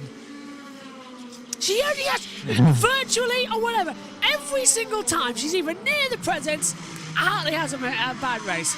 It is getting beyond a joke now that Megan is Brendan Hartley's curse. And that Ferrari is just having to go at everybody out there today. Yeah, the 55 has just left the pits from LMGT3. That is one of the AF courses. I'm just waving to a camera now as I come into it as well. Put your middle finger up, joking. I can't. It's my family. It's my niece and nephew. I know. Megan, get your butt to the commentary box. Megan's on her way. She will suffer. She will pay for this. She will pay. She's literally just sat on the video second call. year in a row. Yeah. Yes. Second year in a row, number 8. It was around about the same time. They were fighting for second. Yeah. At the same time as well as last year. And guess where I was at this time a year ago in the race? Oh yeah, I'd left to go MotoGP. And who was in the commentary box taking over from me? Oh yeah, Megan. Megan and Omi. Those two are the curses. Don't blame me, Sintel was there as well. Don't blame me, Sintel was there. Look, and so was Ed. We all know it's Megan. We all know it's Megan. Literally, the first ever session she commentates on solo, Hartley has a massive accident at Silverstone, and then every single session afterwards, Hartley has something wrong with him. She did Formula E, and he got sacked the next day. The 51 is having mares of his own, so we could see the number 2 get into the podium spots. Here she is. Come over here. Get that on. Hello. Hi. Hello. This is beyond a joke now. You are on a video call and Hartley spins. After not being in for the entire night shift, you end up on one video call in the same vicinity, and he gets spun round by the Ferrari. Are you just cursing again, are you? Yes, I needed a sleep to reboot my cursing abilities. You are a witch. Oh. How on earth did you do that? It's not even once now. You did it last year as well. You did a Formula E race once. You got sacked the next day. 10 hours later, I came. What? Yeah. Do you just curse him whenever chance you get? Not intentionally. Yes, she does. We've got to get you two in the same room. Because we now have physical proof that every single time you are in the commentary box, he never gets any look. He's probably thinking, why does this happen to me? Right here. It's her. Lopez Radio. Lopez Radio. I'm adding a lot of. You need more TC support questions. No, for the moment I think it's okay. Copy. So Lopez is okay, but the rain's starting to come down again. Still in. Yeah, but he's dropped down. Where's he dropped down to now? 6th place. 55 seconds back. In an hour 54. By the way, 22 hours down, 2 to go. We got distracted slightly by Megan being a curse again. How do you do that? So, does that mean the number 7 is in the prime if the 50 has to come in for the door? Yes, 51 is a full penalty, yeah. Cadillac comes in as well. Right, you sit down. But I'm not ready to come in here yet. All right, we'll see you last hour. Yes, probably around that. Right, I'll see you then. JT, send us over to... Do you want Le Mans? I do. There you go. Seconds over Alessandro Pierguidi. This is far from over. Yes, we've got just under 2 hours on the clock, but there's just...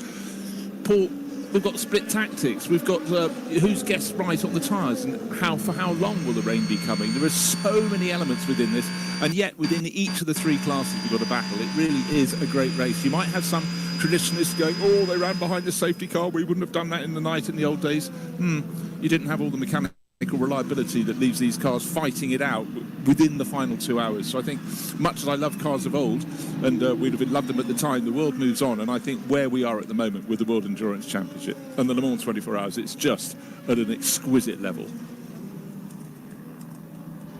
Yeah, absolutely agree with you. So we'll just sit and watch. It strikes me, Bruce, not quite sure what you think, but there's slightly less rain around than there was before. The windscreen wipers are still going, and there's still spray being kicked up. The track itself still very wet, but certainly it wouldn't be beyond the realms of possibility that it would dry up before the end of the race. The outside temperature has dropped down to 15.8 degrees now. Track temperature is 17.3, so it is, not quite ideal for the medium tyre if it would dry out, but still action there as we catch her. We'll see the number 8 Toyota in the hands of Brendan Harley again having a bit of a moment. Yeah, just to give you an idea of how wet or otherwise it is, I quite happily walk down through the paddock wearing my short sleeve shirt. It is just a fine drizzle, and in fact a lot of the race we've had in this race has been a fine drizzle. We haven't had the sort of stair rods, but it's just the continuous rain we had and the sheer amount of spray these cars are kicking up. And don't forget, we started this race with 62 cars, more spray. Yeah, good point. And as we said to JMO last night, even his peg greedy. Big rain to come, sector 1 in 15 minutes. Big rain to come, sector 1 in 15 minutes. Okay. It hangs here in the trees. It's like some of the old Formula 1 circuits back in the 60s and 70s that were tree lined. You think of Rowan Leslie's Arts and the old Hockenheim. Hockenheim was the classic example because it wasn't on any gradient at all. It wasn't like you could have wind coming in like you do at Spa-Francorchamps, hitting at an angle, and boy did it used to hang in those forests. Has Alan McNish still come back from his Formula 3000? He retired out on the circuit and apparently got lost in wood, chased by bear almost to find his way back. But then at the time we were always a bit sniffy about Hockenheim. It's nothing special, but actually I really pined for that old long loop with the chicanes. It was dug up years ago. It's gently been reclaimed. Fantastic automotive icon there. So the racing action continuing on. The 50 Ferrari leads the way by the 51 Ferrari alongside him. However, penalty coming surely for the 51 for contact. Eduardo Freitas is going to be having the words. The right side hand. Your car has the right side door open. So Ferrari have got even more problems because the 51's now got a door open on the right-hand side. Oh my God! It doesn't rain, it pours for Ferrari, doesn't it?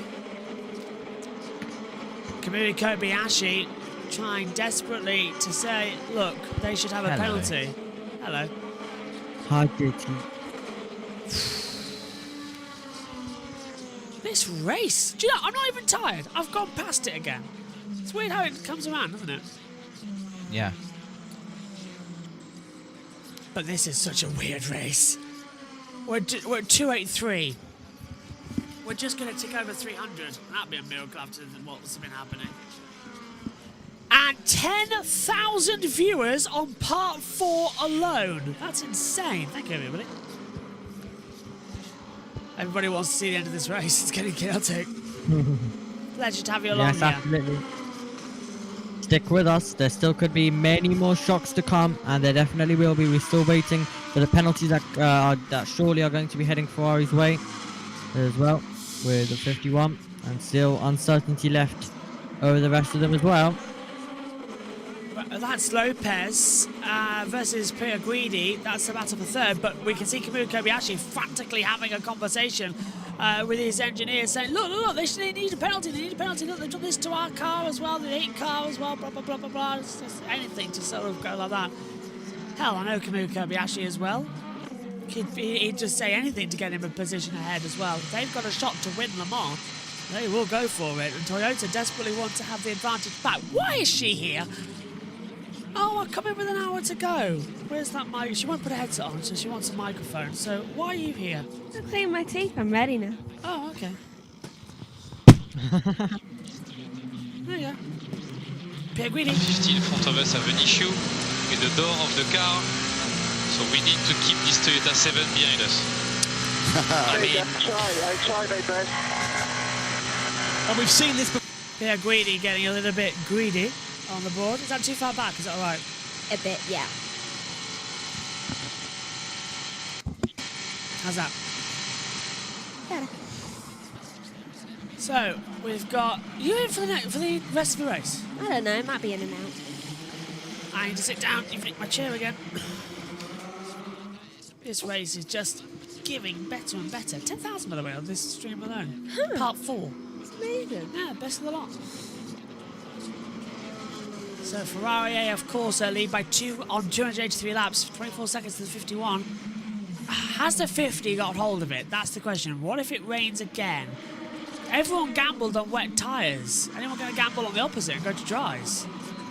Let's hear from Alex Lane on the Cadillac. Scenes and perhaps sometimes a little bit over the edge with Sebastian Buemi and the elbows out.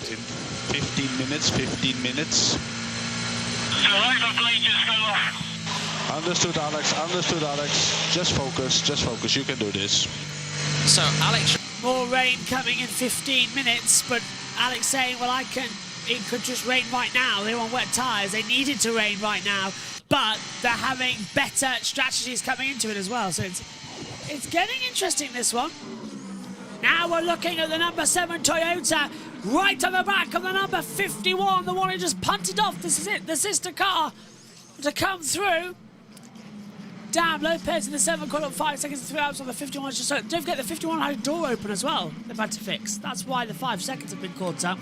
And through on the inside goes the number 7. Contact! The 51 turns into the 7 and the Dunlop chicane. It is raining, and now the 7 is going out. So the 50 just door banging the top. Well, typical Ferrari, to be fair, door banging everybody else off the circuit as well. Yes. Brendan, when I'm in the commentary box, says Megan as well. It's Homer Simpson hitting the chestnut tree.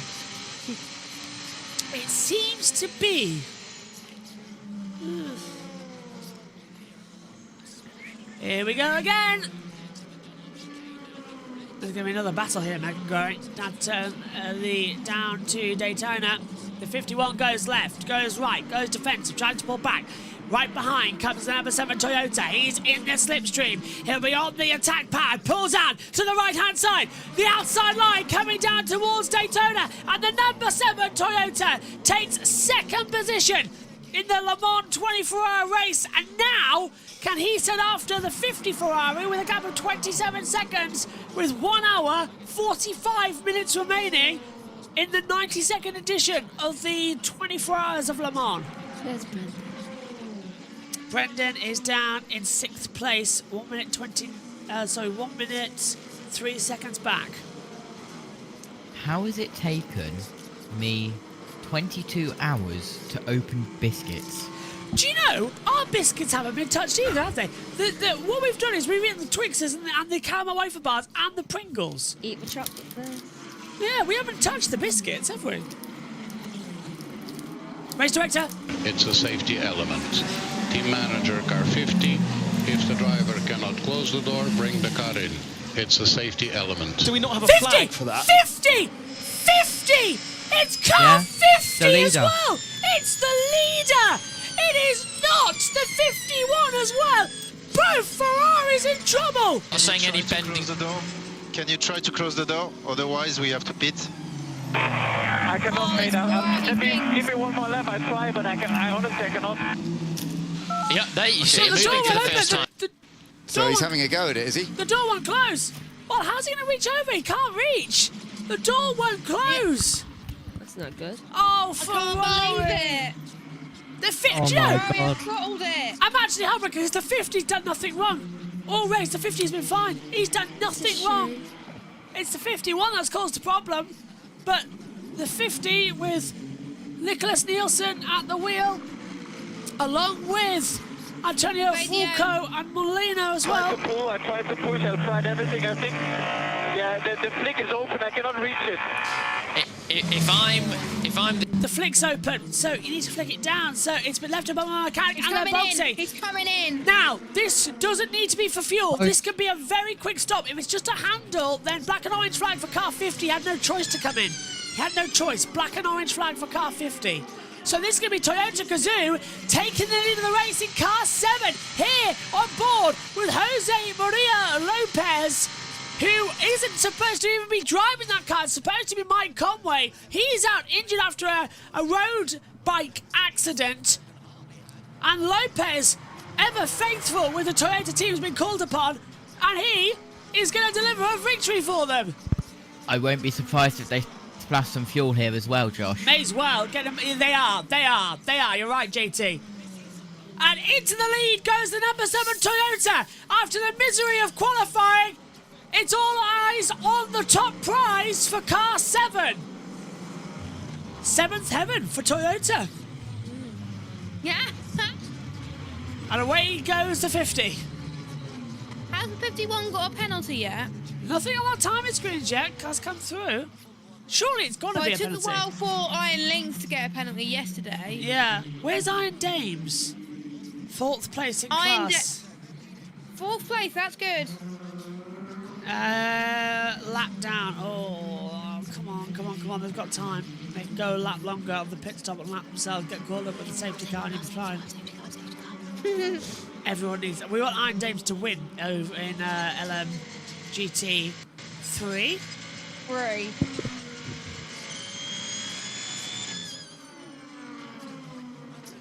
They're on board. That's the 60...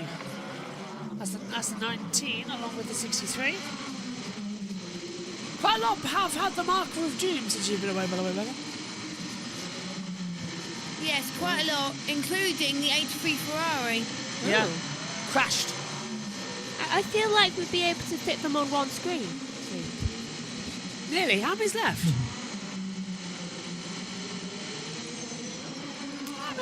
Look, Nielsen. You can do this. You have mega pace in the wet. You can do this. Yeah, mate, I know I can do it. Just let me do it. Just give me necessary information and nothing else. Will do. He's got 26 seconds to close down, Jess. 26 seconds. It's possible. We've seen it being done before. The honours proves to be a magic trap for some people. That's the I wonder if it's going to be for the 50. We'll have to wait and see. There's the 51. Where's the 50? That's what I want to see. This is the replay, Megan. This is the secondary contact with the 51 hitting Lopez. But where's the contact to the 50? Yeah, that's the 50. That's the 50, that is the 51. Yeah. That's hitting Lopez. So where's the 51 hitting Hartley down at Arnage? That are both going to get a penalty then, not just both for it's being thrown away by a typical Ferrari, throwing it away at the moment as well. This is always in the wet, believe it or not. Guys, this is interesting for the 50 because they've obviously just had to come down into pit lane, but to close the door, but they filled the energy tank up to 100%. So they might, depending on if there's any slow zones or full course yellows or even safety car, they may be able to go on an alternate strategy and pull it back. There's a look at the weather radar on They the might pit be able wall. to still win it. Yeah. It's raining again. Yeah. Hallelujah. Just ever so slight rain as well. Not massive rain. Let me just pull that camera down a little bit. Right now, Di, what's the situation in the pit lane? I'm at the pit entry end and it's starting to get quite heavy again down here, so it's really ramped up a little bit. It's definitely heavier than it was about 3 or 4 minutes ago, so the rain is falling quite heavily. However, around the other parts of the circuit, I'm not so sure, but it definitely is here. Lots of brollies up in the grandstands where the fans are now gathering as this race gains that momentum. Well.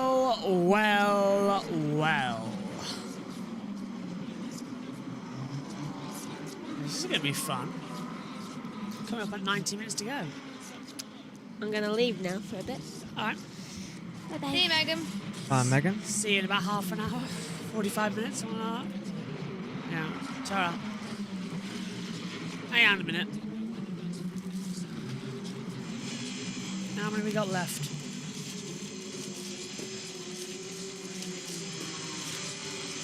4. David had 1. 1 for you, 1 for Dad, 1 for Mum. Is the 50 getting a drive-through for an unsafe release, by the way? Could do, yeah. Oh, hang on a minute. There's 1 left. 1 for you. 1 for David. Let's give him it. You'll save him for next week. You'll like it. And I've got 1 left. So, all right, off you go. Fine, hang on. Guys, can you take it for 5 minutes?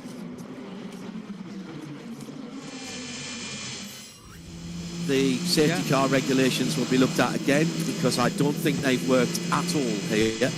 I'll be honest with you.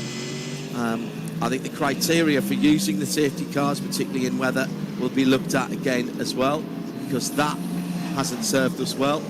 But the racing, when we...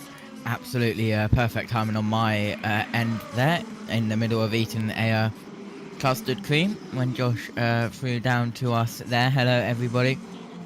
1 hour and 37 minutes left in this 24 hours of Le Mans. We're looking at the third and fourth battle, distance between them 328 meters, and decreasing as they go into the Michelin chicane down to 200 meters, and it will extend once more as they go down towards Mulsanne corner. Just having a look on a couple of the onboards, but it's the 7 Toyota Gazoo Racing car out in front. 9.4 seconds back is the 51 Ferrari.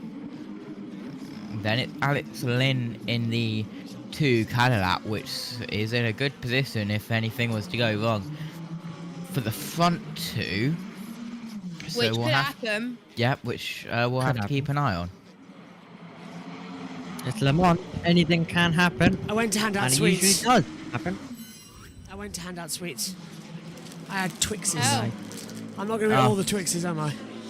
So I went to hand out some sweeties. I've got one left.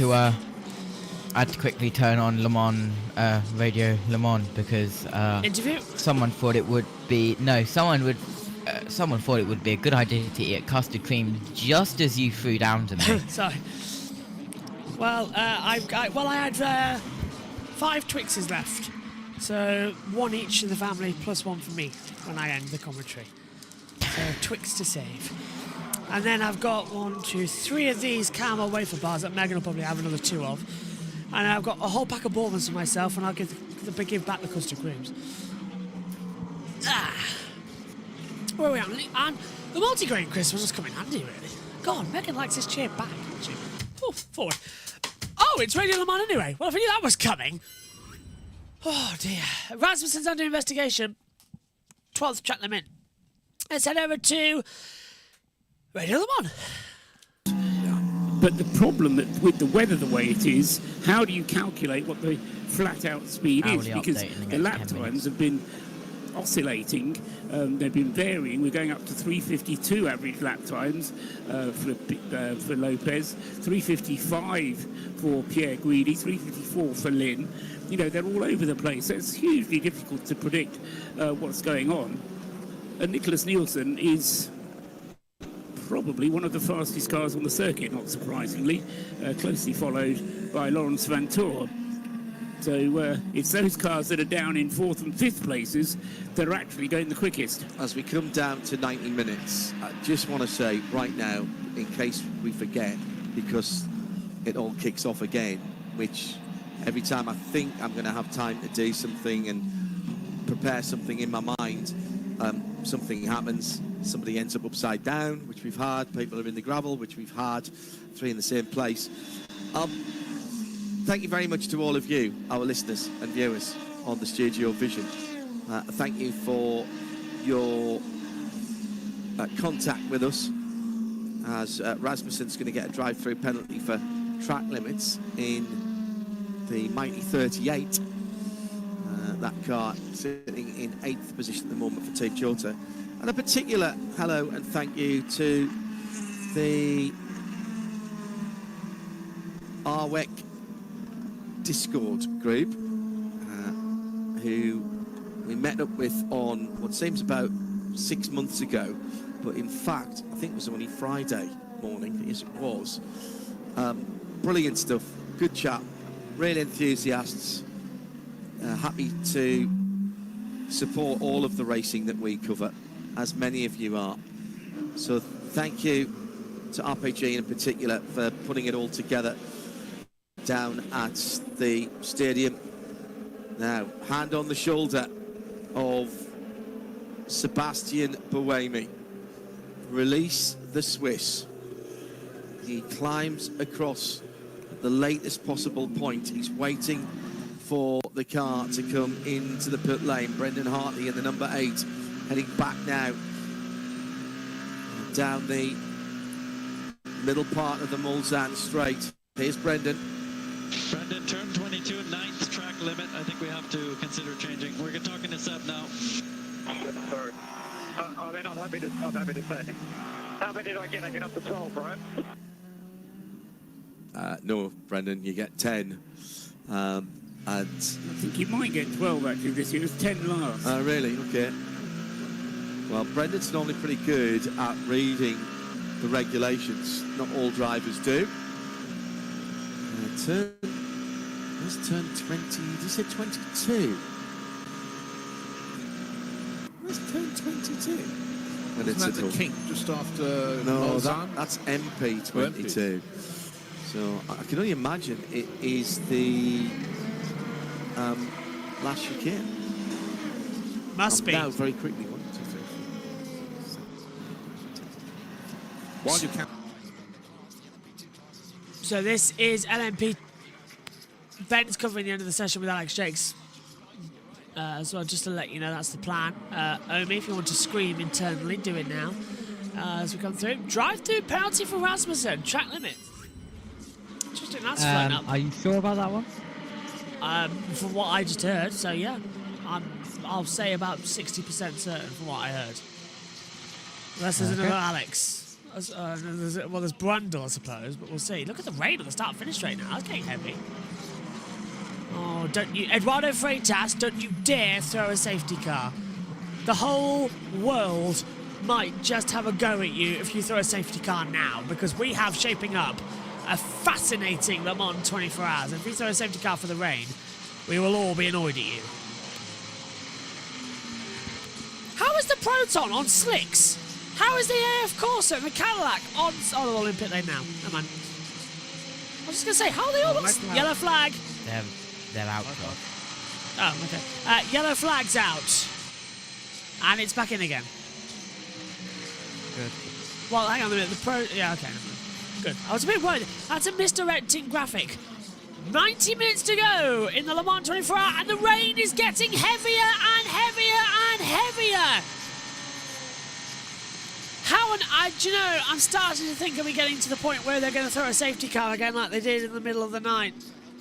But visibility should be a lot easier, and they all are bunched up together, so throwing the safety car would not exactly be that easy. Van der Linde's going into the pit lane. The thing is, as soon as you get one half of the Mulsanne, it looks okay. Is it just the Mulsanne straight that needs a bit of work? Possibly.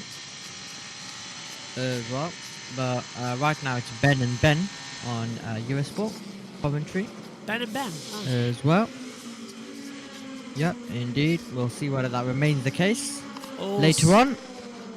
The 311's going to spin Guys. it. Go on, that's the yellow. What have you got, JT? It's 1:30 in the UK, 2:30 local, and it's 8:30 over in the Eastern Time Zone. 5:30 Pacific Time with an hour and a half to go. It's time for the penultimate hourly update from Radio Le Mans. It's 2:30 in the afternoon of the Sunday of 24 Hours of Le Mans 2024. Just an hour and a half to go in the race, and Jose Maria Lopez leads in the number 7 Toyota by 11 seconds. He's completed 288 laps now, and as I say, no chance of any records with the weather and the safety cars, but he leads the race, 288 laps completed. Second, number 51, Alessandro Pierguidi for Ferrari, 11 seconds behind. Third, number 2, Alex Lynn for Cadillac, a further 5 seconds behind. Fourth, number 6, Lawrence Van Toor for Porsche.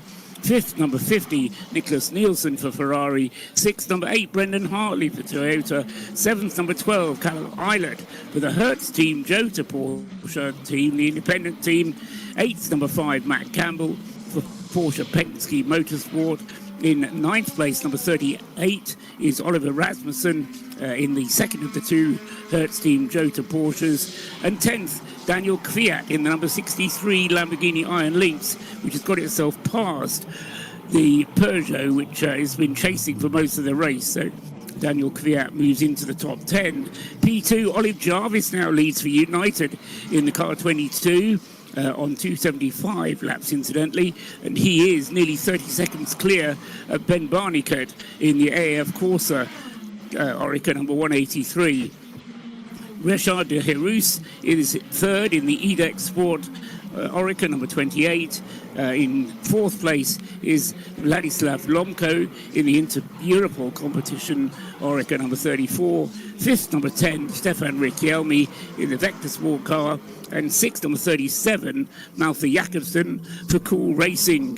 LMGT3 being led still by Richard Lietz for the Manthey Porsche team, car 91. Second, number 31, Sean Galeal at the wheel of the BMW M4. Third, number 88, Mikkel Pedersen in the Mustang. Fourth, number 85, Michel Gatting in the Iron Dames Lamborghini. Fifth, number 44, Christopher Mies going flat out in his Mustang. And sixth, Daniel Serra in car number 86, started on the back of the grid, the GR Racing Ferrari. That's your hourly update. There's only one more after.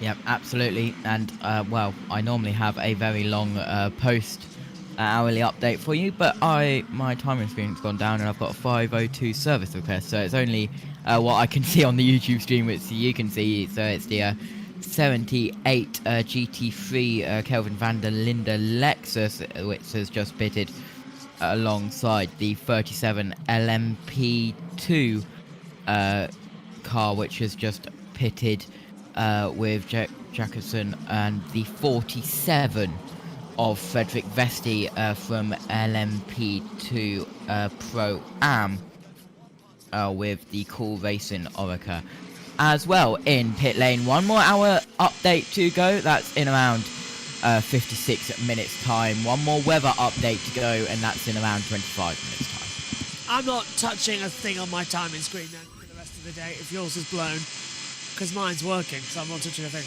I've got a full, like, I go on to live.fiawec.com/en/live, and I've got a 502 error. Not touching a thing. Especially not the driver chucker, which is... okay. Most likely a good idea. Yeah. We went to the last hour. I'm not going to start playing around with it now, am I? Lin Radio. Clear to the Ferrari. Box, racing line 8. Alex Lynn's coming in then for a changeover. What a 24 hours. Doesn't feel like 24 hours, to be fair. This is the only one that hasn't. The 4 hours in the middle of the night, though, felt like 4 hours. Oh, that was horrible. That really did feel like 4 hours. That was almost That felt death. horrible. That was dreadful. But the rest of it was fine.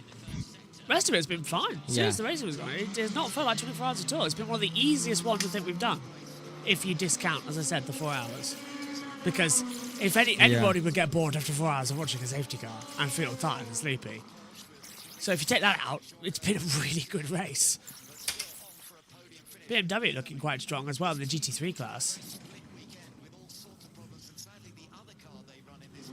Right, Still, my timing screen's back up. Good. Yay. I had to do it via FIA WEC TV instead of the FIA WEC. Yeah, that's what I've been using for the race. That's what I've been using as well for the whole thing. Jolter in. The teammate Jota, the Hertz Team Jota squad, car 38, is Button in the car.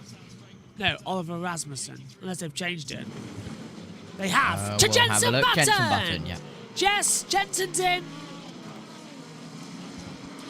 Louis Delatraz is in for Alex Quinn for the 14 LMP2 Pro-Am car. That is, of course, for the AO by TF Orica with the Dragon. One thing you forget, you've got Goodyear and Michelin here. Go on, Yeah. Could we please bring Bast to the back? He's not. Is he stopped running today? Erwin Bastard. Yeah. Don't know if he's coming back. What a name! I was so happy when you found him on the sheet only as well. It's fantastic to see. The Frenchman. I was like, oh, we can have some fun here. The 155 of the Le Mans GT3 car. That is, of course, if I can find it on the timing screen, there we go. 35th overall, 9th in class, that GT3 Spirit of Race Ferrari. So is the number 2 of Alex Lynn on the alternate strategy. on the Cadillac Racing. More fuel is there, and they're going to open the driver door, and they are going to change the driver in the number 2 Cadillac Racing. Will it be Earl Bamba or will it be Alex Palou? It is indeed the Alex Palou, the Spaniard, going in that Cadillac Racing. He'll be in IndyCar next week. Here we go. Really needs the trip to Halfords because the wiper blade, which looks like a pretty much a standard blade assembly from some relatively low rent road car, has just pinged off, and I reckon that's about they had another wiper blade. That's about a 1 minute change. You just clip it back in again, but they're not too bothered. They are leaning on. I don't know, you can replace a wiper. You can clean the windscreen. There's a lot of work going on around Alex at the moment. They've got a huge amount of time as the fuel goes on. They're all poised for a tyre change. They're going to take off these wets, which in fairness don't look particularly worn, but the wiper obviously been pulled up off the screen, so it doesn't. So I suppose the idea of that is it scratches the screen when it moves across. You have the disadvantage of an old car that's had a wiper that's been removed and someone hasn't worked out. You get a right old scratch on the things. So they've moved that away. Oh no, they're doing it. They're doing the full Halfords. Here comes the new wiper blade. That'd be £16 plus VAT, sir. Oh, he's making a bit of a pig here, actually. Blade. He's got it the wrong way round. He had it the wrong way round. That's the problem. Oh, where is Megan? Why? What's happened? Brendan Hartley. Cars 8, Hartley, 51, Pierre Goody, under investigation incident at Marshall Post 20 at 2 p.m. local. That was 40 minutes ago. Driver change for the number 12, Norman Nato, in that one. Callum Eilor out. And a driver change for the 70 LMGT3. For LMP2, we've got the 10 in the pits, and for LMP2 Pro-Am, we've got the 33 out, GT3 91 out of the pits, and LMP2 22 with Oliver Jarvis out in there. Here is the 183 that we were mentioning, for the 77 in GT3. Benjamin Barker is back behind that wheel of the 77 Photon Competition Ford Mustang. What an amazing day we've got. Is that just, I forgot that you've got a zebra there. 5 second added to the next pit stop for car 51. Is that all? 5? Are you joking me? That's nothing. 5 in endurance racing. Oh my god.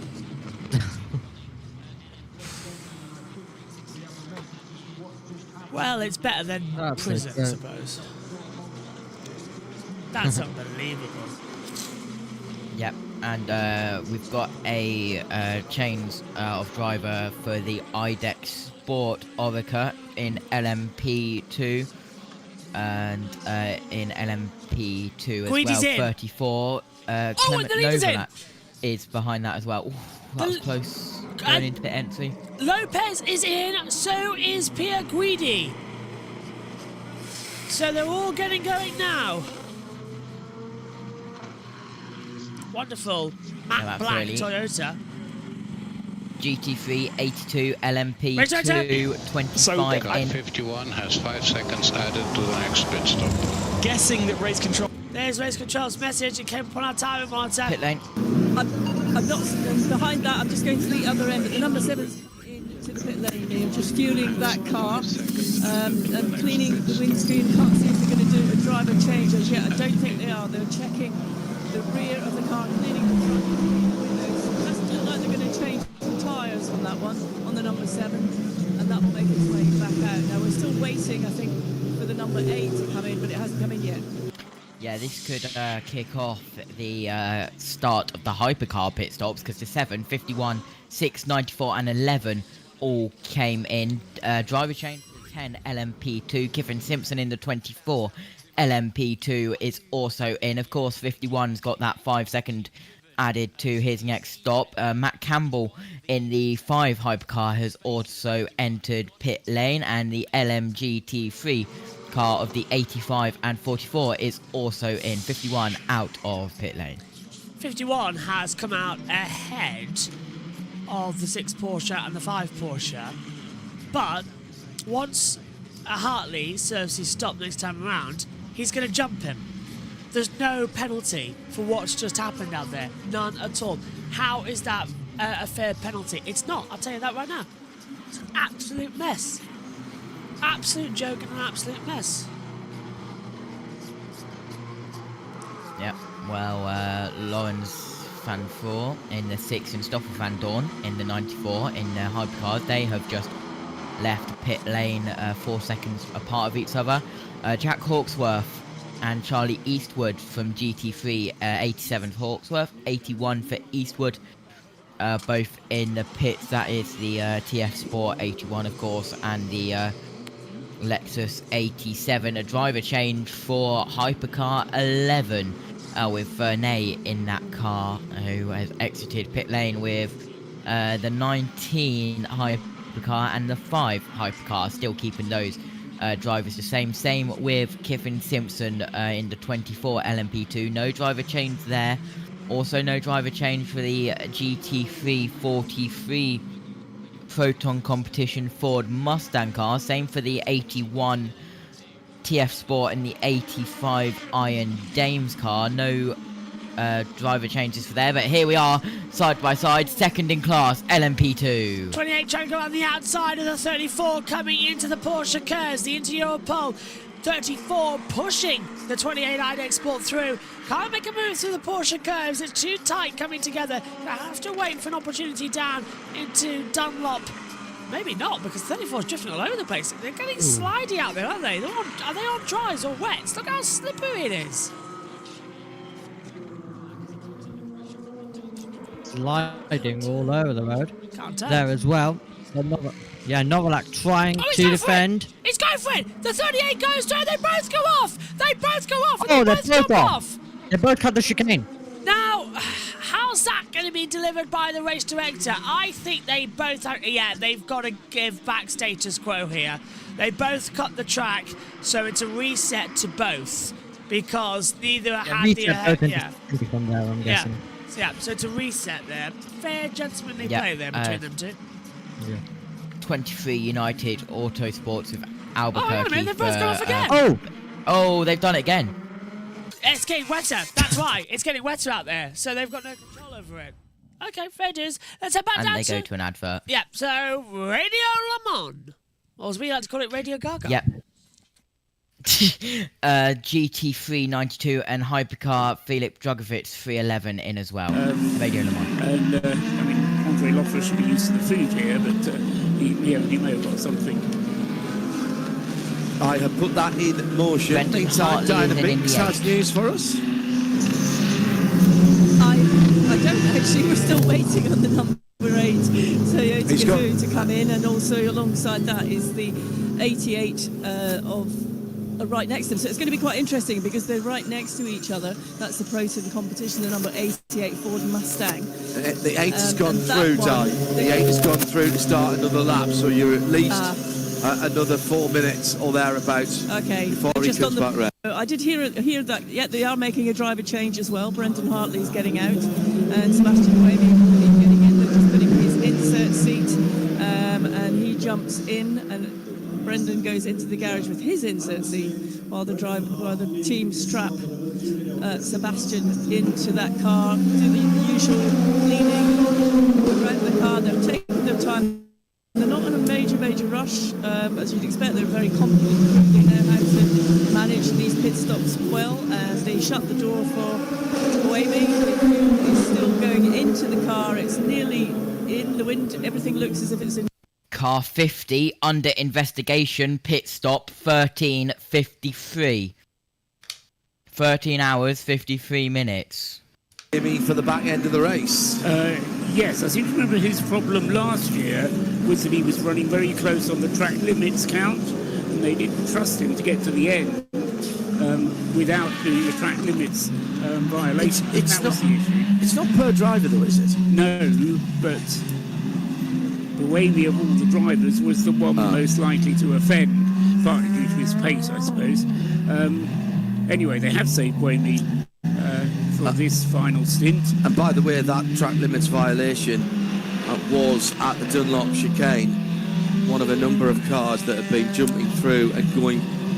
Basically, if you lose it after as you're heading into the middle section, people are straight lining the chicane. Yeah, they are. And I tell you what, you can't drag your eyes away from the main screen of the racing action, but it's the supplementary screens that have other warnings and sightings. Car number 50, the Ferrari that's leading the race, under investigation for a pit stop, possible infringement. That was nearly an hour ago. Still investigating. That's the number 50. Number 50 that's leading that the would race. have been an unsafe release because there was a very close unsafe release where the car that was coming up was coming through.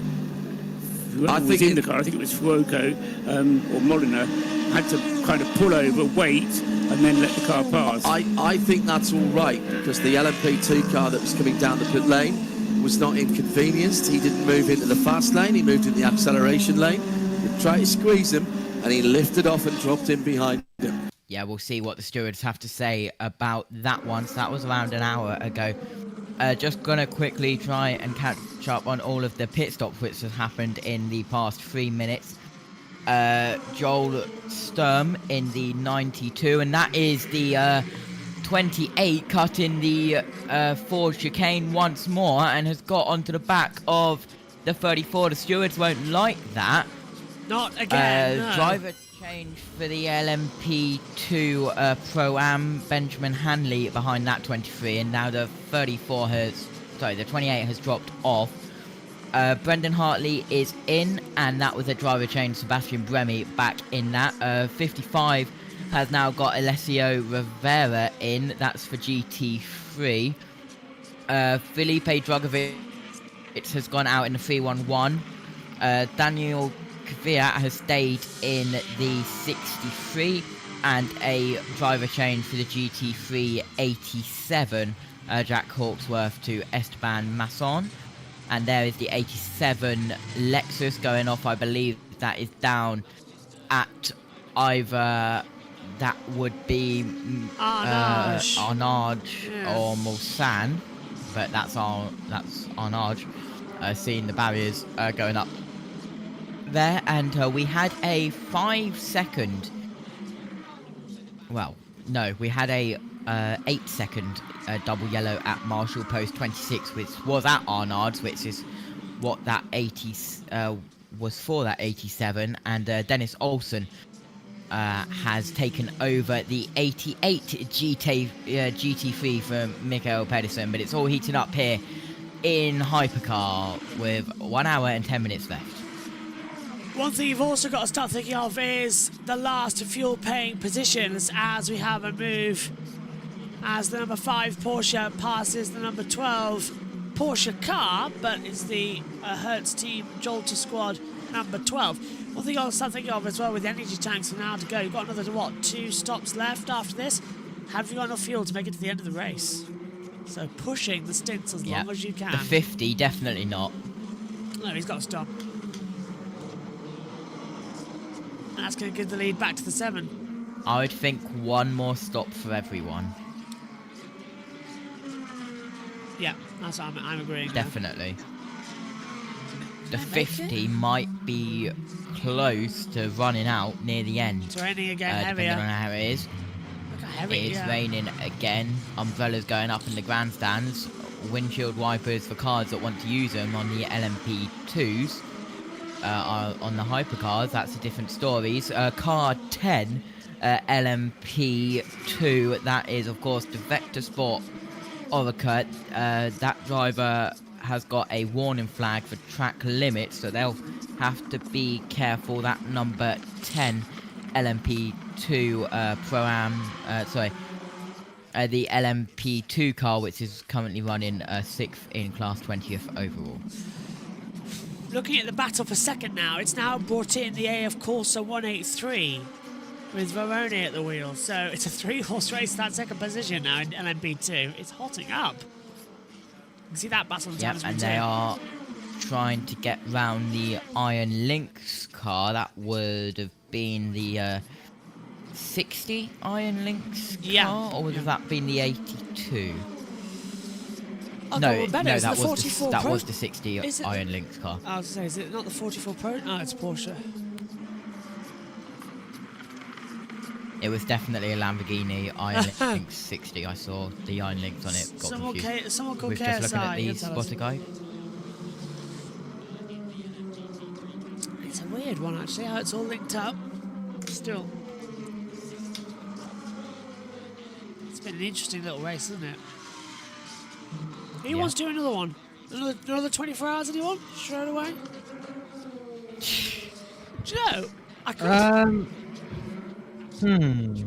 I'd like a sleep, but I could. But not actually that hard once you get used to them. The 60 GT3 16th in class has just come into pit lane only, and we'll see what happens with that car. You know, it's really scary. Well, We do one of these every 6 months now as the interior puddle gets sent off the track by one of the Porsches. We do one of these every 6 months now. 6 months' time. Where are we? Daytona. Daytona. End of Jan.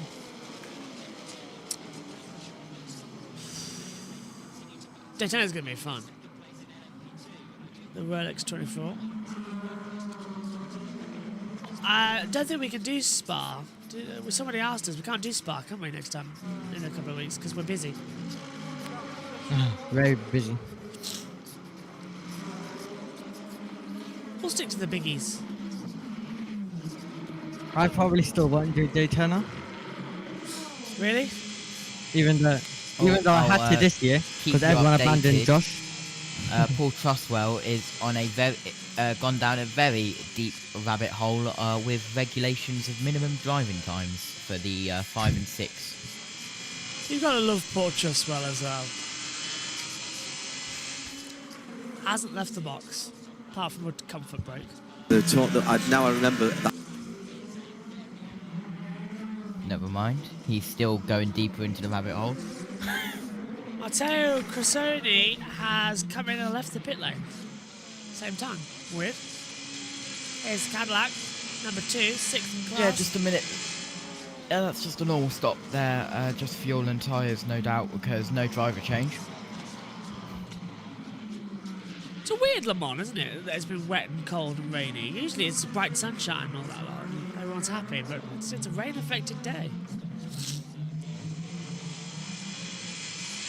Sometimes that's the way the cookie crumbles, though. Can't have all the 24 hours sunny. Some have to be in the rain. Makes it exciting, but sometimes it makes it a bit boring as well. Here's Alex Plays Radio. And the rest surely will. Already expected in 5 to 10 minutes, 5 to 10 minutes. I should keep my mouth shut, shouldn't I? More rain, heavier rain, expected in 5 to 10 minutes. Which is coming up to where we'll have the weather update as well. So, at the top of the hour, the weather update will be very important to us from Radio Le Mans. It's right in front of me as well, Radio Le Mans. I'm just not getting it. Look at that 8. That's the Toyota with Boemi. Boemi's now going full on leather number. He is catching Van Horst. Trying to find a gap. 16.952 seconds. It's the Cadillac team. 2 and 3. 3 is out of the race. 2 is still going. It's been a weird. It's been weird as well. Is Jess here or is she gone? She's still here. I hope she heard that Jensen Button is driving now. Jess is still here. If she's still active, is a different story. Boemi Radio. You need laps on the rain. So you need a lot of laps of car. It's okay, mate. It's okay. Yeah, take what you need. I'll just give you as much info as I can. You're doing a good job holding the Cadillac off. 2 seconds holding. And that is Jose Maria Lopez making a mistake and almost putting it in the gravel down at Mulsanne. We're now through into the karting and down to the Ford chicane. There's the 2 Cadillac, 6th place overall. Slowly the race is starting to come together.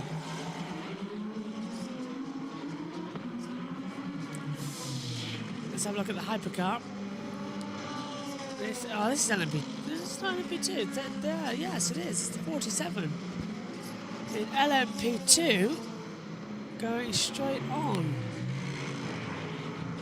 That is the Cool Racing team who's had so many problems up there for 24 hours. 295. We're going to get over 300 laps. Probably 4 minutes a lap.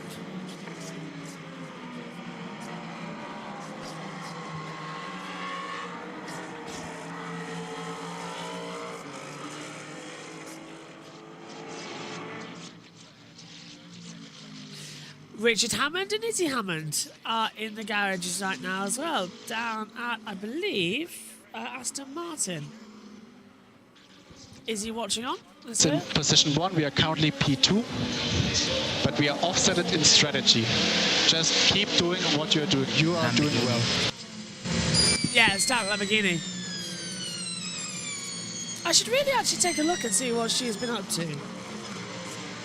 Yeah, go car on. 35, Novalak is under investigation, of course. But he's out of the... He's out, huh? He's out of the race, yeah. He's out. Right. What we've got is car 35 Novalak under investigation. Behaviour at MP3. Now, what I'm guessing they mean is car 34, which is where Clement Novalak is driving now, under investigation for behaviour at Marshall Post 3 at 14:53:48. So around 7 minutes ago, there he is. There is the correction, car 34. Yeah, you're right. So that's the Inter-Europo competition, LMP2 in that Orica. So Novalak under investigation for behaviour at MP3, which is the chicane. Also... Oh, and Lopez off again! He's getting it so wrong! Coming down into the same part of Mulsanne. Back to you, Amy. Yeah, also with the stat that Tom Dillon was telling us about that we only had 2 drivers finish on the lead lap here at Le Mans. Is that going to change as well? When Hammond wet Grosjean, 2 people have had near-death experiences. That must be quite an exciting conversation. I mean, No I'm so further sorry. action for car 50. Car 50 safe for pit stop. Excellent. I'm so sorry. Could you repeat what you said? It went in one ear and completely out the other, but I was trying to focus on what I was going to say. I'm so sorry. Actually, you know how Tom Dillon said the stat about only 2 cars that finished on the lead lap of Le Mans, the most in history. We're going to have 9 now. Yeah, you're right. Yeah. So that'll be interesting as well. Oh, that's going to be fun. So no further action for the pit stop 2 hours ago for car 50. That's better. So for FIA, just giving Ferrari this, every helping hand they can. Oh my god. Oh, and of course, go to a break. Well, I suppose we'll hand over to the Radio Le Mans, who've been a massive help once again this year. Been a problem. However, as he was released, they clearly got on the radio to him and said, car coming, don't pull in the fast lane. And he allowed it to go past. He did try and race it. He was slightly nose ahead. But of course, you have to give way to the car in the fast lane. Exactly. Drop behind it, and JMO and I both said that was smart. Yeah, but it could have, so easily not been the same thing, and he just got it hauled back. One potential problem at the moment is for the car that's second in P2. United Autosports, Ollie Jarvis in number 22, Orica leading that by 40-something seconds, but it's the car in second place in class, the Inter-Europol competition, number 34. Clement Novalak has been warned for a move up at the Dunlop chicane against Joe Van Uitert in the EDEX Sport, number 28. So second and third could swap around. We are into the last hour of the 92nd running of the Grand Prix d'Endurance. It's Le Mans 2024 on 91.2 FM around the world on RS1 and on Sirius 137 and XM202. And a spin for the second place car, Jose Maria Lopez, going up to, or coming through to the Dunlop chicane. Let's head to the final hour as we check the weather. So second place, having a little bit of a spin. Time for the weather update. The final Stick one. your finger in the air, you might as well. The rain allegedly ending in 29 minutes on what we have at the moment. Top temperature was forecast to be 20 today, but it's never really got anywhere up there. Dropping down this evening after the race finishes to something in the 15 degrees now. It's going to be quite muggy tonight. Showers off and on for the next hour till the end of the race. Tomorrow morning it will be a shower or two, 22 high, and at the moment the temperature in the air at the bottom of the Bugatti circuit at the Ford Performance Studios, 15.2 Celsius.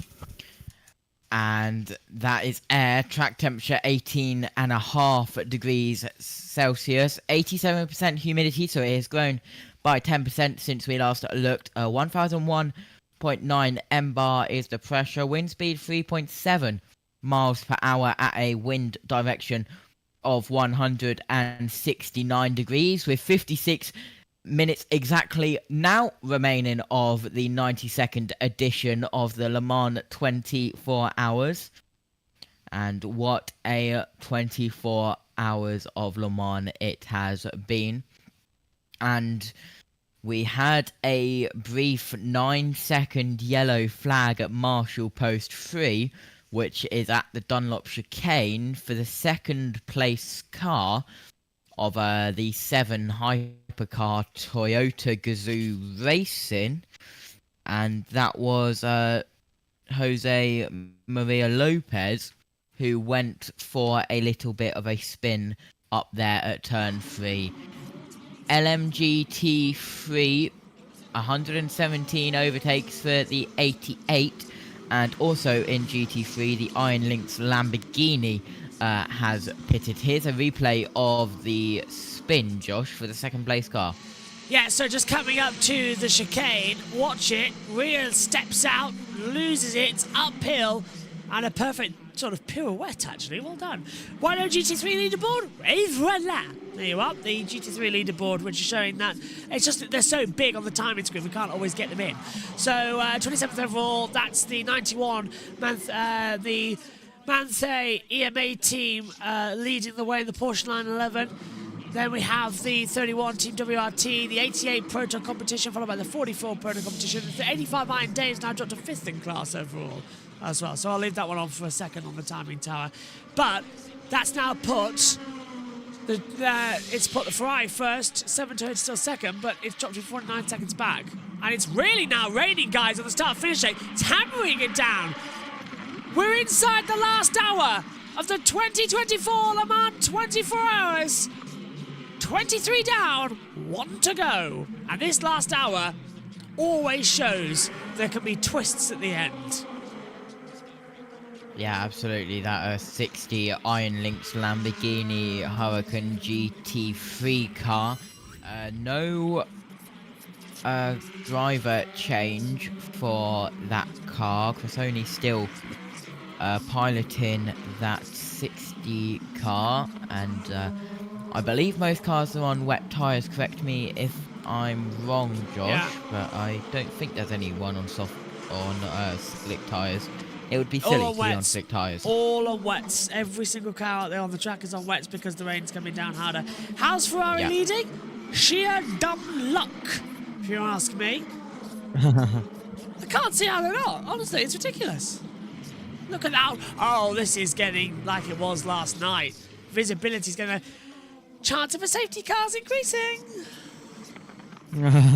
Just to give everybody a bit of a thought, this is how long we've spent under the safety car in this race. You ready? Green flag coming up for 16 hours. Under the safety car, 6 hours, 54 minutes, 27 seconds with 3 safety cars. One of them 4 hours long for rain. It was insane. It's been green for 3 hours, you know that. Last one.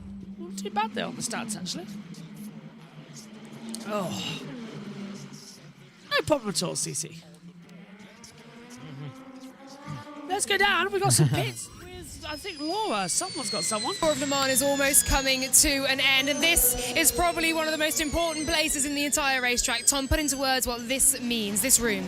This room is full of emotion. This is a trophy room. The trophy already gone out to the podium. Full of emotions when the drivers are meeting for the first time after the 24 hours of racing. One obviously has been in the car, the other's preparing, one is asleep. They are here and they are full of happiness. There's also disappointment. There's relief. All the feelings you can have as a racing driver is this trophy room. And right after, you are going to... We're doing this. Podium. We're heading out to the podium at Le Mans. I didn't think I'd ever be saying that. You've got the pit lane just here. Tom, you have done this walk to the top step 9 times. You know just how special this will be. Can you put it into words? No, I can't. And, whoa, I really envy the winners who's coming out here soon and to be celebrated from the whole park. It's going to be awaited by people. 37. And full of relief, proudness, happiness. Cool and racing. who is going to be, we don't know yet. LMP2. We don't know. It's going to be incredible. You don't want to miss the finish of Le Mans. Car 34. Car 34. Go on. Car 34, the LMP2 GT. Inter-Europo competition. Pit lane. 5 seconds out of the gets pit stop. Ferrari pits. And the leader's in. Yeah, with the rain coming down. Now, it would be foolish to do a full service here because the rain tyres are just starting to come in, so it's gas only. Come on, fuel it up and go. No, they're going to look like they're I think check the tyres. I don't think you need them. Just get everything running, get the fuel on, and make sure they're all good. You don't need to do anything else. Your tyres should be good for the next stint at least. But if you want, thumbs up, all good on tyres. No need for it, just fuel. That'll cut it down from a 90-second stop to a 40-second stop for the fuel. And it's 10 seconds in and out. Look at that, it's already ticking down. Look where the 7 is coming through the Porsche curves. There is the new race leader, Jose Maria Lopez. 298 laps on the board and yellow flag again. And it's gone green. As quickly as it came. Oh my God. Where's that Ferrari come out? Ahead of the 51. No, 51 takes second place. Now you explain to me how the 51 was able to come into the pit lane and get out ahead of the car it spun. How on earth is that fair? That's not a penalty. Cutting the corner as well. It's not, I would say tyres, but there's no excuse really, is there? It does that every single time though. Yeah, they can't do it too often. They will get a penalty for it. So there's the 50, 6th and final set of wet weather tyres. Wet 6, W6. That's the final set as well, so they want to save those sets for all the end when they need to push hard. Yeah, okay, we've got that. The lovely Alex Jakes is back on commentary now. Nice, the 37 that was involved in the incident at Mulsanne Corner has made it back to pit lane with Jacobson in that cool racing LMP2 37 Orica. The spray is enormous now as well. I'm surprised they haven't thrown something, but the rain is still coming, so it's not too bad. Visibility looks okay to me. We've got wipers, they can do it. It's just like going down a motorway at this point in a 230 mile an hour car, but still. This for me is still advantage number 50 because the 7 and 51 still have to pit. Yeah. Because they've only got 40% left of battery. The 50 has got 100%, and they can fuel save like crazy. Save that. Yeah, and here is the this is one of the Ferraris. Is this the 50? Yeah, I'm cutting that corner again, as you said on the opening lap. Oh my God. I mean, they're not trying to hide it, are they? No. Not at all. No, not at all. It's blatant now. That's kind of what I would do if I can't be asked to make the whole corner. Just completely throwing it into the tree. Jesus Christ. Hang on a minute. What did somebody put in?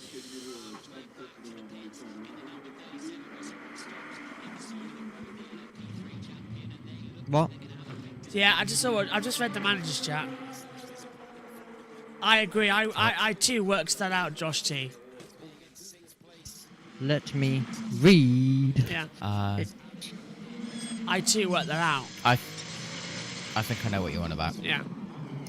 Which means it makes the rest of the year incredibly more easy. Yes, I definitely know what you're on about Yeah. now. Yeah. Down we go.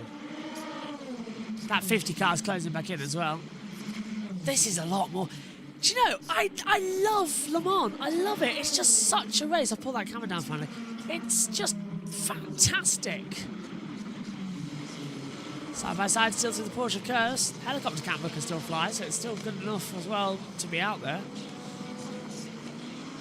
I wonder if do helicopter blades rust? That's a question I want to know the answer to. Maybe not, really. Think about it. Nielsen radio. Okay, when we get close, they should let us by. When we get close, they should let us by. Are we faster than them? Yes. Who's they? So so the 50 wants to know, are we faster than the 51? Are we faster? Yes. Playing the team game. 51 is in the long run. 50 has yet to... Well, he's going on the longer game, isn't he? So, yeah. 50 going to use the slipstream of that LMP2 car. Off the track again, JT? Yeah, was that possibly the 28? I believe it was, because yellow front. What? Where? He went off the track? No, the LMP2 car that yes. the 50 overtook. Yeah, but the 51 went off the circuit again. At Ford Chicane. They're both doing it. Just blatantly cutting across the track and not even caring half the time. Coming into it, no traffic, and it will be in front. Yeah, absolutely. Because the 8 waited in the corner and spun off from the traffic. Yeah. Well, it was contact between the two. The 50 hit the 51 hit the 8, and that's why it spun around.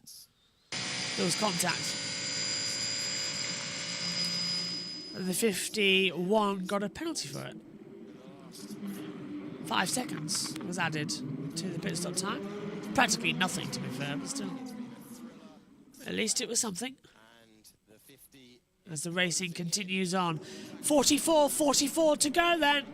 Here at Le Mans, we're into the last hour. Sort of ticking it down bit by bit. JT Instagram. Say again? Car 11, the hypercar that is got a warning flag for track limits Vernet. That's not his first warning flag, but if I remember rightly, his first warning flag was withdrawn from him, so the same situation as what the 38 experienced earlier on in the day with Listen. 8.0630. Alex, tell us the... Okay, I have 6.5, I will check. So, it's almost like Nielsen doesn't want to pass Pierre Greedy.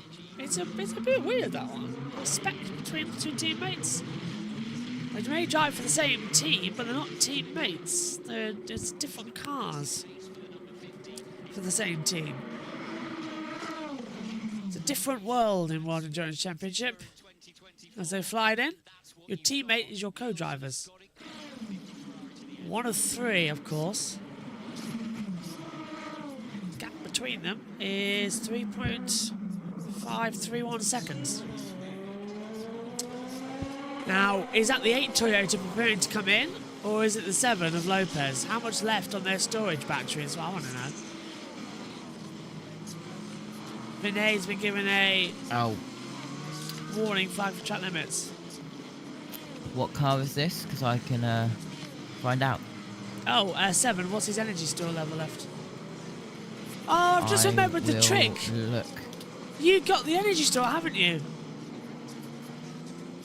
Yeah, it is somewhere on... That we remembered a year ago. At the same time. I was like, where was this throughout the entire 24 hours? Oh, how did we just remember that? Into the pit lane comes the race leader. of Jose Maria Lopez in the number 7 Toyota. Radio on. I wouldn't be surprised if they chuck tyres at it here. You stay in the car. Lopez is staying in the car for the end of the stint. Yeah. Confirmation then that Jose Maria Lopez... Wow. So Lopez is taking the flag. They want him to go and win it. A driver who wasn't even supposed to be racing. And in comes the 51. The 50 is going to take the lead. The 50 Ferrari leads at Le Mans. But is it good enough? With 42 minutes to go. Fuel only again. Don't need to change the wet tyres. That's a good stop for the 7, a strong stop. No tyre for the 51 either. That's only just changed over. They're checking, making sure they don't need to. It's not that long of a pit lane. There goes the 7. 6 will be in soon as well. I don't think 84 can last the end.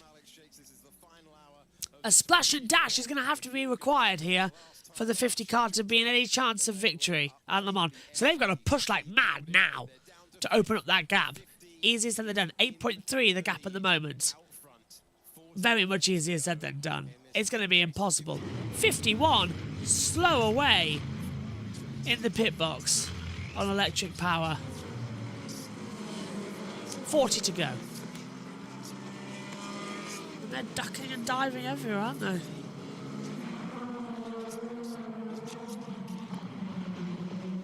So precise, so careful.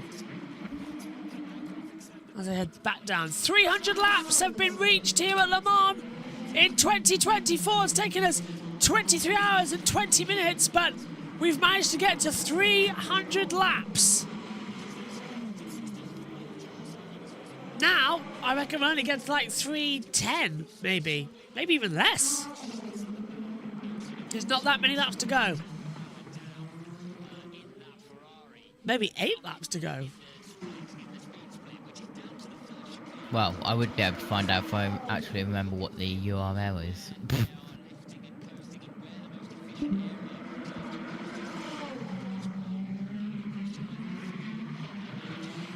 There is 10 laps to go in this race. We're going to have it about 3:10, I reckon. So we're into the last 10, everyone. 10 laps to go. Judging about them doing 3:57 on the last round. Lovely. Need Megan for mathematical expert after being awake for over 24 hours. Not the best. Oh, Lopez radio. Okay, let's see. We take no risks. We bring it home. Hit the car, stay behind. No risk, bring the car home. So, yeah, what about the... Yeah, and the 8 Toyota's right behind. So, Toyota on for 1-2, but it's going to be difficult because they need to pit as well.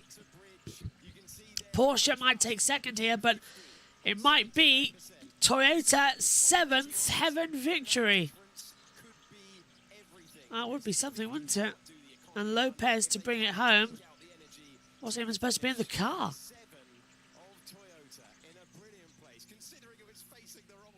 Would be quite Wait, funny. no, I'm thinking of IMSA with GTP telemetry. They show it on the TV, not on the website. Yeah, right. I knew it. I knew we must have had it at Daytona.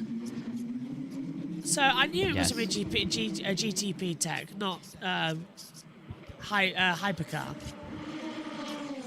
Yeah, but with the 7, 90% now as they've come down pit lane. That is very close. That is Toyota along Toyota. Close. That was the 7 and 8 Toyotas battling over position. What's going on there?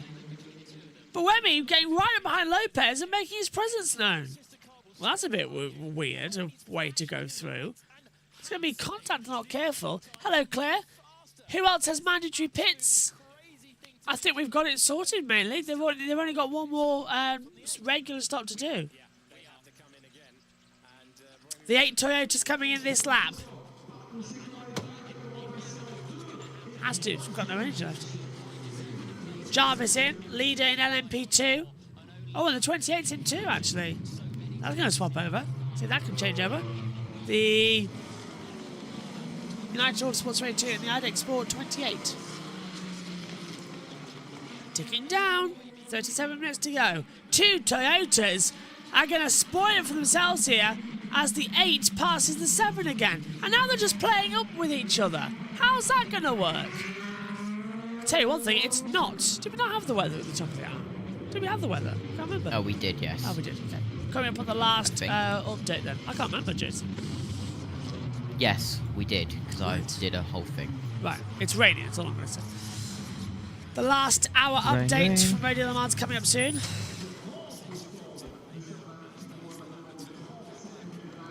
Two Cadillac comes in for the last normal stops. Yeah. They're out of tear-offs of the Cadillac. They've worn it down to the... Alex Blow staying in till the end, which is smart, because you really don't want to have to change drivers this late into the race. The 38 is due in 9% of the energy tank remaining. 89, now 90% the Cadillac, and they've put it at 96%. I've just got the smell of burning rubber on wet rain tarmac. It's very distinctive, that smell. Nice. It's got, I Nice. can smell the I can almost smell the tyres as I was looking at them.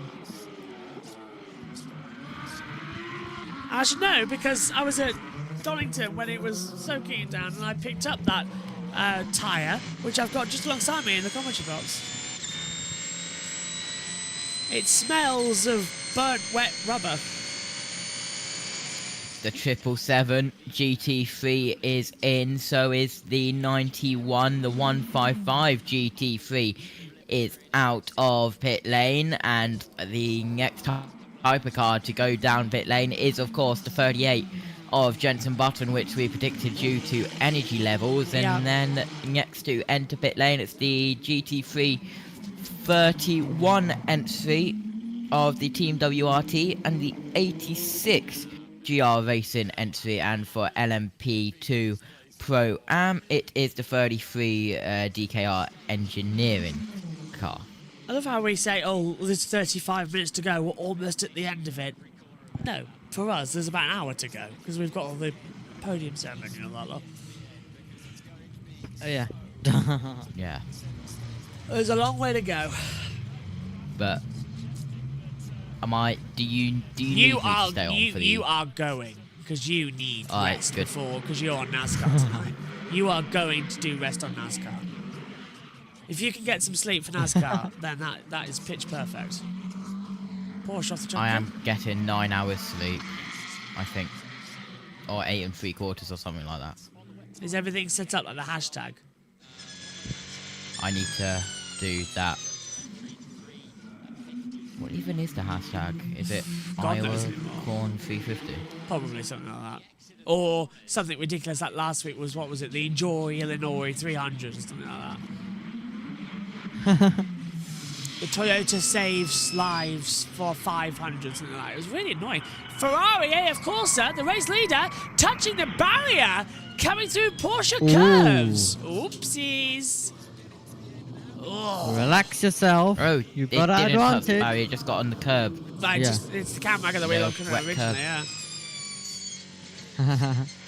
Coming up on the hourly update, the last time from Radio Le Mans. It's been really oh no! Yellow flag on the track, and that is the 86 GR Racing with Daniel Sierra at the wheel. Just come out of pit lane, if I remember rightly. It's rocking a little bit. I don't know. Yellow flag, margin point 2 and 3. It's stopped. Full course yellow then, or slow zone. What's going to happen? There's always a twist. What are we going for here then? If it's safety car or slows, if it's slow zone, this massively helps the 50. Free pit stop to top up to the end. There's always a twist at the end. I keep the telling 86 did just come out of pit lane, Josh, so the tyre must not be secure. Now, what is this going to be? Slow zone or green flag? Green flag, it says. Right, okay. So how's he got going? Ferrari tried to nuzzle the bolts on one of their other cars to give themselves a bit of yellow again. Never mind. Okay, a Ferrari car stops after coming into pit lane. That could benefit the factory Ferrari car. How interesting. How interesting. Thing is, this will also help the number 8 Toyota as well. They've got a pit. And the 5 Porsche. It could put them all back in contention. What is Eduardo Freitas going to do? If it's safety car, the race won't resume because we need 20 minutes. Has to be full course yellow, all slow zone. Which will he choose? That's the question. But we're running out of time for him to choose. Before we get to that part of the circuit. Hurry up. Lopez Radio. Make your decision. Okay, Jose, power is back. We focus again, and front brake jams are low. So mind front brakes.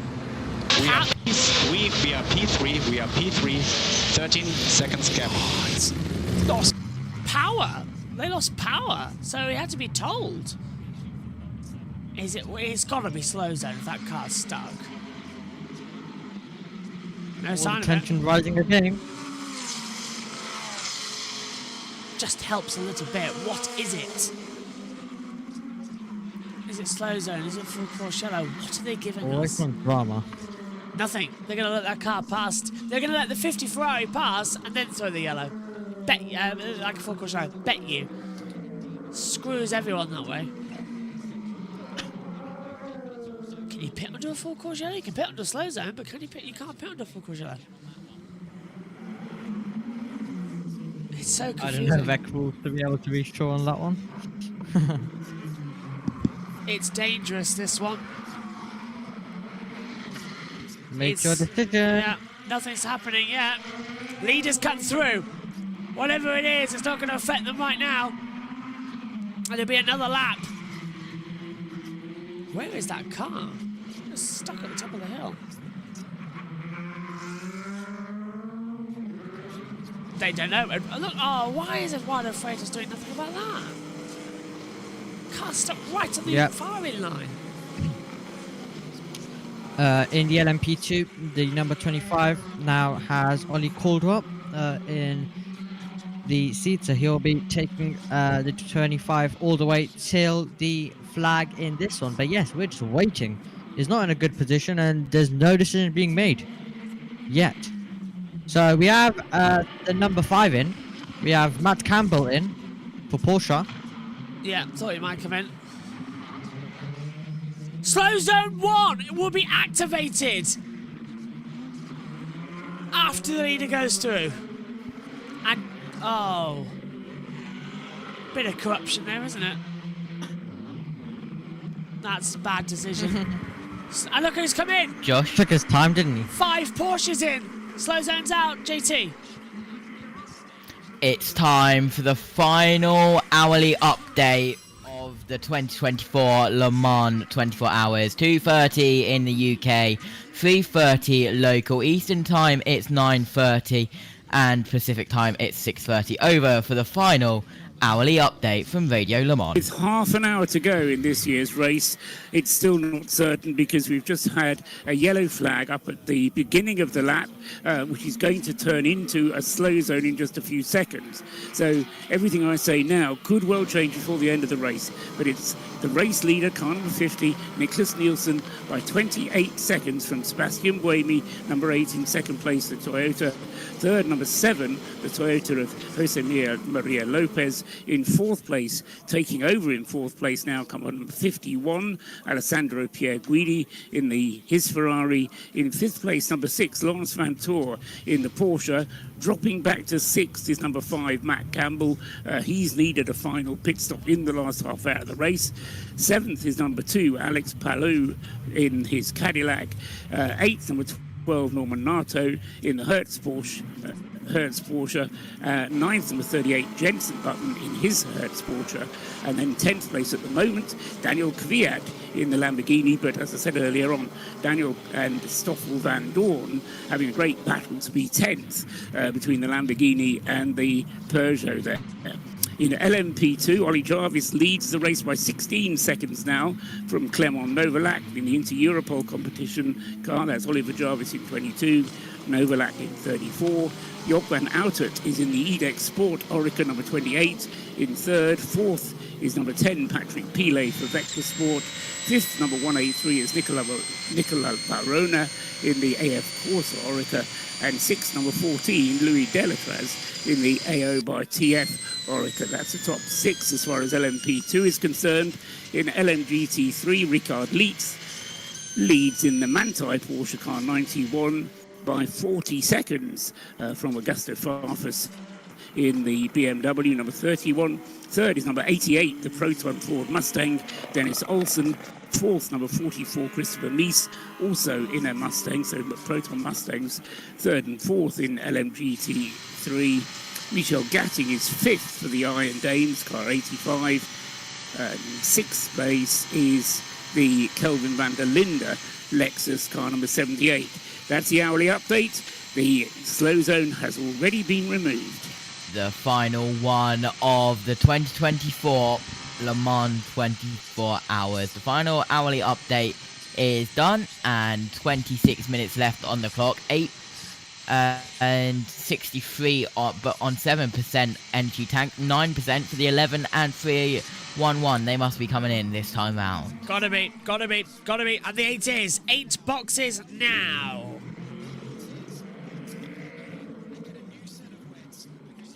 So, what do you think? Dry, wet, dry. It's got to be brand new set of wets, right? Make sure you're good to the end of the race. Full set, go. Pit lane. Look, he was taking chunks out of the This is Buemi, excuse me. Buemi from second place. Buemi into the pit lane. This is the pit stop that we knew he owed us, Paul. Yes, and I think he was hoping that slow zone might last until he got round to the pit lane.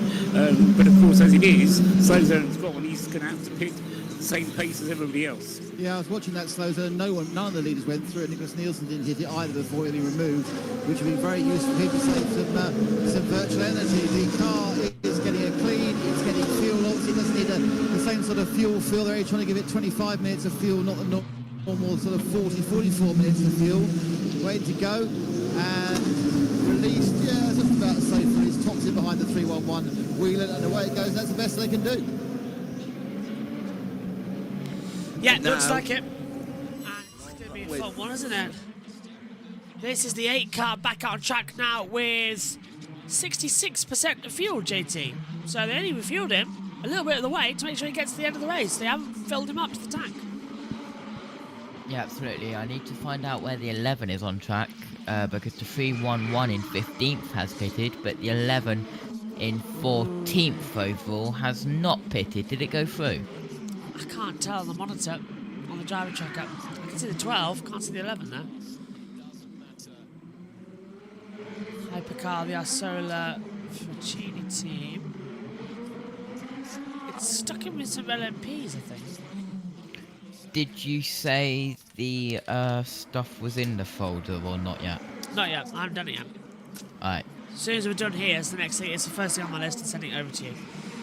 The background and the intro. Basic intro and the background. No spinny I need to thing or anything. No. Find out Matthew's plan and then I'll add all of the stuff in at 11:30 tonight. Yeah. Sounds goody. Race starts at what time?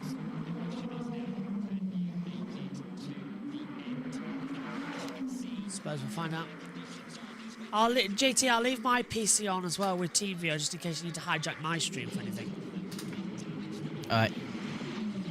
Like if your laptop has a problem, I'll leave mine on with everything so you can pop it on. Alright, it shouldn't, but alright. Just as a backup. So this is having a look then. 35 seconds of gap at the moment. And it's raining again and getting a little bit harder here at Le Mans. 23 minutes to go. We start ticking them down now, don't we? Minute by minute, second by second. The checkered flag readies. Ferrari could be playing blinders here, and that's a 7. Oh, hello.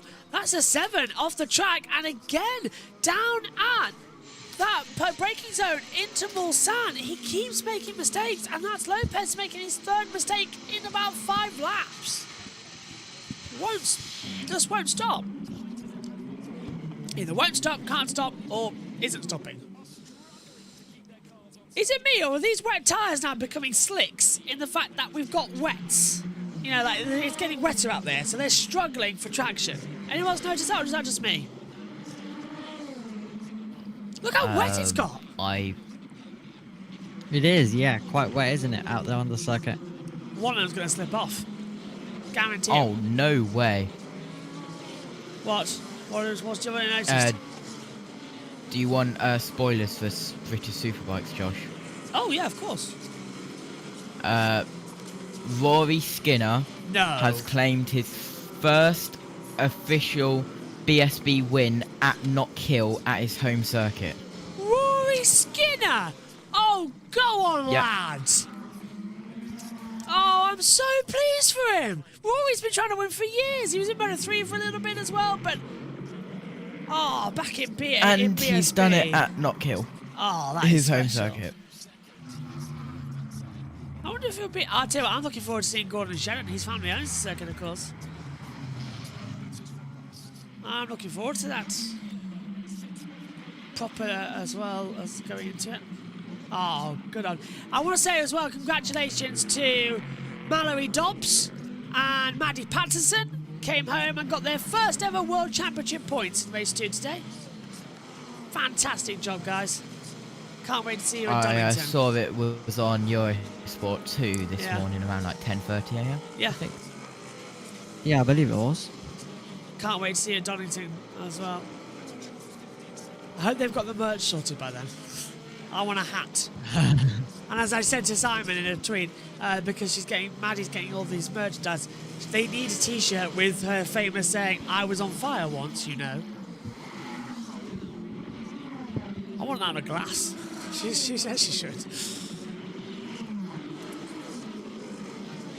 This is getting fun now. This last hour hasn't been. It's been slower, but it's not been that bad. No, it hasn't been like it usually is, where you literally feel like you're crawling to death. Like, you're literally like crawling. It's really slow. The 40 minutes has flown by. But I bet you, now that it started raining as well, this is going to be starting where it's going to be slower. We're into the last 20 minutes. Yonka Day has been given a warning for track limits abuse. Coming on the board now as well. The rain has picked up massively. There is now at least 8 foot of spray being put up by these hypercars and GT cars, and the 51 sliding around everywhere. 51 actually going to lose out here to the number 6 Porsche. I can see it coming now. That this number 6 Porsche Penske will take 3rd position away from the 51 Ferrari. I can see it coming. We're at 305 laps, by the way. Rain is getting heavier and more consistent. I would not be surprised at all if we might see a safety car intervention to end this one, you know. I would not be surprised. Because look, isn't the level of rain about the same we had last night? I mean, at first glance, possibly, yeah. It's getting to that point, I think. Oh, 18 minutes to go. Eduardo, keep us under green. Just let us go to the end. Yeah. These are some of the best So I did jobs mention that it might be a safety car finish. So yeah, it could be possibly. Well, it looks like it's going to be us 3 who have seen this whole broadcast through. Well, you 2 have. I vanished for 3 hours, but still. No change there then. Omi's been there for the whole time. Wow. Let's hear from Lopez. Okay, Jose, we are currently P2, Ferrari 50 ahead. We don't think they're gonna box. We will be for position 2, and we don't want to take any risk. We want to bring P2 home. Gap ahead, 32. Gap ahead, 32. Are they going to let the 50 Ferrari win it? Really? It's a surprise to me. Seems like it. I mean... Well, I don't know if Lopez is interested in that, but I guess that's what the team are saying. I mean, 30 seconds in 20 minutes, 25 minutes, well, no, 17 minutes is a lot. That was the number 5, I believe, Porsche Penske Motorsport, who's in 6th overall, going off. But guys, you're forgetting the 50 is massively fuel saving. The 7 isn't. Look. Yeah. 12% difference. Oh, over the road once again. Is that the for 51? The 6. Yeah, 6 and 51. They're both going over it. Oh, it's too close to call. Cool racing in the pit now, by the way. Did we mention the 82? You're there with the warning flag. Yes, I got it. All right. Megan's on her way to the box, by the way, for the final 15 minutes. Lovely. So. And Brendan Hartley is not in the car. Yeah. But she's happy she's cursed him enough. Yeah. I think she's enough for today. I'm just going to look forward to take these shoes off and have a bath. Oh. I'm looking forward to sleeping. Actually, I'm buzzing. I'm fine. To the number 8. Nielsen. The gap is 30 seconds. Gap is 30 seconds, so we can lose 5 seconds a lap and still be safe. Hey, mate, don't worry. I had traffic. Don't worry. It's okay. Yeah, save energy, save fuel, don't do anything stupid. This is on board with the 51. GTE AM. Nothing else coming through on that radio anyway, just didn't take it away. The battle for 3rd now is getting interesting. Ferrari might do the double here.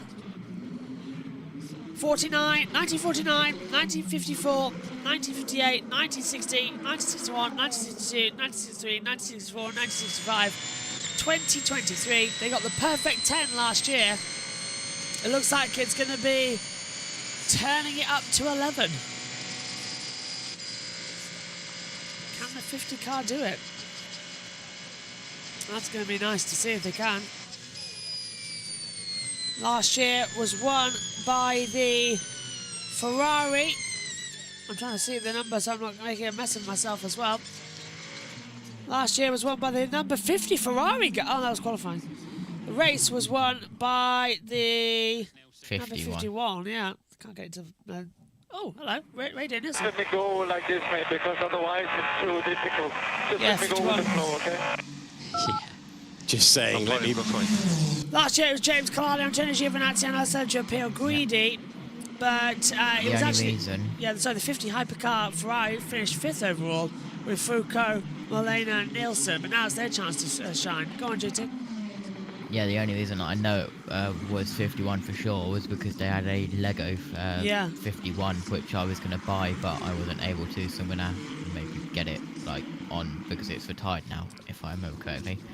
Just so have to get it from somewhere else. If Toyota win, it'll be their 6th win in history. Taken by car 7, which is ironic. 14 minutes to go. Into the last 15 minutes. Effectively, welcome to qualifying 2.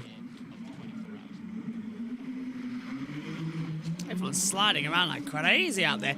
Darker and wetter. That's what we're seeing now, the back half of the track as well, with a lot more fog coming in. Not really looking like the south of France, is it, at 4 o'clock in the afternoon? Well, actually, maybe it is. Maybe in August, not in June.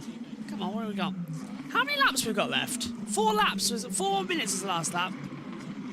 3 laps. 3 laps, including this one left. It's building up.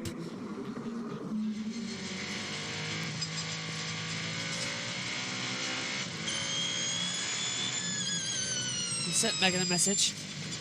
Oh, never mind. I said 3 laps, 12 minutes. Come on. Ferrari lead, I know you know. Rain is Hello, building Megan. up. Still stuck in Megan. 5th position. Broken rear wing, number 22. What, me? That's the leader in LMP2. The leader in LMP2, the United Autosport. That's a problem with a broken rear wing. Is it okay? He has such a cool last name, Jarvis. Oliver Jarvis. The rear wing was slanted coming out of the S's. Is he okay? It could be worse. It's bouncing around. It's got a 70-second gap. Watch him. Look, there's the 22 off the track. And does he hit the rear wing? It looked bent to me. He's locked up. It's not... Oh, we didn't see the end of the replay there. Ferrari will win, says let's get it going. Oh, baby. Last line. Let's get going, baby, as this usually do. Just sort of keeping my eyes on the screen. Just it's 292, 3 to go. We're going to be end up with 200. Hang on a minute. That's actually 3. We're going to end up with 200. Sorry, we're going to end up with 310 laps overall.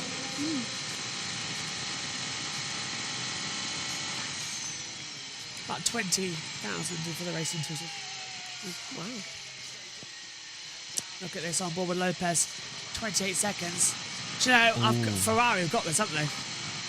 That's insane. Let's say run out of fuel. November 2016. Wait, for number 50? He's leading. They refueled.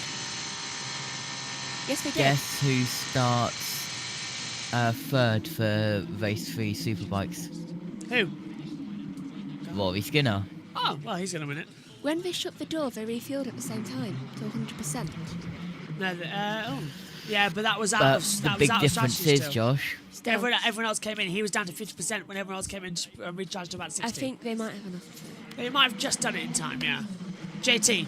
The race that Skinner won was the sprint race. I believe the feature race is like 8 or 10 laps longer. Oh, that's going to be a bit longer, yeah. Look at this, 26% of energy left for... Well, 26% of fuel left. 37 for the 17. Ow. They might get it just in the bounds. There's a lot to do. 2 laps. Yellow flag, marshal point 16. Who is it? Michelin. Oh no. I just saw someone What's drop. happened now? That's down, as JT says, that's down at the chicane, the Michelin chicane. Yeah, the sprint race is 10 laps shorter. It's an than the LMP2. feature, so we'll see. Oh, it's a 33 car! Oh, it's the DKR engineering. Oh, no! Nemo car. Last year's last year's Nemo car. Just lost it. Just lost it by himself. 7th in class, 21st overall, just lost it. Yeah, it's a quick 360. Yellow flag's been removed. I'm going to be rewatching House of the Dragon the entirety of the day now. Do you know why? I'm going in the bath. You know why? 2 a.m. tomorrow. Oh, right. It starts again. I actually feel, to say I've been up for the past 24 hours, I actually feel alright. Yeah, it's weird, isn't it? It actually feels fine. Into the last 10 minutes. I was meant to be up. It ended up like to be the past 27 hours because I was meant to wake up like 25 hours ago, but then you always have this time where it's bright outside, you wake up randomly and you can't get back to sleep. I woke up 10:30 Saturday. So already it's been... I think I woke up 10 Saturday. I've been up 28 and a half hours. I woke up at 8 a.m. Saturday. Omi! Yes. Omi, He just goes back. did you even go outside when you had a break? No. How I'm are in you still alive? I'm in shorts. It was literally cold outside. I opened that window. It was cold. It's I would called freeze morning. outside. It's called morning, Omi. That's why it was cold. It's kind of what you need to do. Yes. Pia Greedy Radio. The cold air is what you need, 51. You know it, but we need the 10 track limit now. We need the 10 track limit. Come on, Nick. Come on. Guys, but we cannot proceed at this track limit because it's not the end of the motorsport. Okay, so please just not do it again. We have 4 seconds gap. We need this podium for everyone here. And for us, for the championship. It's double point here. Come on. Loving that. Yeah. 9 minutes left, 8.5 minutes now, but in the past 4 minutes, the gap at the front has only gone down by around 3 seconds, so still keeping that lead manageable is the 50 out in front, so they can fuel save a little bit more if they are concerned. Do you know, honestly... The number 50, yep. The 51 doesn't deserve to win it. The 50 does deserve to win it. They've done From nothing what wrong. I've seen, I agree. 50's done nothing wrong throughout the entire race. They've been fair, they've been clean. It's the 51 that's had the problems. Unless I'm very much mistaken. No, from what I've seen. Unless memory completely gone. I see Hartley has decided not to go for the last bit of the But they race. put Buemi in, he was faster. Just scared what I'll do. Yeah. And they also took Brendan Hartley out because he was getting a lot of track limits and they were one away from getting a penalty. Which is ironically what Megan wanted to happen. Every time. It's one of those days, isn't it? 7 minutes inside 2 300 laps. Yeah. Yeah, 308 laps completed for Hypercar, 293 for LMP2, 278 for LMGT3, now 294 at LMP2, so we'll get 295 out of LMP2, we'll get 280 out of LMGT3, if I've done my calculations correctly, and 310 out of Hypercar at least. That's good. Nice round. I like that. Very nice racing. But 310 laps at Le Mans isn't really that great. I was expecting 325, but the weather and the safety car, 4 hours of the safety car, where we did a total of about 11 laps in 4 hours, was really, really bad. And at the start of the race, we were looking so good for the record. Yeah, we were. Yeah. We were 6 hours without any safety car or anything. It was 9 hours before the first one came out. And then it changed.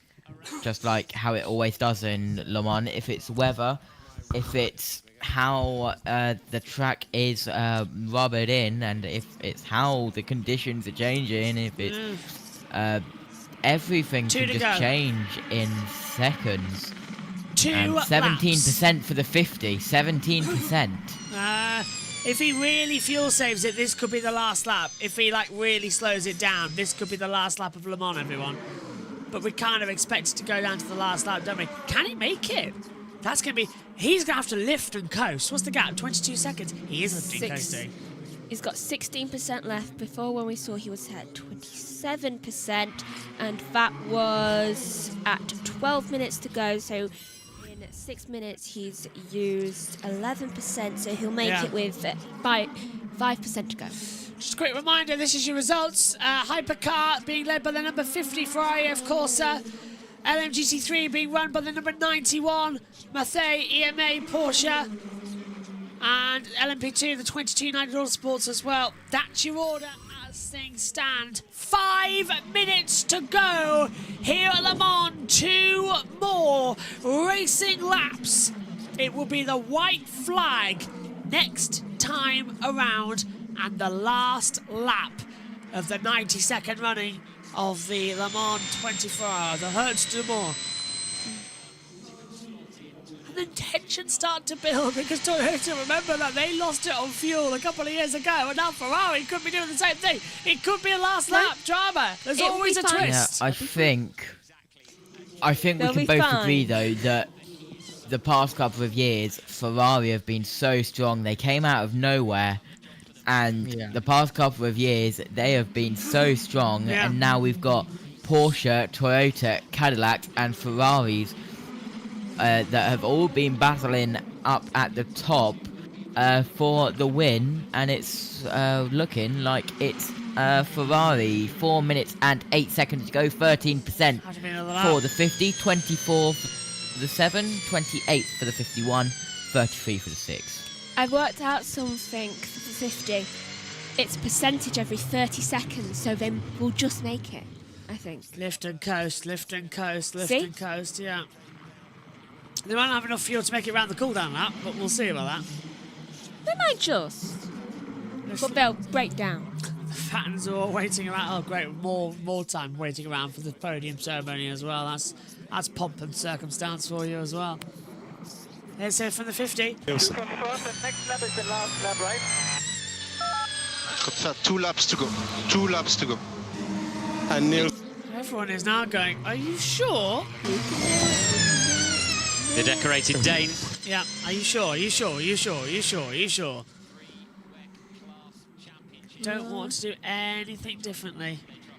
11%. Regenerating the engine is down to 10. Okay, they might get it with 2% to go. Omi, Ferrari. What do you think about that? Great performance. Great, and yeah, from what we've from what we can remember, the 50 was great today. 51, of course, had errors, had issues, bad, did misbehave. 50 though was good and does deserve the race victory today. Tensions rising. The last lap cometh. Who are the teammates? Over at the, well, this will be at the 50, won't it, with Ferrari in the LMP2. Oh, he nearly locked up there. I went straight on. Antonio Fulco, Miguel Molina, and Nielsen as well. Nicholas Nielsen, who's on the line. Nielsen's going to leave it. Miguel Molina did most of the race. Antonio Fulco finally going to get a victory. White flag. It's the final lap of the 2024 24 Hours Hertz du Mans at the Circuit de la Sarthe. Ferrari are going to be on course for 2 in a row. 9%. What's the battles going on further on around the track? That's what we need to see. LMP2, that's decided. 22 United Autosports. And yeah, that's decided in GT3 as well, with the 91 Mathey, the Manthey EMA team in GT3. That's as they go. We'll show you the complete running orders that come through. Just got to keep ticking down. 1 minute 10 left on the board. This is the last lap. It'll tick out anyway, and then we'll be over. 8%. 7%. It's ticking down, isn't They'll it? just make it. Let's get final thoughts then on this race while we're out there. JT, what have you made of Le Mans? Oh, it has been an absolutely incredible Le Mans 24 hours. Me just sitting here, I've just completely forgotten about the 4-hour safety car period that we've had.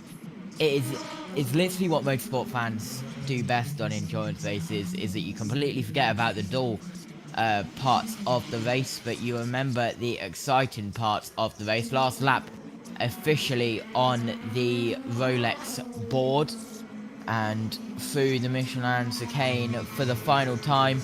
Incredible race, highs and lows. The 4-hour safety car was probably the most boring 4 hours I've had on the broadcast, but Megan, you made it a lot of fun. You did. Good. Time's up! 24 hours of Le Mans is done. We're into the last one now. Amy, what about you? What have you made of Le Mans? Thrilling race. I'll give my final thoughts, of course, later on, as I'll be on the doing the podium stuff with you. But an exciting race, and it's going to belong to Ferrari for the 2nd year running. Megan, what about you? And this. Praying for it. Praying for Ferrari to actually get the win. I think I actually said in the beginning when I came in, like I whispered under my breath, if you go back, you'll just hear me think about Ferrari winning it. JT? Yeah, this is a big statement to the other big teams, which has been controlling and running Le Mans for so much. The likes Porsche, Toyota, Cadillac. This is such a big statement, and Ferrari are going to do it. 4% in the tank.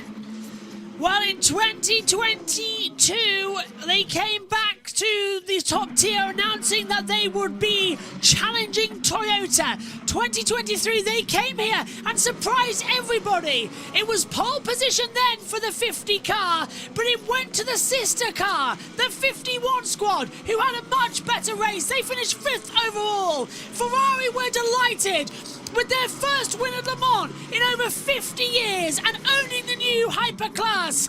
But they've come back in 2024 to defend their crown. Toyota will go and lick their wounds. I know they gave it their best. Cadillac tried. Porsche, who are dominant kings, know that they have new competition because of Ferrari. It's not just a 51, it's the 50. It's double trouble. It's two's a crowd. It's time for 50 to high on high. Ferrari win the 2024 Le Mans 24 Hours, and it is the number 50 who this time is on top. 50 not out. High flyers. and 2% in the tank. It's back-to-back at Le Mans, which is so hard to do. Hypercar win victory with Ferrari, Foucault, Molina and Nielsen, victors of Le Mans.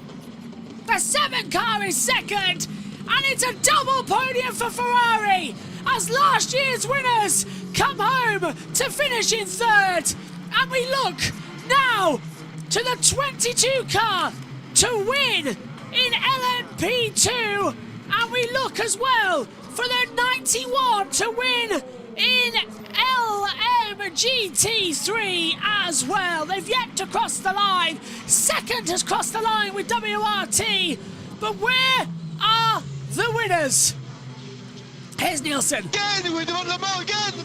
Yeah! Cool down lap. Cool down lap. Wait 51 for the parade. Wait 51 for the parade. You're incredible. There's the 7, congratulating, but where's our winners in LMP2 and GT3, especially GT3?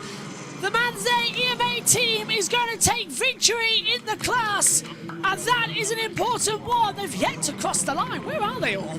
They're all stuck in the middle sectors. We're looking for the 22. They're coming in now. Looking for the 91 as well to come into it as well. Not all one yet. We're looking. TV pictures haven't picked them up yet either.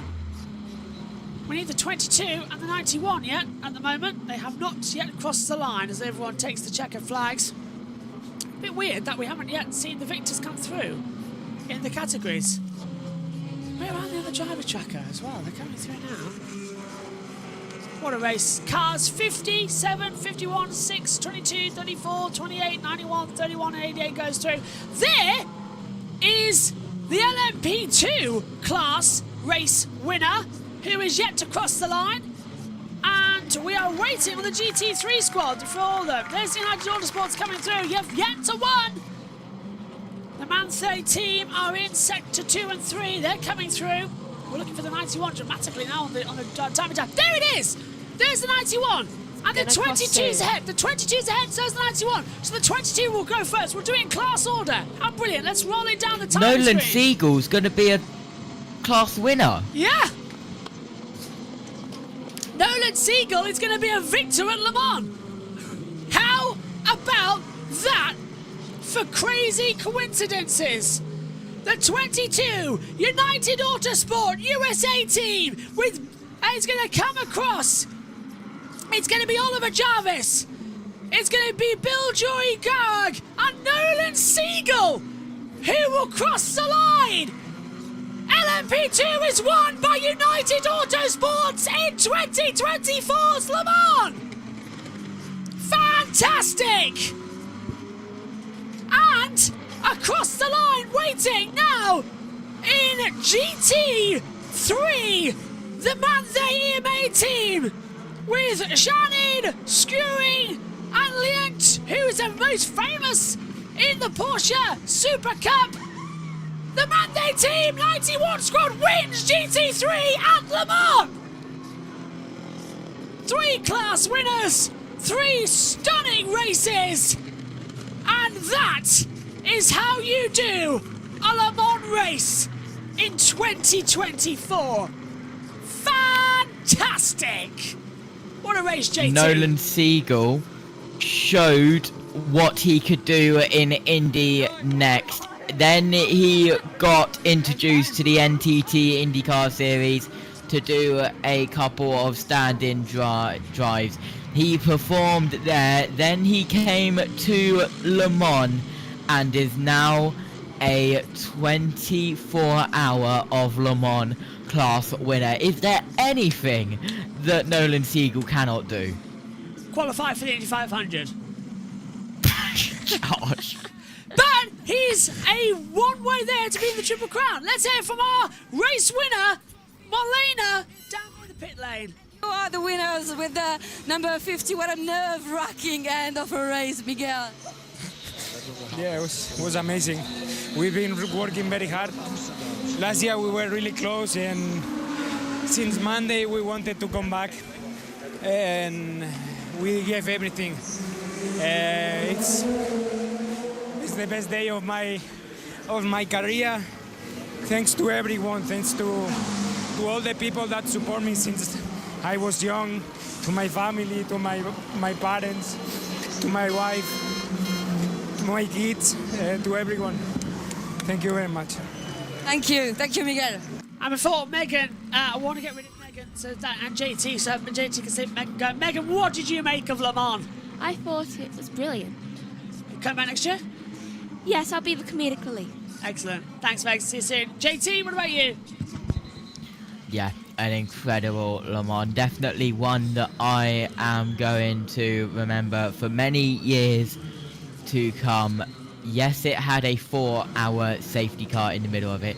Yes, over 1/4 of the race was under safety car, but everything which happened under green flag just covered that all up. There was so much drama in the green flag part of the race that everything that happened under safety car, that was just covered up. But Ferrari, what a statement from the Scuderia to all the big teams they came to fight. Definitely for Toyota, that they returned a couple of years ago to battle them. They have succeeded. Thanks to your company, JT, and for all your help broadcasting. Go get some sleep. We'll see you for NASCAR later on tonight. Yeah, I'll be up in like 11:30. Go get some sleep. Cheers, Josh. Thanks, we'll guys. see you soon. Bye. And we'll hand over now to Eurosport as we prepare for the podium ceremony.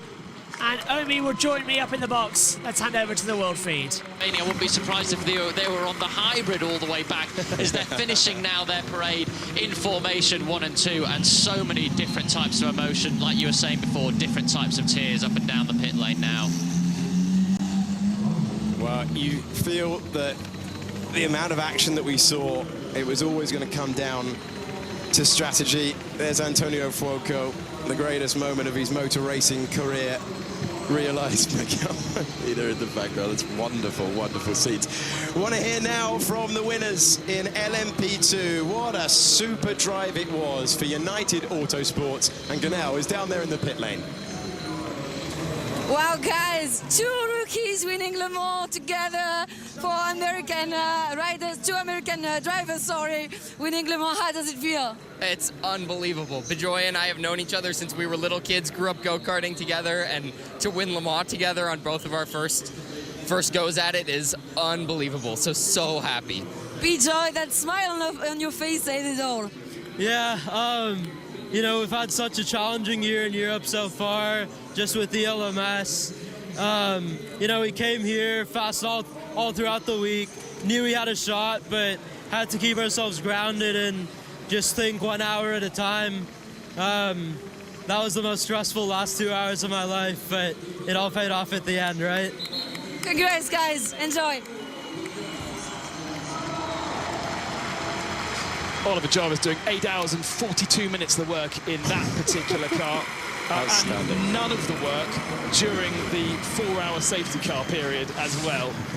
That's a big part of it, isn't it? That's where most of the work outside of that was. As now the door is open for a much better reason, and that is to hold the flag out of the window. Luckily, it's the one he can reach. It's the other side this time. Oh, it nearly cost them this moment. The prancing horse is flying once again from the 51 to the 50. That Scarlet Ferrari on what looks lovely out there now, doesn't it? The sun's come out, the rain's stayed away. It seemed to be getting ever more intense in those final laps. It was stressful inside the garage. It was stressful outside. Oh, wonderful, wonderful pictures for us all to enjoy as Miguel Molina soaking it up. Tears of joy from Molina and from Antonio Fuoco. Behind the wheel, Nicholas Nielsen crying on the end lap. And when you've put so much effort in, you can totally understand it. The race decided after 24 hours by 14 seconds. Alex, when we looked at the lineup before we came here this week, we saw that this was going to be a massively competitive field across all three classes, and it was going to be difficult to pick a winner. Then you looked at the weather forecast and then thought, well, hang on a second, Le Mans got something special up its sleeve for this incredibly competitive field. But we didn't realise it was going to be quite like that, and it really has tested every single man and machine in the paddock and out on track. This, I think, when we go into the paddock a bit later and talk to some of these drivers, they're going to say that was one of the toughest Le Mans that has ever existed. Exactly that, and not only the fact that so much of it was under safety car, it was the fact that every time the safety car restarted without these tyre heaters, the temperatures we had and that weather that you were referring to made these restarts so hard, and with the pass-around rule now, it meant that game was always on as the cheers as they greet their teammate ready to jump onto the car. The happiest time of their career, they described it as. That door is sprung open, the kisses on the helmet start, the tears will start to flow again as they realise what has happened, and it soaks in the famous step they're about to step on up there, the brand new Rolex Podium at the top of Le Mans as they look down on 350,000 people. This is such a special moment. Teammates reunited for the first time since victory. Up in front of the crowd this morning, 5 a.m, when those three were plugged into the race still, when they were doing all of those laps beforehand. These terraces were empty. The rain was sideways. But now all is well. The sun is out. Drivers reunited. The best looking car, the fastest car, and the best team in the world. 2 years in a row. Mamma mia. Ragazzi, siete veramente migliori, grazie mille, grazie a tutti.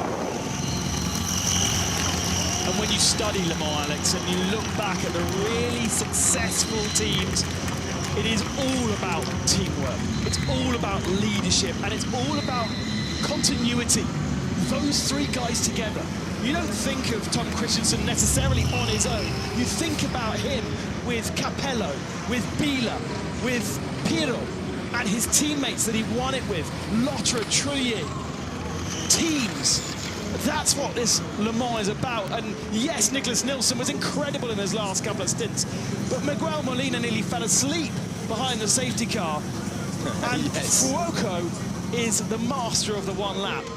Those three guys together are what makes this particular moment special. And I hope that Ferrari continue with keeping this same group of drivers. They had the same last year, and the knowledge share moves forward. There is TK. It's been a pleasure to have him in the commentary box this weekend as well. I think what he's just said on the radio as well, as they all greet each other outside of the car for the first time. Dirty suits, sweat, smelly, tired, but with a win to their name now. And what he said on the radio was key to what you were just saying there, Ben, is we did it for the second time. It's not his second time with Ferrari, but it's Ferrari's second time. So the fact that that teamwork is so inherent in the team that his first comment says, we did it again. It's his first time, but they work as a team. It's just so heartwarming, and you get so connected to the team when this happens. And so often you'll hear that. So often that will be the spin put on it. But in a moment like that, we won it again. Both cars now. All six drivers in the factory stable. Ferrari, who've been threatening to win all year in the World Endurance Championship, get it together at the race that means the most. That is just excellent, excellent stuff. Celebrating it all the way down, even the Mustang there. I mean, look, we have to refer to everyone else, even non-podium finishers. Finishing here at Le Mans is huge. Finishing in this race is huge. We had so many safety car situations, so many weather situations as the hands come out of the doors of all the cars passing down there. The Michelin Bibendum there, congratulating them on not using too many slicks and staying on the wets as long as possible.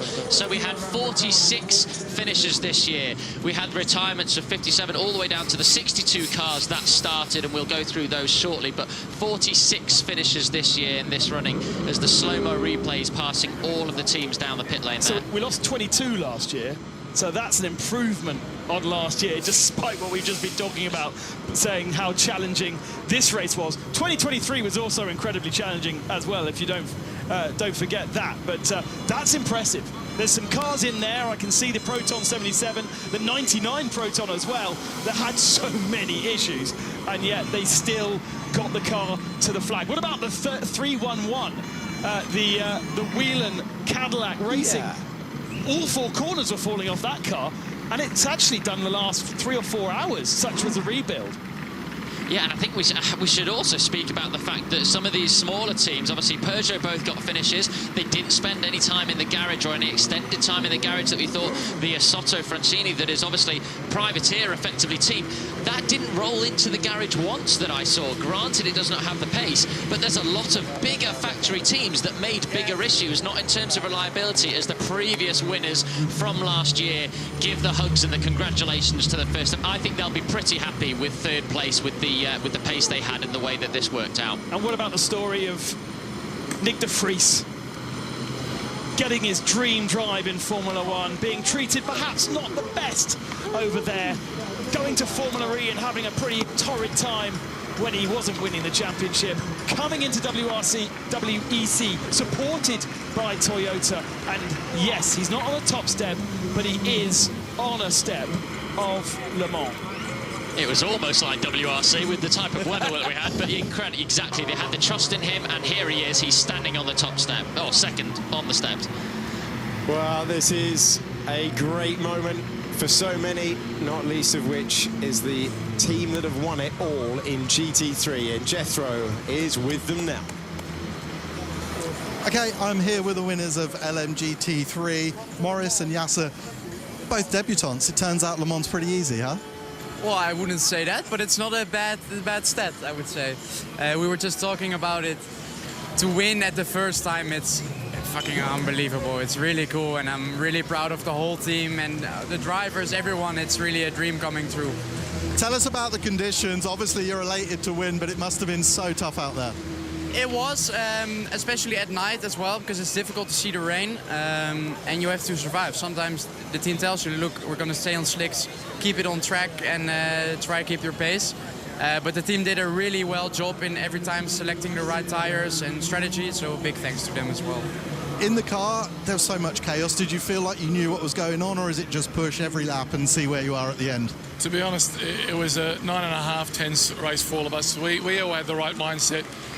Survive, and no penalties. And we knew that we had a solid car under us, and if we could run the race without mistakes, we'd be in there by sunrise, and that's exactly what happened. Kudos to the team. They're so professional. It's incredible. The temperament of all the drivers was just magic all week, so amazing. Yeah, word for Richard, please, who finished the race. Fantastic driver, great history. Richard, right?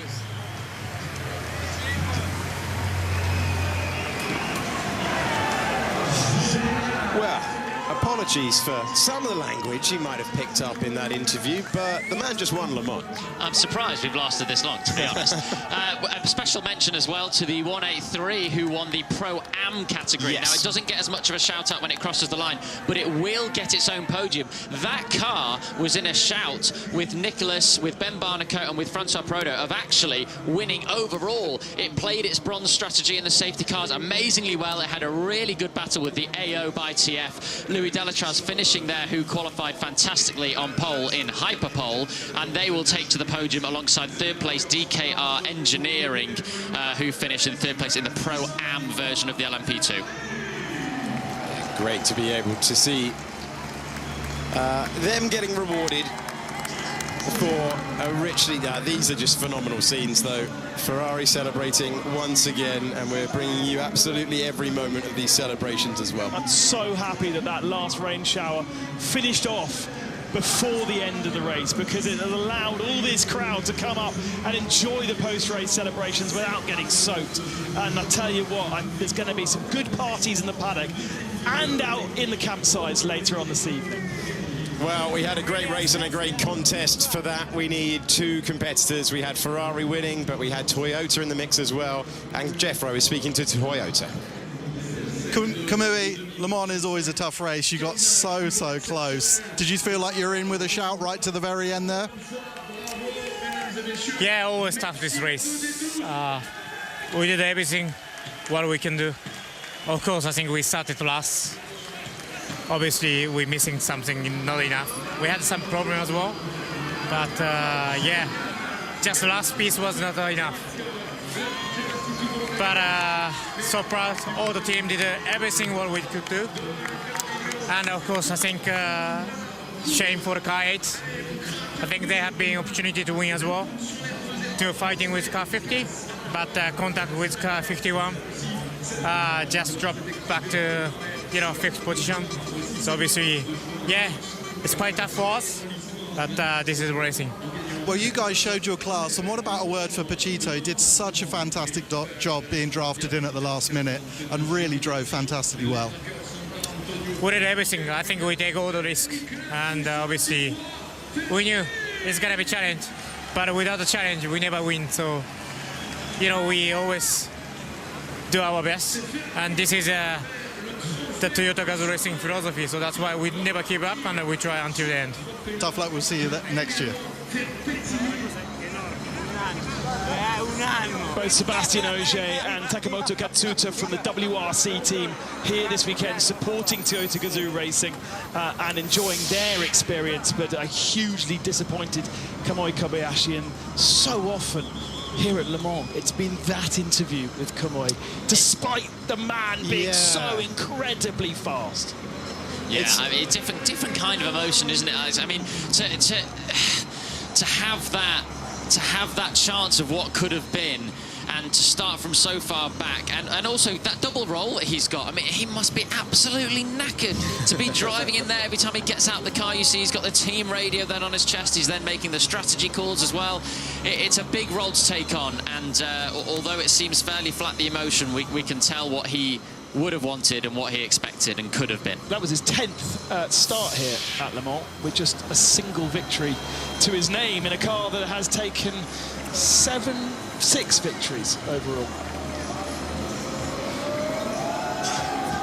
Well, we're looking on at the crowd filling the circuit now, having lined it for the last day. Look at that.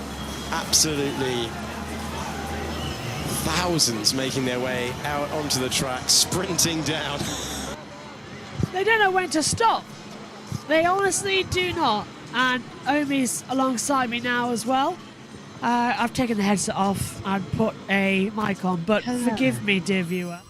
I have kept my glasses on because otherwise I'm not going to be able to see a thing. If I take my glasses off, I've gone completely blind in terms of reading text. I'm so sleep deprived, so my glasses are the only way where I can read things. Omi, what an atmosphere. And Iron Dames as well. Yeah. They're so happy with themselves as well. Yes, it's not a victory, but it is 5th place at Le Mans. They are pushing themselves so hard. They've made such an impact again. There's so many good news stories coming out of this race. It's honestly just fantastic. I love Le Mans. It's brilliant. Yeah, just phenomenal.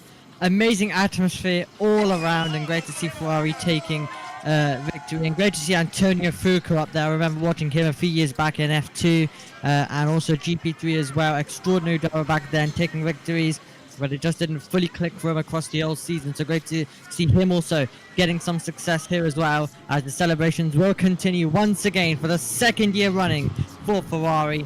Amazing scenes here at Le Mans. What have you made of it then? All of your final thoughts on it all as well, giving into it so that we can just do a quick wrap up after the fact as well. What's your thoughts on the hypercar class that we've seen here today?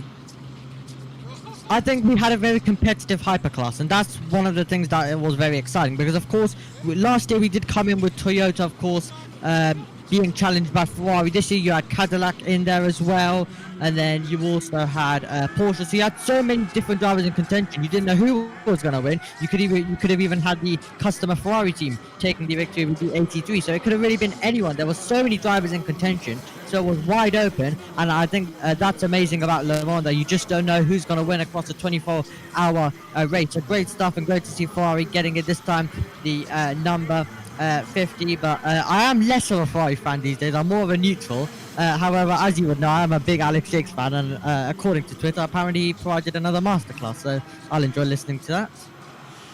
Absolutely, it's going to be a lot of fun actually as well if you go back on Discovery Plus as well. Let's head back to Eurosport then, and we'll come back when we get to LMP2. Here's Alex now with the results. Through the full order and all of those who have done so well in a few moments. Ferrari have taken the victory and third place, and now we can head down to the celebrations. Jethro is catching up with those dressed in red.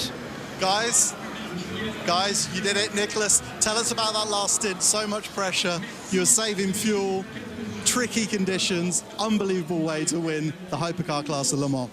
Yeah, actually the worst for me was when they asked me to go slower, because that's usually where the mistakes happen, you know. And then honestly, the last lap was so long. They kept me updated on the gap, basically all the stint. So it was just about managing the gap to the car P2. But then yeah, obviously it was a very long stint and a very long last lap for me. But you know, we did it. Congratulations, fantastic job. Miguel, tell us about the crew. Did you feel calm throughout that race? It was so chaotic, so much going on. Did you have any idea where it was going to shake out at points? No, it was very, like you said, very chaotic. It was very tough. We knew that we could have a chance. We've been waiting since last year to come back here. We were, yeah, I mean, I'm speechless. It was very... Congratulations, guys. Antonio, how are you feeling? Yeah, it's just amazing. I mean, we were waiting for this moment since 1 year, so at the end we won it, and we are just super happy. We did all a really good job since the beginning of the race, so I think now is the moment to enjoy it a bit. Yeah, enjoy. Congratulations, guys. Fantastic job.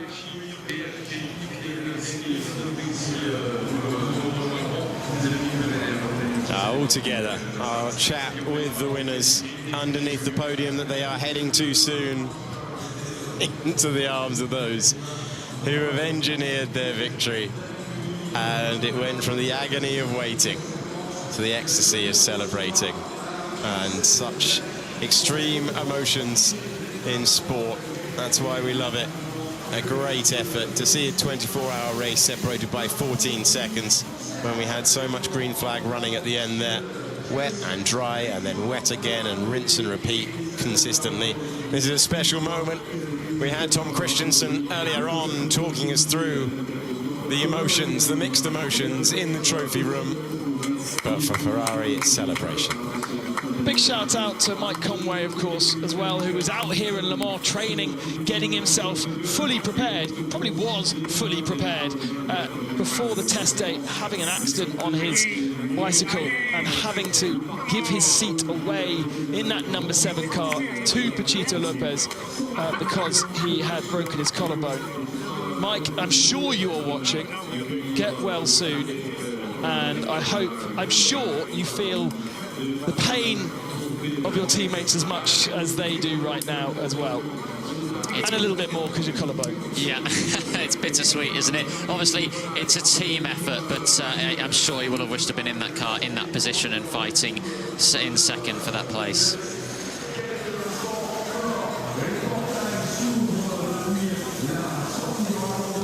Well, we are building up to the podium here at the circuit de la Sarthe, and the laurels are presented to those who are heading to the rostrum.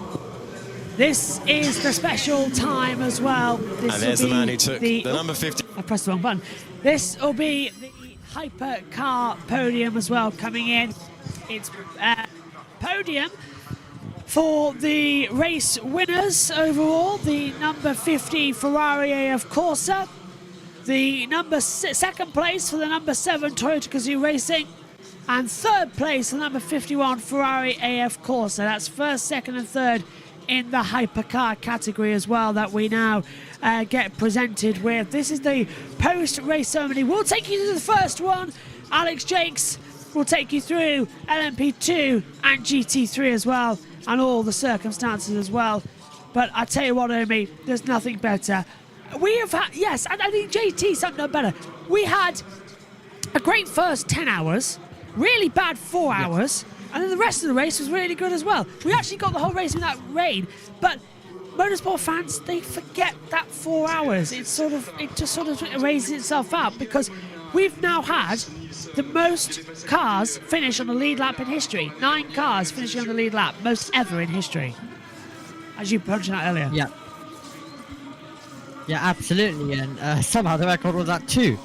Only 2 we have seen, and all the way up to 9 somehow as well. But yeah, helped of course by the we of course had a 4-hour safety car. As soon as that finished, even the first lap of us going back to green flag racing, everyone forgot about the safety car. We were already back into the race. It's just that dreaded safety car, and then you're back into it, and it all feels normal again. And it's going to feel amazing for Ferrari, who are going to be celebrating victory. This is 3rd place coming on as well for the 51 squad coming out there on the car. So this, of course, is Pierre Guidi, Collado and Giovinazzi coming out. The number 7, Toyota Gazoo Racing, finishing in 2nd, where Jose Maria Lopez, 2nd in a race that he wasn't even supposed to do as well. Best wishes to James Collado, Kamui Kobayashi and Nick DeFries as well finish alongside. But it's victory for the 55, of course, with Antonio Foucault, Miguel Molina and Nicholas Nielsen as well. They take victory here in Hypercar. We are going to hear the Italian national anthem for the Ferrari team as well. A truly spectacular bunch. We'll hand you over to Alex Jakes for all the pomp and circumstances that's coming. And special moments for everyone on that podium, most of all those who piloted the number 50 car. The 2nd time for Ferrari, the 1st time for them on the top step, and the 1st time for everyone on this brand new podium, which looks absolutely stunning. The big screens in the back, the huge trophies in front for 1st, 2nd and 3rd.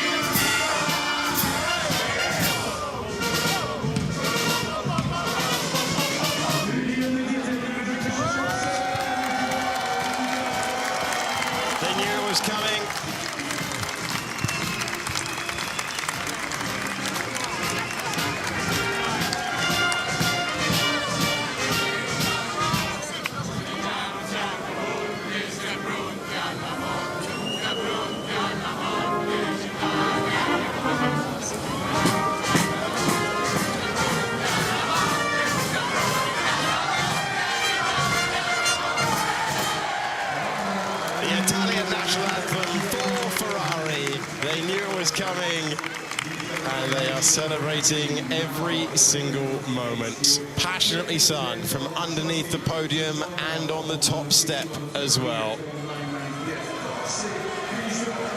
3rd place All trophy smiles for the 51. They were into contention, but things came undone for them with the penalties in the final stages.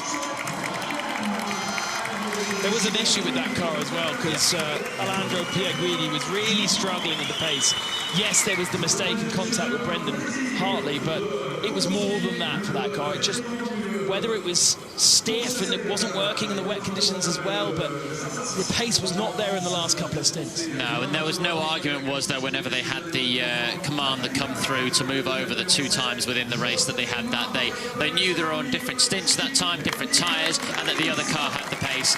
And I think here is the Toyota number 2 is going to start to get its trophies handed out. I think this is a really good thing for them. For the years that they have won in previous years, coming up to the hypercar class being as big as it is, to voice to the critics that, hey, we don't just win when there's only us and no competition. We are now in a golden era with the biggest competition that there's ever been in Le Mans at the front, and we're still here fighting for the win. Kazuki Nakajima. 24 hours later, I can get his name right. The Vice Chairman of Toyota Gazoo Racing and the Grand Marshal here at Le Mans. Thank you very much for allowing me to say that, Alex Jakes. Race winners' trophies presented over.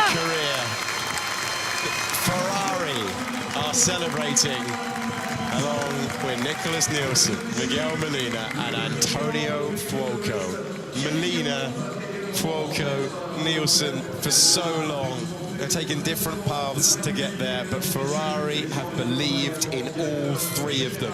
Nielsen, from Ferrari Challenge to the top step at Le Mans, they really backed him all the way, and he was the man to drive it across the line. The traditional trophies, everything that makes this event so special. The 27-year-old Fuoco, the 27-year-old Nielsen, and the 34-year-old Spaniard Miguel Molina are receiving the trophies. The historic, the blue one on the left-hand side that will mean so much back at Maranello, and of course, the timepieces as well. This is the one. This is the one that when you go to dinner with your friends and they ask you what you've got on your wrist, you've got a story to tell. This is the one that all the drivers wait to see you wearing when... I'm going to interrupt for a second because this is the big one. This is the one that Alex Jakes doesn't get after 29 hours.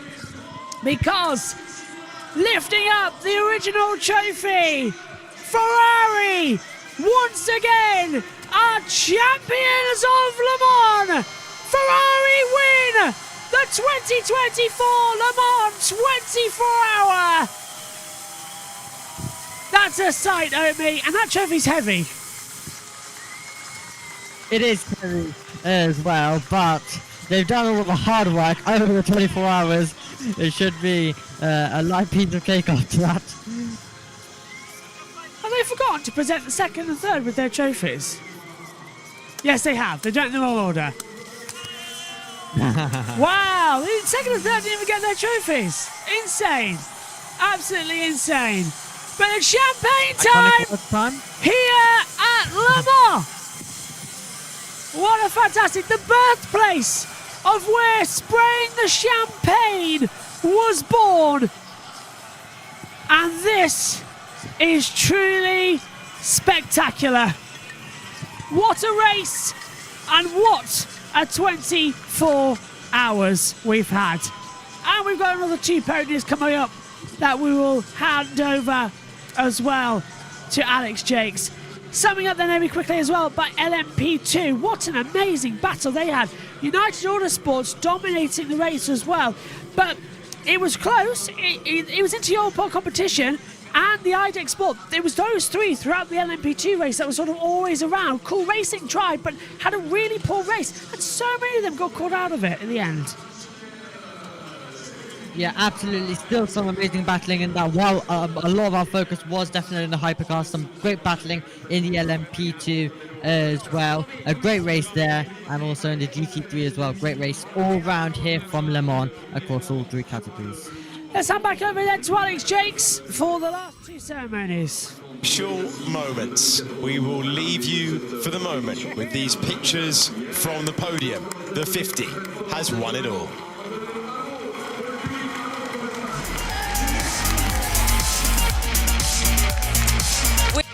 Amazing summer of sport on Max and Discovery Plus. After the 24 hours of Le Mans, we'll be back to France with the Tour de France. Starts in 2 weeks in Florence. If you're a tennis fan, of course, you don't want to miss Wimbledon Grand Slam after Roland Garros some weeks ago. Wimbledon in July, US Open at the beginning of December. The eyes of the world will be then on Paris for the launch of the Olympic Games held until August 11th, followed by the last big tour of the cycling season. We'll go to Spain for La Vuelta. You won't miss any moment of the action on Max and Discovery Plus. Nearly smashed the bottle there.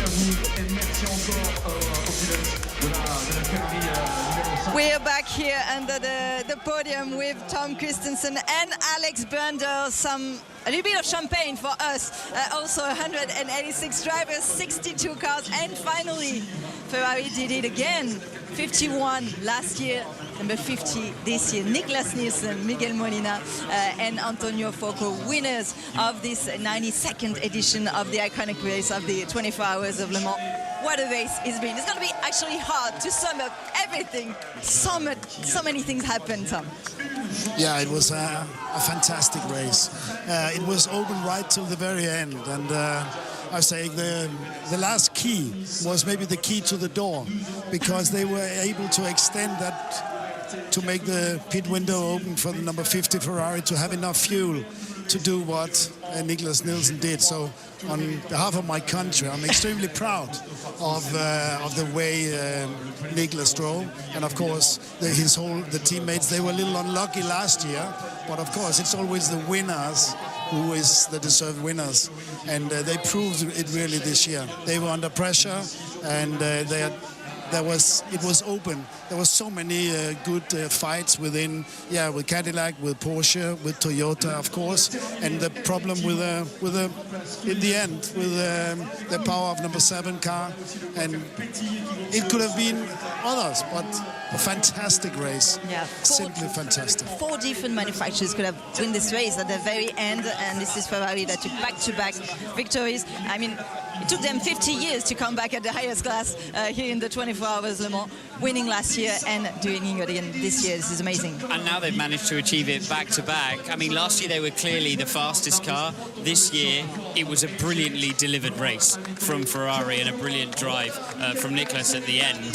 They made every single call right, and then being able to manage the fuel through to the end of the race was so technically impressive, wasn't it? To take the car in those conditions, to make an estimate of how far it can go and deliver it with 2% of energy left at the line. Such an impressive victory. And what a team effort. I mean, we've seen that all the Ferrari mechanics are here celebrating this. This is the 24 Hours of Le Mans. Tom. Yeah, absolutely. I mean, they're a little bit calm now, but we have seen them completely wild at the podium. So much happiness and joy, deserved victory. I mean, we talked about the 3 big ones, Ferrari, Toyota and Porsche, and the dark horse Cadillac, and they really made them, everyone works hard for the money. Simply fantastic. And now they have been blessed meeting each other. They haven't seen each other during the race, and it's that camaraderie, that respect, that taking responsibility, and then getting through day and night under very difficult conditions. Very difficult during the time when the rain came, as there is no intermediate tires. Brilliant. Back to you, commentators, the LMP2 podium. Well, this is going to be wonderful scenes on the podium once again. How hard they have worked to climb onto the rostrum, and they are celebrating once again. Yashir Shahan there, who owns the Bend circuit in Australia, he also has stood on the podium at Bathurst.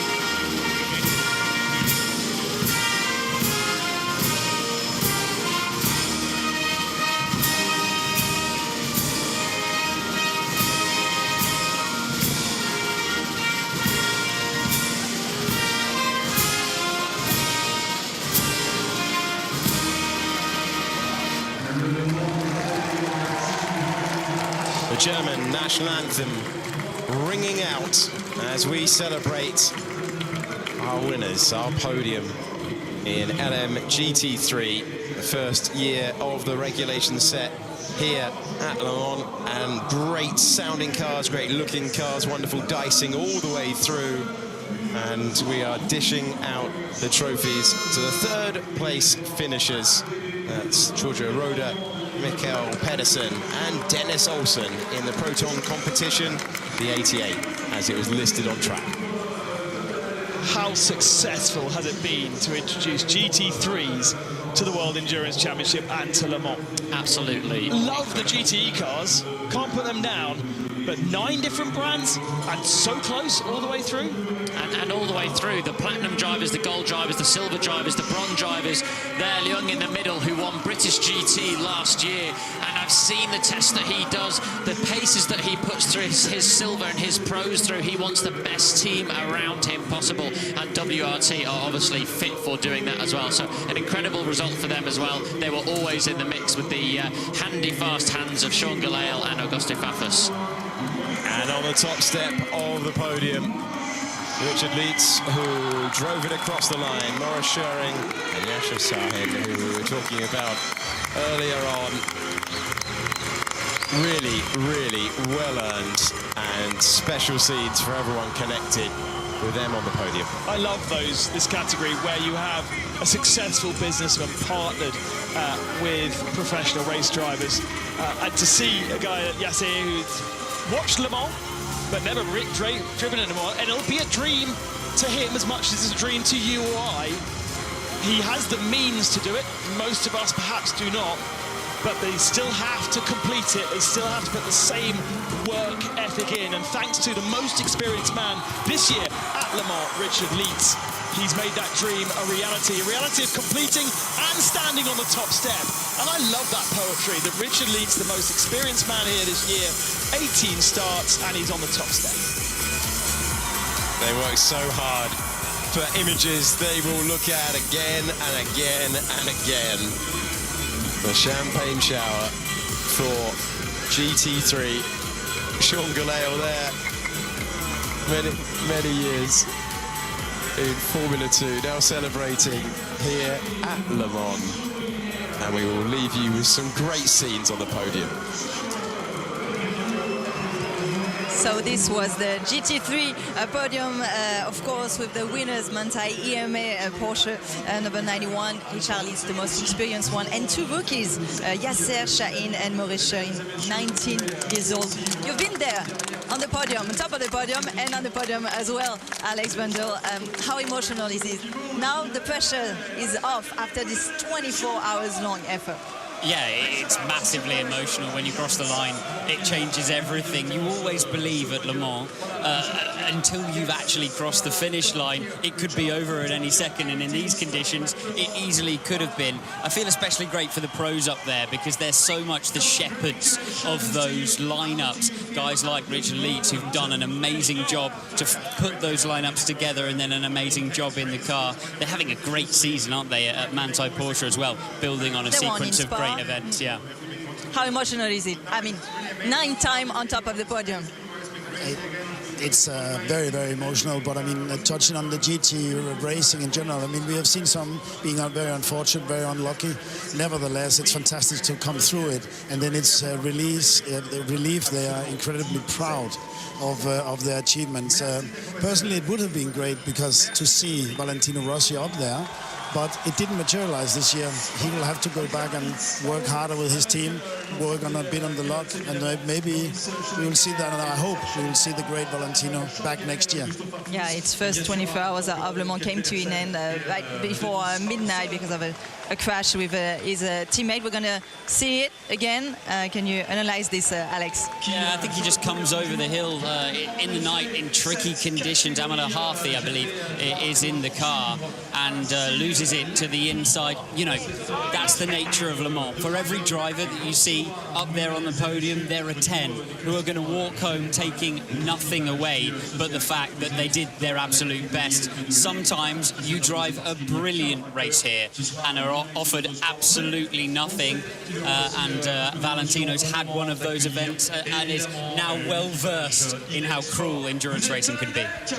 Yeah, and it was a cruel one, a tough one for Team WRT and Vincent Voss we're seeing on the screen right now. Yeah, the whole team with the 2 prototypes looking very, very hungry, and were on provisional pole here as well. So 3 cars out of 4, but they salvaged one silver medal with the second position in the GT Championship. Yeah, let's talk about the tough conditions, because this win here today, all the wins, has it been about managing these cars in these conditions, you know, managing the tires and everything more than anything else? They were very, very, as you say, the conditions quite naughty, always on the limits. There was, particularly also during night, there was never really heavy rain, and the times there was, it was neutralized due to safety cars. Also, the safety car was released, in my mind, a bit late in the morning, but there was 2 times a little bit heavier downpour. Otherwise, fantastic. Yeah, managing the safety car for so long during the night. Remember, like 4 hours behind the safety car. That was something. I think there was a lot of management of the conditions, but also a lot of mind management going on when you have so long behind the safety car. We saw, in fact, even mistakes at safety car speed because of loss of concentration, pure loss of concentration. Cold tires as well, but nevertheless, something looks like, it looks a little bit like comedy, but it was at the end of the day tragedy. Yeah, absolutely. And to fire their mind back up again and deliver for the final 8 hours of the race is an impressive feat for all the drivers who managed to do so. Back to you, commentators, with the LMP2 podium now. Yes, the LMP2 podium, everyone taking their positions. EDEC Sports 28, the 34 into Europole competition, and on the top step, the 22 United Autosports entry.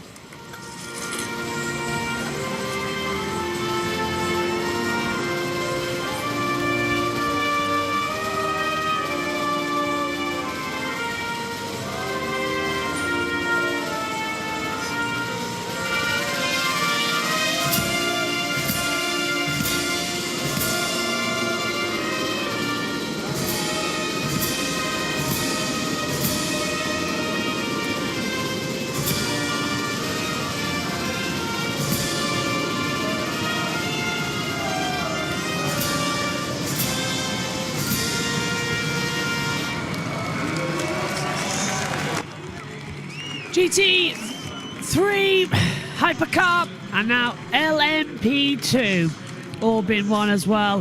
What a race, Alex. Step of the podium in the 22 United Autosports entry, and that was a really well-earned performance if you consider how much the conditions changed all the way through. We're handing out the trophies to the 28 EDEC Sport entry as the crowd give them a huge and well-deserved cheer. That's their 9th entry into Le Mans. They're a team that are based only a couple of hours away. Patrice Lafarge starting the team, then driving with his son Paul, and now Patrice too old, so Paul helms the team. They also have a sailing boat that goes around the world every year and builds some pretty cool stuff. Amazing achievement for a very small local team.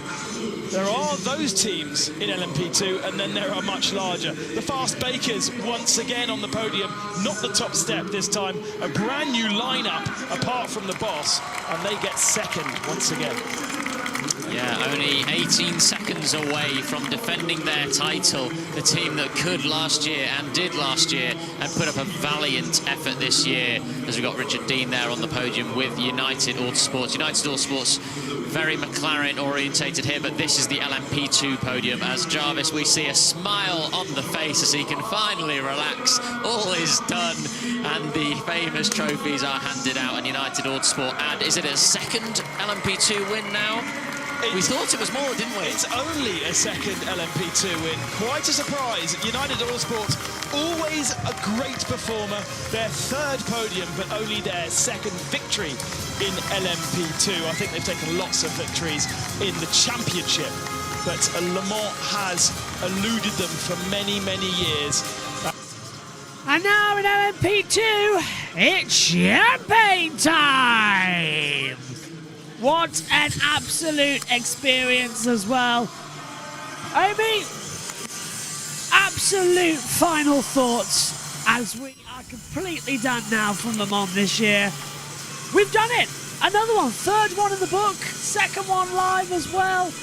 What an absolute fantastic one. What's going to be your main takeaway from this year? Well, I think the main takeaway definitely does have to be another Ferrari win once again. Ferrari winning it 2 years in a row, once again taking it. But I will unfortunately remember this race for the long safety car period it did have.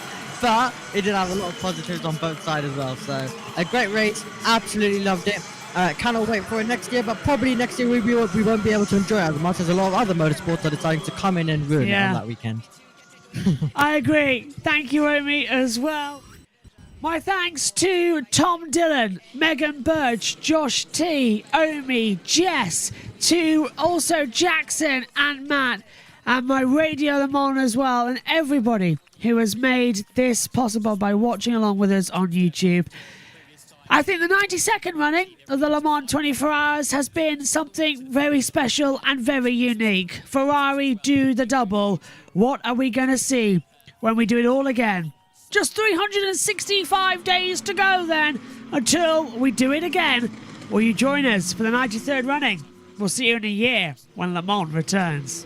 Goodbye.